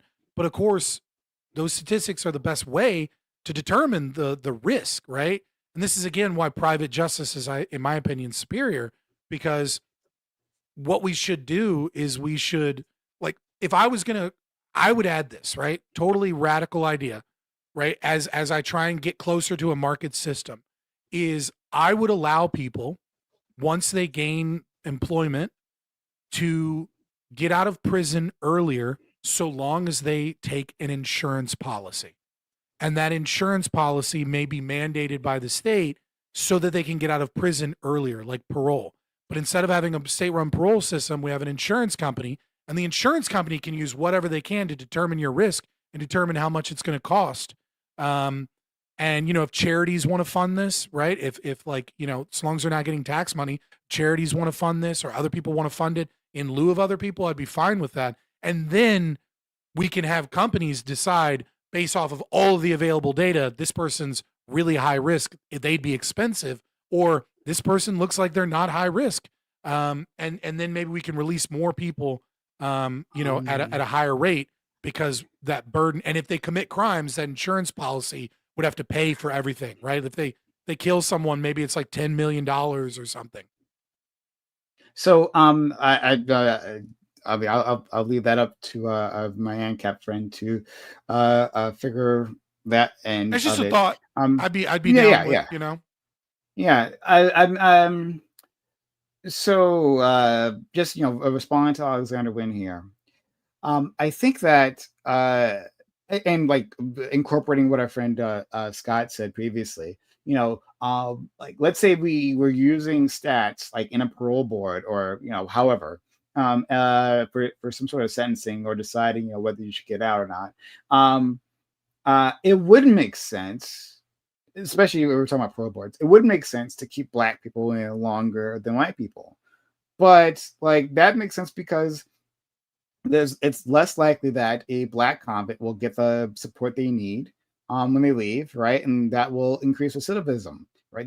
If like the things I said before, they have less access to housing, right? If that is the case, right? Then they're more likely to reoffend. If they have less access to jobs, maybe jobs are more employers are more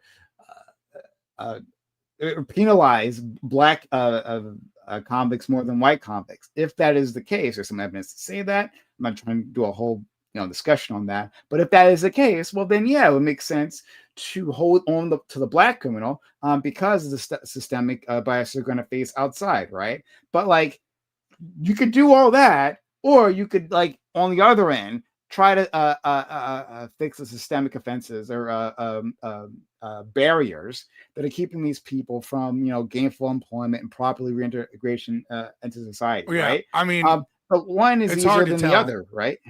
Well, it's hard to tell to what extent is it society's support systems and culture and family, and like what opportunities are there. Like, look, I know you're probably going to hate me saying this, but like another part of it is just going to be IQ disparities. Like it's a fact of reality that criminals tend to have lower IQ, and that seems to be like one of the major reasons why the Black crime rate is higher. And even in prison populations, the Black population tends to be lower IQ than the other races. And like, that's going to affect recidivism rates. It just is. It affects your ability to get gainful employment when you're out. It affects your ability to engage in critical thinking and probabilistic thinking and problem solving to change behavior. It's going to affect your ability to actually meaningfully change, right? Because the smarter you are, the easier it is to look internally and, figure out what led you to this behavior and what didn't. And it's like, I don't know that I necessarily want the state letting people out of prison quicker because they just happen to be born smarter. I mean, like, it might be statistically relevant, but I don't know. There's something my intuition is like, doesn't like that. Like there's something that feels off about that. So I'll leave that alone. But I think so just overall, I think that we are rarely designing our criminal justice system in a position of strength is not the word I want to use here. But a position of not panic, of not political pressure, right? Not exactly sure what I want the word I want to use here, right? But like the time that these laws tend to get passed the most, right? We get a raft of these laws, or in Mhm. these moments where we have cases whether extreme, real or not, right? That come to the forefront of the consciousness, right, of the political consciousness, and Yeah, I mean something must be done. Something yeah, I must mean be done.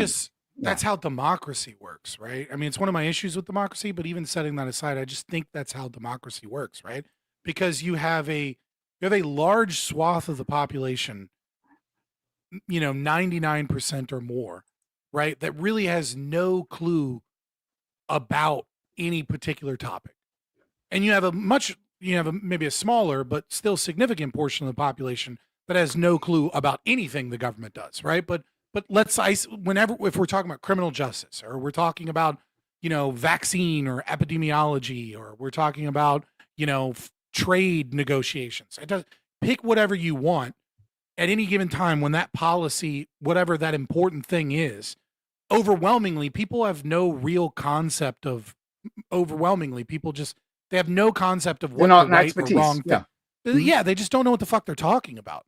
Yeah, And fair. that's true of you and me, right? Like there's Of going to course. be a couple of things that we absolutely know what we're talking about, and then like 99% of the things that are important for a state to function, we have Mhm. no idea what the fuck that, like you and I are not experts on environmental policy. You and I are not Mhm. experts on nuclear energy versus different forms of energy or cap and trade. You and I are not an expert on, like, I consider myself to be fairly knowledgeable in economics. Mhm. I consider myself to be an expert on libertarian philosophy, and I consider myself to be fairly knowledgeable in psychology.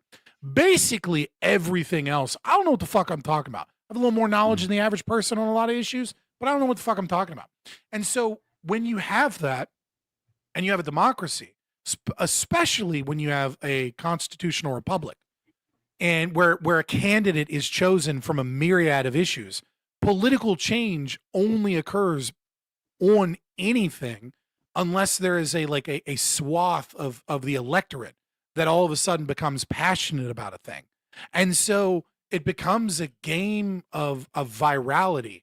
And I mean this from a Richard Yeah. Dawkins perspective, not Yeah. like viral Not social memes, media. Yeah. right? But I Mhm. mean memes and viral memes the way he meant that in Mhm. was it the God Complex? It might have been an earlier work, I don't know, right? But it's like only until this encapsulate, and that requires emotion, right? You do not get a bunch of people that don't know what they're talking about invested in something just because it makes logical sense. It has Mm. to be, it has to be an Mhm. emotional appeal, or it has to Mhm. be something that becomes emotional. So I just feel like this is true of every political change ever. It's true of the Civil Rights Act, right? Like Mm. it didn't deal with the logic of whether or not black people deserve the same rights in this country, or like that's like so far to the side of why the civil rights laws came to be. They came to be from emotional appeals and And the from civil like rights leaders knew this, and they specifically look, and like before virality was a thing, right? The stage protests where like the southern authorities could like use violence against them, right? right. I mean, Being Martin using Luther the King new was a, technology of TV. whatever you Yeah. think about him, Martin Luther King was a genius at recognizing ahead of time that when they use hoses on peaceful protesters, that changes the game. And Hmm. like a lot of other civil rights leaders were, far more communist, far more angry, far more revolutionary, and they disagreed with Martin Luther King. But Martin Luther King, formed a coalition with white liberals to go, look, the way we're going to do this is we're going to dress in suits, and we're going to stage sit-ins, and we're going to stage peaceful marches, and they're going to attack us because that's who they are, because they're fucked up people. And when the news media and people see pictures of, young girls getting attacked by dogs, and we're not fighting back, that's how we're going to win the emotional appeal to enact this change. whatever your opinions of the civil rights movement, I'm just being descriptively, like, I believe factually accurate here, right? And so it's like, that's just how changes in a democracy and constitutional republics work. So it's like every issue kind of becomes a moral panic. All of them do. That's the only way that any change actually exists. And then our elected representatives are presumed to be better on these issues. And then the executive branch is like, that enacts the laws that Congress and the Senate put forward are like actual subject matter experts. And like, that's the theory is that like they get it right.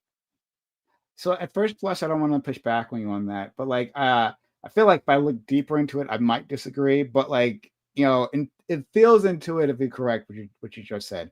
Before then, let me just get this super chat out of the way, and then I know you had other things you want to say, like specifically that you were holding back for. So I want to give you the space to say those. I am starting to crash soon, so yeah, I'll be quick. So he wanted me to read his message. So $20 from Alexander Wynn. Thank you so much. I'm gonna read the message now. He DM'd me the message. It was like getting caught up by your bot or something. It's a different message. To clarify, I'm not referring to individual cases, but to sentencing standards themselves. Many of these were created using outdated assumptions about deterrence and rehabilitation. We now have far better data on which types of sentences actually reduce crime or improve outcomes, and our laws should reflect that. Yeah, I mean, that's fine. I mean, like, so long as the state exists, trying to be more accurate in sentencing based upon best available data. The problem is there's like 5 types of justice, right? You brought this up earlier, and I'm glad he brought this up because it ties into what I wanted to talk about in my notes, right? Is there's, as a libertarian, I care about restitution and retribution, but other people care about, recidivism, not recidivism. What are the 5 types? I'll look it up. You answer. Okay, sure. So I guess overall, I mean, I agree with you that Alexander Wynn, that like we have a better set of data now than previously, right? Like I think you could probably very easily make the case here that our modern framework is based on a different set of data and all kinds of assumptions as to the projections of crime. I mean, like Hillary Clinton and her fucking super criminals, right? That was the thing. And like laws are based around this super criminal theory. These things come out, and I would say that was another moral panic in terms of like when there was a book that came out that I think put forward the super criminal idea. And it was nonsense. Like the book, the super predator, excuse me, thank you so much. Super predator idea, right? And it was like complete nonsense. It was based on nothing. However, it got the imagination of the people. And so that's where our policy is then based off of those incorrect assumptions. But I don't even know though. The one thing I guess I caution is that, and maybe this is to our friend Scott's point about like the fecklessness of the government and of democracy, is that even if we have better data, let's say we have 100% accurate data today, right? We didn't have previously. That doesn't mean that we will implement that data in our policy decisions, right? Like that's a completely separate matter, right? It's whatever our politicians want to implement and what's like literally just politically palatable at the moment. Mm-hmm. So those things are different from like having accurate information. Yeah. I mean, like from my perspective, it's like, yeah, sure, I'd like better data, but this is an issue of central planning, right? Like this is like the main reason a lot of ANCAPs are ANCAPs is because of the economic calculation problem, which is, the data available in the market in terms of statistics based off of recidivism, right, is always going to be superior than the data available by the state. Not even counting all of the bureaucracy, the will to change, political, issues, etc. Right? Like there's a price mechanism, and the price mechanism contains everything. And this is kind of why I was suggesting earlier, like, well, if we want to do parole, like, and we want all this good data, why not just let the market handle this? Right? Let people out on parole, or let everybody out earlier, and then just say, if they're considered that we may let them out, and then just let insurance companies determine what their risk is, because and say like they're for a period of 2 years or something, for the remainder of your sentence, you have to be insured in case you do something. And then insurance companies will look at all of the available data and compete in a market to be able to determine. Now, again, it would still be a monopsony because there'd be one buyer, and the one buyer would be the state, right? Like, so it's not a true free market, but it would bring market principles and get closer to accurate stuff. But anyways, 5 types of justice. It's distributive justice, right? So the allocation of resources, benefits, burdens, etc. Retributive justice, so punishment, and this was what I would also call retribution, right? Retributive. Restorative justice, right? So you steal my TV, you give me my TV back, right? Procedural justice, which deals with like the fairness of the system, etc. And then there's corrective justice, which is rectifying wrongdoings through restitution, restoring balance between the two parties. Now, some activists or some critical legal studies, so this isn't critical race theory, but this would be the precursor to critical race theory, right, would get rid of the term corrective justice for social justice. That's where the term social justice and social justice, where it comes from critical legal studies, right? Yeah. Which is a precursor to CRT and all this other stuff, right? In legal philosophy. And that's where social justice would be. So depending on the literature that you're reading, you're going to see a difference between corrective justice or you're going to see social justice. Those two are often interchangeable. What I would say, I wanted to like make a clarification earlier because you were talking about sadism and retribution, right? And maybe the term retribution has like you confused here because I'm not explaining it properly from a libertarian concept, right? So what retribution means in a libertarian framework is if you commit a crime, there's this principle called the estoppel principle, which essentially means that you're incapable of arguing that the same thing not be done to you, right? So for example, if estoppel is a principle in law, right, that says you can't argue certain things in court. So for example, let's say I get arrested and charged and convicted with a DUI. And then I get my license back, and then like 2 years later, I'm like involved in a drinking and driving accident, and I hurt somebody. I can't go to court and say, "Well, I've never drunk and drive before." You're stopped from saying that because the record shows that you were convicted of drinking and driving before. So you don't get to make that claim in court because your words are less important than the proof of your actions. From a libertarian perspective, we say, if you steal my TV, right? You don't get to say, well, you can't steal my TV because you've proven with your actions, not your words, that you believe it's okay to steal people's TVs. So I have every right to get my TV back. That would be restitution. So now the slate is clean in terms of I have my property back. Retribution would be, and if you've got a second TV, you don't get to argue that I don't take TVs because you took my fucking TV. So retribution is I take your second TV. Now the slate is completely clean. You can argue all day and night that you have the right to your property because you paid restitution and you paid retribution. So that doesn't mean like retribution means I beat you up because it feels good or that it's sadistic pleasure in making you suffer, right? What it means is you don't get to re-enter society until you pay your dues, and your dues aren't necessarily breaking even because you've caused all this other trauma. You've like fucked up society, and you've shown with your actions that you're a problem. So it's like restitution times 2, if you want to think of it like that. That's what retribution is from a libertarian perspective. You steal my TV, I get my TV back, and then I take your TV. Now all is good, all is well.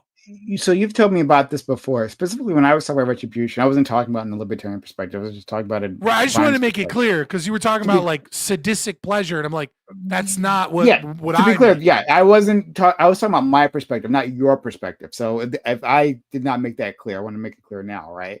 I'm saying in my from my perspective that I don't have a problem with like the more mundane version of retribution. For these individuals, right? That it's not outside of my moral compass. However, again, it's like determining like who actually deserves it, right? Who's actually guilty. And then like, should I leave it up to the state to do it because the state is fallible and might want to expand this ability, like not just from the people I would agree with to other people I don't agree with, right? That type of thing. So that was all I was saying. But like you talked about that, yeah. It was something that got brought up, and I was like, I gotta make this clear. And then the last thing I wanted to talk about that I just kind of let out. It's not really a big point, so I'll just get it out. Is like, sure. I think when we talk about one of the things that's missing from this conversation is when someone commits, let's say, 20, 30 crimes, I think you can look at a lot of these instances and you see a pattern of behavior that escalates when you look at their criminal record, right? You see it's like shoplifting charge, right? And then it's like, a random assault charge because I got in a bar fight, right? And then it grows and it escalates. And I think that is a large part of this discussion when we're talking about the lack of accountability and how it breeds criminal behavior. Because it's not just, oh, I can get away with it. It's like when you're not forced early to take actual accountability for your crimes, like when someone shoplifts, right? Like, it shouldn't be this little misdemeanor charge, little slap on the wrist. It should be harsh, but it should be fair, right? Like, I'm not saying like Doobie shoot him. What I'm saying is our failure to go to the shoplifter and be like, you've stolen, like you're the reason poor people in inner cities have to pay more for groceries. Okay. Because these stores make pennies on the dollar in profit. And so when you steal something that's only $5, well, guess what? That's 500 items that are no longer profitable. So what do? They have to raise the price by 20 cents. All right. And now all of a sudden this inner city people live in a fucking food desert because you shoplift. You're not just harming fucking that corporate entity or target, right? You're harming your community. You're harming your society because they have to spend extra money to put shit behind plastic, cages with a key on it. And then now they need more employees to do that shit. That shit costs money, and the money doesn't fucking go to the rich. The money goes to the people living in that community. And so you need to be told that. You need to be educated on that. And then you need to fucking like do a mea culpa, a genuine mea culpa of like, you pay a fine, but you need to be embarrassed. You need to be shown to the community that you're like in some way that you fucked up. Because when we just kind of like deal with it, well, oh, it's not that big a deal. The problem is that it eventually becomes a big deal, because 10 years of little accountability for a lot of minor crimes or major crimes that kind of get reduced charges and things like that in the hopes that we don't want to ruin this person's life, we're aiding and abetting ruining their life, because eventually things get worse because they don't learn their lesson. So I guess I don't on like the principle of it all, I guess I don't necessarily disagree with you. How it's handled is fucking key, right? Because implementation is exactly what I was gonna say. Yeah, I agree with you. Like, it's like the moment we do this tough on crime shit and we bring tough on crime back, everything is a trade-off. Everything is a trade-off. We get less crime. We get more accountability. Some people are prevented from becoming murderers and become healthy, active members of society, but we're also going to ruin a lot of lives. Yeah. Because the state's going to fuck it up in a bunch of different ways, and you know it. I 100% know it. I mean, we've seen it before. So you're getting a pushback on me there. And that's just my concern. And my concern isn't necessarily to be, it's bad to be quote unquote tougher on crime. And like those words, tough on, that phrase, tough on crime and soft on crime, that does a lot of work for us, right? Yeah, it does. We're not like getting into the weeds. That's exactly what that means, right? Exactly. Yeah, I think there's a disconnect. All that stuff. Yeah, I think there's this massive disconnect between the right and the left in this country when it comes to crime, because the left and the right both take it incredibly too far as I can tell. Right? The left is so worried about, the state engaging in negative behavior that it defangs the state. And like normal citizenry can't protect their communities because the state has the monopoly. And so it becomes anarcho-tyranny, right? It becomes letting people in the streets that shouldn't be on the fucking streets. But then the right, like, let's give an example of fucking tough on crime. an example in Tough on Crime is putting officers in high schools, right? The quote unquote, school to prison pipeline, where instead of teachers in the community dealing with problem children, what we have is we start a fucking criminal record when these people are kids, and we like oppress them, and we fucking put them under the thumb of the state, and then they become career criminals by the very thing that is supposedly supposed to stop career criminality. And even to like throw it back on the other side, right, to criticize the left here, it's something I was discussing with another individual recently. There are, mirroring like what happens in larger society in terms of crime, right? Mirroring what our friend Latcher was discussing about like a small portion of people being a problem in schools, right?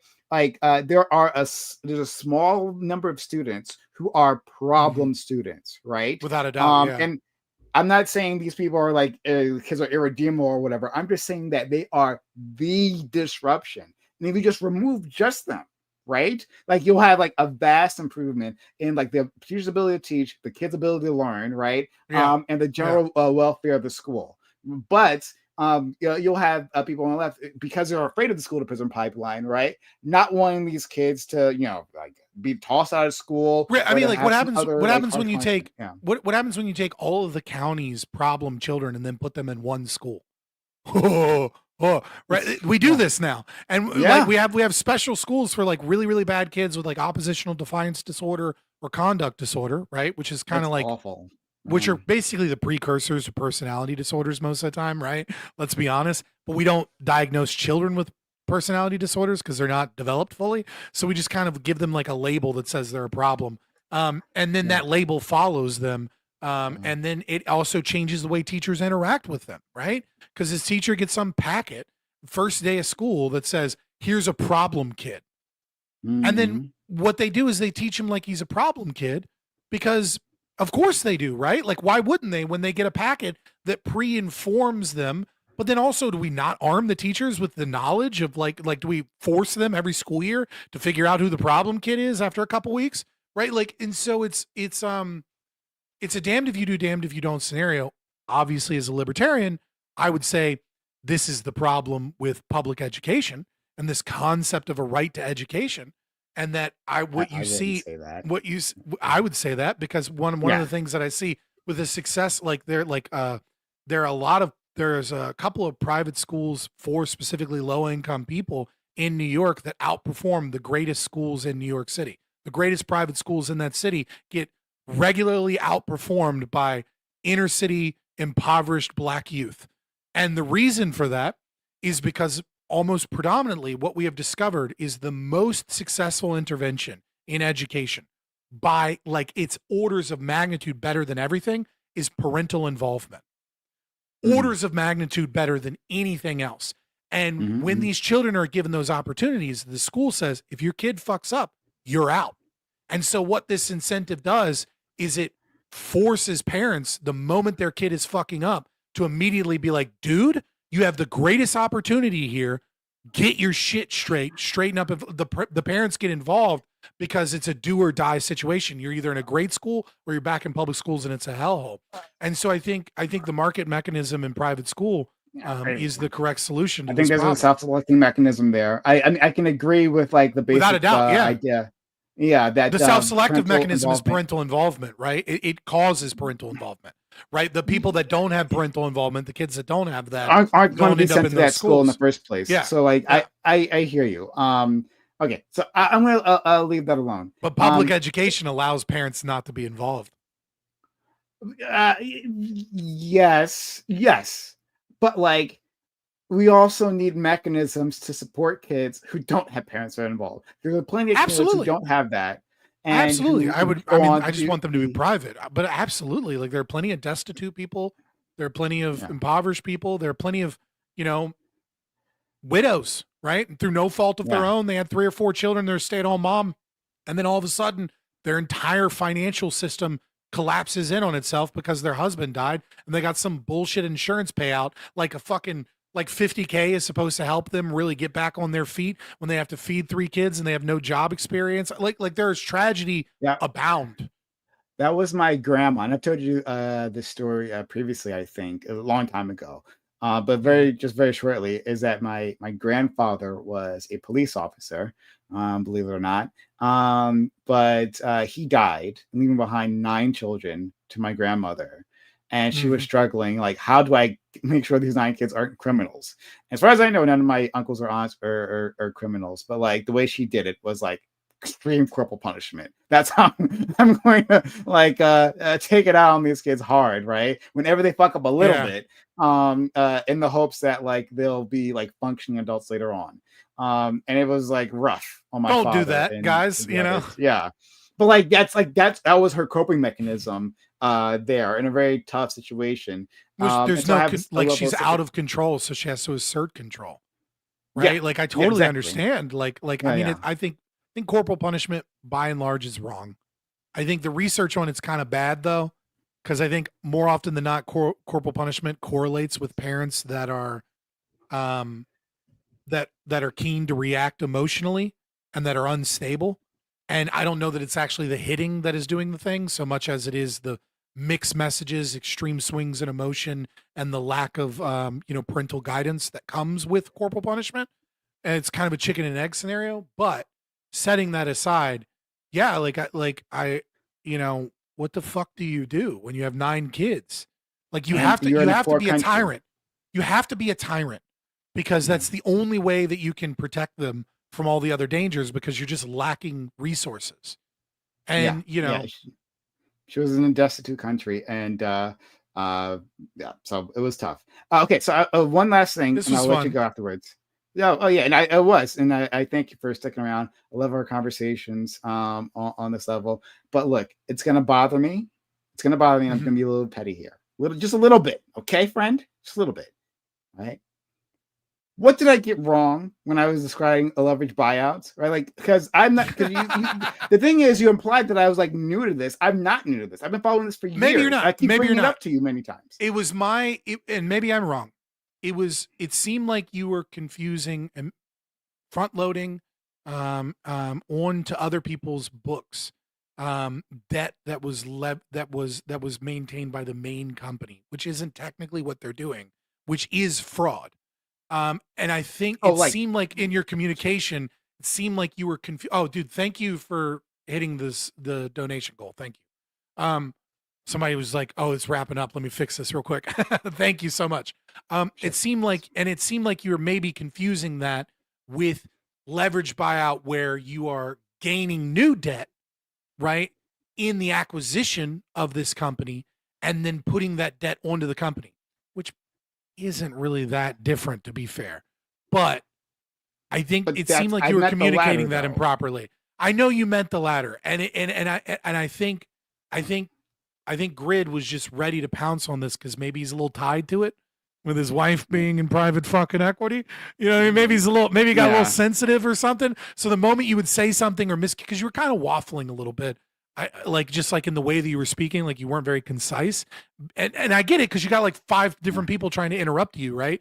But it seemed like, and I think he was ready to pounce, and then it just became it kind of became a shit show where there was like we were missing the forest for the trees. And it was like, I get what Prime is trying to say here, but it seems like Bam has questions because he's never encountered this or something. And then it seems like Grid is trying to nitpick. And then it seems like you're re-explaining yourself.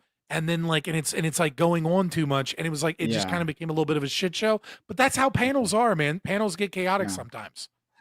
I think maybe, and I think if we examined my my rhetoric in the past, right, I think maybe what you might see is that when I'm less confident in myself, I might be a bit more of a bros, right? Like trying to make sure I'm coming across clearly, giving all the caveats. Yeah, it's like, well, I don't mean this, and I understand this, and and I get this, right? But what I mean is, and then it becomes, and then the overall, I mean, it's something I struggle with, obviously. I struggle with verbosity. But it is what it is. We know.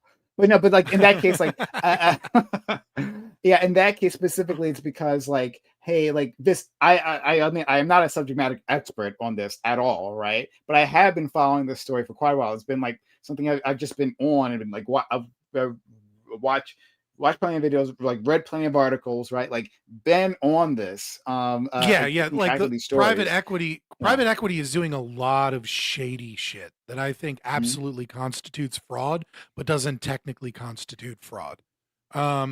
And like, you know, the examples of like Red Lobster and Toys R Us, you know, like is like classic example. Like the idea that you can buy a company that may or may not even want to be bought, which is, you know, another thing, as I said before, but that you can buy a company, then you can take assets that that company had, put those assets on your books by buying them, and then leasing those assets back to that company, charging that company management fees for the process of you taking their assets and then putting them in contracts. Then you can sell that company.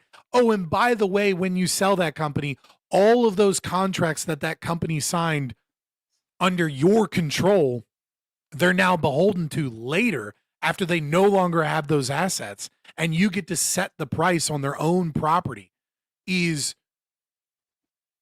like just some loophole ass shit to just fucking violating all of their property rights. It is wrong. I also disagree though a little bit with like the people get over sensationalized about private equity as if this is the problem of private equity or the process of private equity, when I think in reality it is a problem of allowing companies to get through these regulations and loopholes that essentially constitute fraud, and then allowing like there's so many benefits to going public as a company, as a large corporation, that it's essentially necessary because of the way corporations have written the laws, and that staying a private company means losing out on a lot of money and opportunities A lot of because money, we're yep. not in a free market. But with that comes the risk that someone else can buy your company and then own and control you. Is just, it's wild. That being said, I also think kind of at a certain point dims the brakes when you're stupid enough to put an overwhelming majority of your company as public, as opposed to maintaining like 60% equity in your company. I feel like you kind of did that to yourself.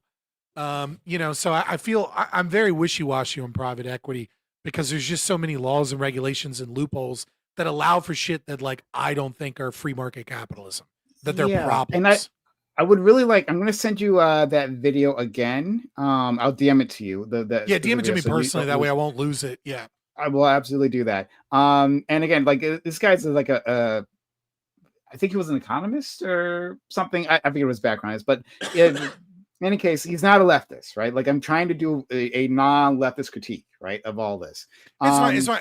I'm not even mad at you. It's just like Yeah. my acceptability of what I consider to be left wing is radically, hold on, no, specifically enough. radically more I'm radically more of a gatekeeper for right wing or proper economics than I am Okay. anything else. Like a Okay. lot of times I don't consider someone's social issues to be left wing or their but when we start talking about econ is when I get real like, no, fuck you, that's commie dribble. And I mean that about 99% of economists. Okay, well then I then I won't argue about that then. Fair Because they're enough. never Austrians. They're fucking like even Chicago school. I go, you're a little fucking commie.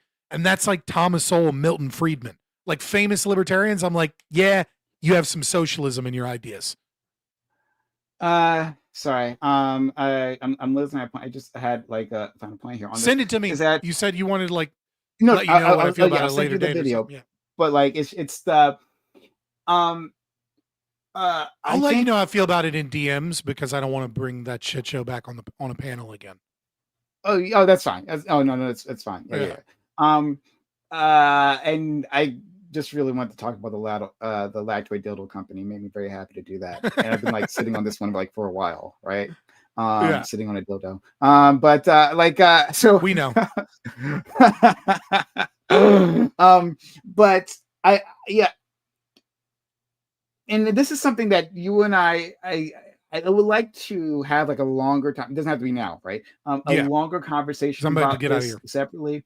Sure. About like morality, right? Like you were saying before that, the morality of the sale, right? Despite any of the consequences and despite any of the of like the practices of the private equity company or any acquiring company, right? Doesn't matter the method, right? That like even if they degrade it, like if they like massively like cut labor costs, if they cut quality, right? Like that is morally good because of profits being made. Like that's a big, like we have a big problem there, you and I. Now, like It's not my argument, to be fair. I'll clean it up just a little bit before I get out of here, right? Okay, So okay. what I am saying is, and this is again, this is where the Austrian economic, a basis of understanding of Austrian economic theory kind of becomes more important, right? Is when we start talking about price and we start talking about profit and things like that, what I really mean, right? But basically, what I mean is that if a company is making a profit, that doesn't necessitate it's morally good, right? Okay. For example, I would say that gambling companies make plenty of profits. I find them to be morally repugnant. I find it to be an evil behavior. Same thing with prostitution. I find it to be a morally repugnant and evil behavior, right? What I mean when I say it is a good thing when companies focus on profit isn't necessarily that it necessitates that it must be good. Rather, what I'm saying is that if you are not engaged in high time preference behavior, right, which is to say you're intending to make a profit in the long term and you're making decisions that make a profit in the long term, there's essentially there's two ways, but we'll say three ways. Way number one is a way that it was, works, but it's bad, right? Which is morally repugnant behavior that I find just to be bad, right? But that's kind of a second category from a libertarian perspective, right? The second way is socialism, right? If you're Walmart, right, you go to a town and you say, I want a big tax break because I'm going to bring in a bunch of jobs when I build this Walmart. And then those companies do that. And they give you a big tax break because they want a Walmart built there because it's going to bring in all kinds of jobs and it's going to bring in traffic and it's going to boost the community. And then, 10 years later, what you have is another mountain town that's been desiccated by, Walmart and an Applebee's and a couple other corporations that have come in and destroyed every small business in the fucking town because they got this tax break. And this tax break allows them to pay their employees less, just like food stamps do, right? Like just like all these other things do. Like without welfare and without socialism, Walmart would have to pay their employees like $25 an hour to show up to work. And if they were getting paid $25 an hour to work, guess what? They wouldn't be impoverished people depending on food stamps, right? But the existence of food stamps allows Walmart to do fucked up shit like pay their employees $9 an hour and then give them classes on how to apply for food stamps at their fucking Walmart. It's insane. Yeah. Right. And I blame food stamps for that. Other people won't. Maybe there's a better way of working out something there, making it better where we can still do food stamps, but we could get rid of that problem specifically where people are underpaid. Some people say, well, that's minimum wage. I disagree. I think minimum wage in itself actually causes other problems, but regardless. So that's no way number two. The third way is to increase profit is to either is to do something with the good or service in the economy in the price equation. So that means lowering costs of production increases profit. Now, a high time preference way to lower costs of production would be to fire employees immediately. A high time preference way to lower the cost of production might be to purchase less, cheaper machinery or, downgrade and things like that. Those things will get you profit by lowering the cost of production in the short term. But in the long term, they bite you in the ass. Because if you start firing a bunch of necessary employees, well, guess what? You have all these unintended problems that start popping up, right? If I'm at a factory and I'm running minimal staff, all of a sudden production slows down because a couple people called out sick. We don't have enough people to run the machines, or safety procedures go down. And all of a sudden I have to pay out workman's comp and I have to pay out lawsuits because somebody got injured, or like there's all these things that occur in the long term where that was actually a bad idea, right? But if you develop a new machine or a new process that's more efficient, that's a high time preference way of lowering the cost of production. Another thing that you can do is that's dangerous is you can, raise price. Thank and you for the assume- raid, Pisco. With 83 Oh, yeah. people. That's awfully kind of you. Sub to the channel. I haven't done so already. Or sorry, follow the channel on Twitch. Sub on YouTube. But follow the channel. I haven't done so. We're talking about like economics here, having a really good discussion. And we had a great panel discussion beforehand. But sorry, go ahead, Scott. Yeah, no, for sure. But so like the other so that would be good. Low time preference ways of lowering the cost of production would just be a good for everybody. Low time preference, and the reason, and you may go, okay, well, sure, but when you say making profit is good, why are you not distinguishing between high time preference and low time preference? And the reason is because the equation always bores out in the long run. In the immediacy, you may see an increase in profits, and then when I say making profits is good, and then they do it in all these shitty ways, right? That like fuck over employers or fuck over their brand or fuck over the quality of the product, right? And you go, well, how can that be good? But the thing is that if you think of it from a temporal perspective, a year, 2 years, 3 years, 4 years, 5 years, eventually, if you engaged in low time preference means of increasing profit, that will, and that lasts a long time, then that was good.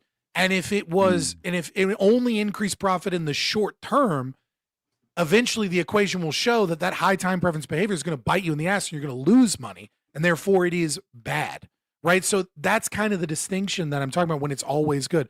Again, there are evil or immoral actions that are profitable that I would say are wrong, right? Gambling, prostitution might be one of them. These are justifiable things in a free market, but I'm morally against for other reasons.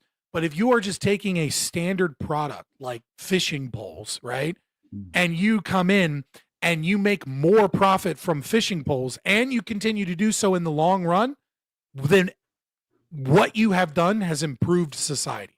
And the reason it has improved society is because you've lowered the cost of production without fucking over people. What you've done is you've more accurately in a market given the most valued resources towards their most valued ends, right? Like people spent their money on you versus other people because you've improved the economy, you've improved production, you've improved workers' lives, etc. But in the immediacy, yeah, companies do a lot of shit to squeak out a profit, but in the long term, that bites them in the ass. If that's your description, right? Then and being as generous as I can to capitalism while being an anti-capitalist, right? If that is the thing that you are saying, then I agree with you. Then I think that in the long term, right? I think like taking capitalism for what it is, right? In the long term, businesses that survive are business, assuming there's not like any sort of monopolistic practices that protect them in the right. Of course, caveats, right? There is, right? Like we don't have a free market, so it's like. We have a mixed market. It's hard to determine what success leads where and everything. Yeah. But looking at some sort of mom and pop that gets started and starts growing, right? I mean, looking at what Doobie did with his company, right? Like starting it from nothing and growing it to a huge operation. But like looking at that, right? I think the more likely the firms that survive are the ones that like treat their workers well, that provide a look at honest Costco. Service. Yeah. But Costco is a great example of low time preference behavior, right? And what Costco did is they said, we're going to compete. How are we going to compete with prices like Walmart? Well, we're going to buy in bulk and we're going to buy excess and surplus, right? So like someone sells a bunch of humidifiers and then all of a sudden they made too many of them. So then we'll buy them, at lower than cost, and then we'll sell them lower than what they normally sell for. So we just have random shit that's like excess and surplus, and we have things in bulk. And what we're going to do is we're going to pay our employees far above market price.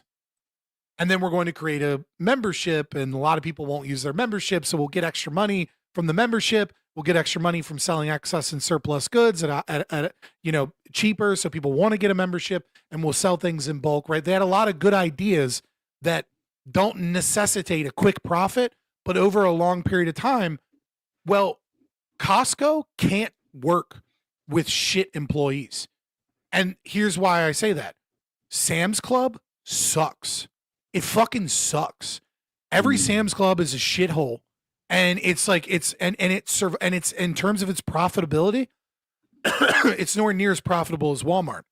And the reason is because when you deal in excess and surplus objects and you deal in bulk, you have to have people use forklifts and you have to have people carry heavy shit. And people that get paid $9, $10, $11 an hour are not of a quality of employee that is willing to deal with that will do that safely, that will be dedicated to that will pay attention, not cause problems. Costco doesn't have all these fucking problems with their store and their employees because they go, yeah, this is a hard job. When you start out here, you're driving forklifts and you're carrying heavy shit all the time. But you're a teenager and you're going to make $18 an hour to start. And pretty quickly, if you stay here, you're going to end up like some assistant supervisor thing or whatever, and you're going to be making $25 an hour. So Costco is a great example of like how low time preference behavior works. The problem is like I said, who's their competitor? Walmart. What does Walmart do? They get subsidized by fucking welfare, which is fucked up. They get subsidized by taxpayers by bringing in companies. They lobby governments a lot for legislation and regulation that benefits them. And it's and so we in a purely capitalistic market, it's my opinion that Walmart would either have to change or would just get dominated by Costco because Costco's engaged in true low time preference behavior.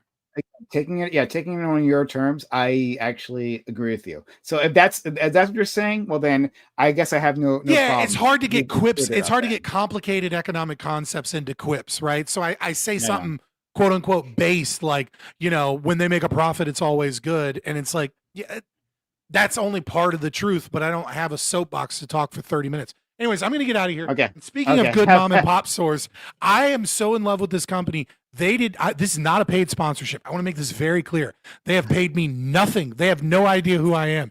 But you guys got to go to flameanddragon.com. Dude, it is, they sell candles. It's Flame and Dragon Candle Company. It's this mom in New Jersey, and I like researched them to make sure that they weren't some fucking front. It really is a mom in New Jersey, and she sells like candles and sensu shit. And I just bought a fucking, my roommate bought one. It's I'm a petrichor. My apartment literally smells like that, the smell of like when fresh rain hits and the rain stops. And they sent one that was pen and parchment, and it smells like an old bookstore, and it's amazing. I'm telling you, you guys should try it out. And they're reasonable. I thought you were doing a callback. I thought you were doing a callback, and I'm like, well, this is company Bad Dragon. No, that's not a small company anymore. Unfortunately, a lot of hoes are buying fucking dog penis shaped dildos out there. It's fucking it's white women, but regardless, ew. Have a good one, friend. Thanks for being here, friend. All right, peace. And to everyone else who was here, hit the follow button if you haven't done so yet. Yeah, hit the follow button if you haven't done so yet. We were having a really good discussion on cashless bail, and then on also on economics before and private equity. We had really great talk. So, like, if you're new, haven't seen them before, we have really good discussions here. We'd love for you to be a part of it. Hit the follow button on Twitch if you haven't done so yet. Shout out to those who have already done so. All right. And again, thank you to Pisco for being so kind as to rate us. But I'm going to rate out to a woman because she's a woman, and she's talking about vibes or something. I don't know, whatever. But she's a lady, so I'm going to send to her. So have a good time there. Starting the raid. Gonna take a while. Raid is going out. Off you go.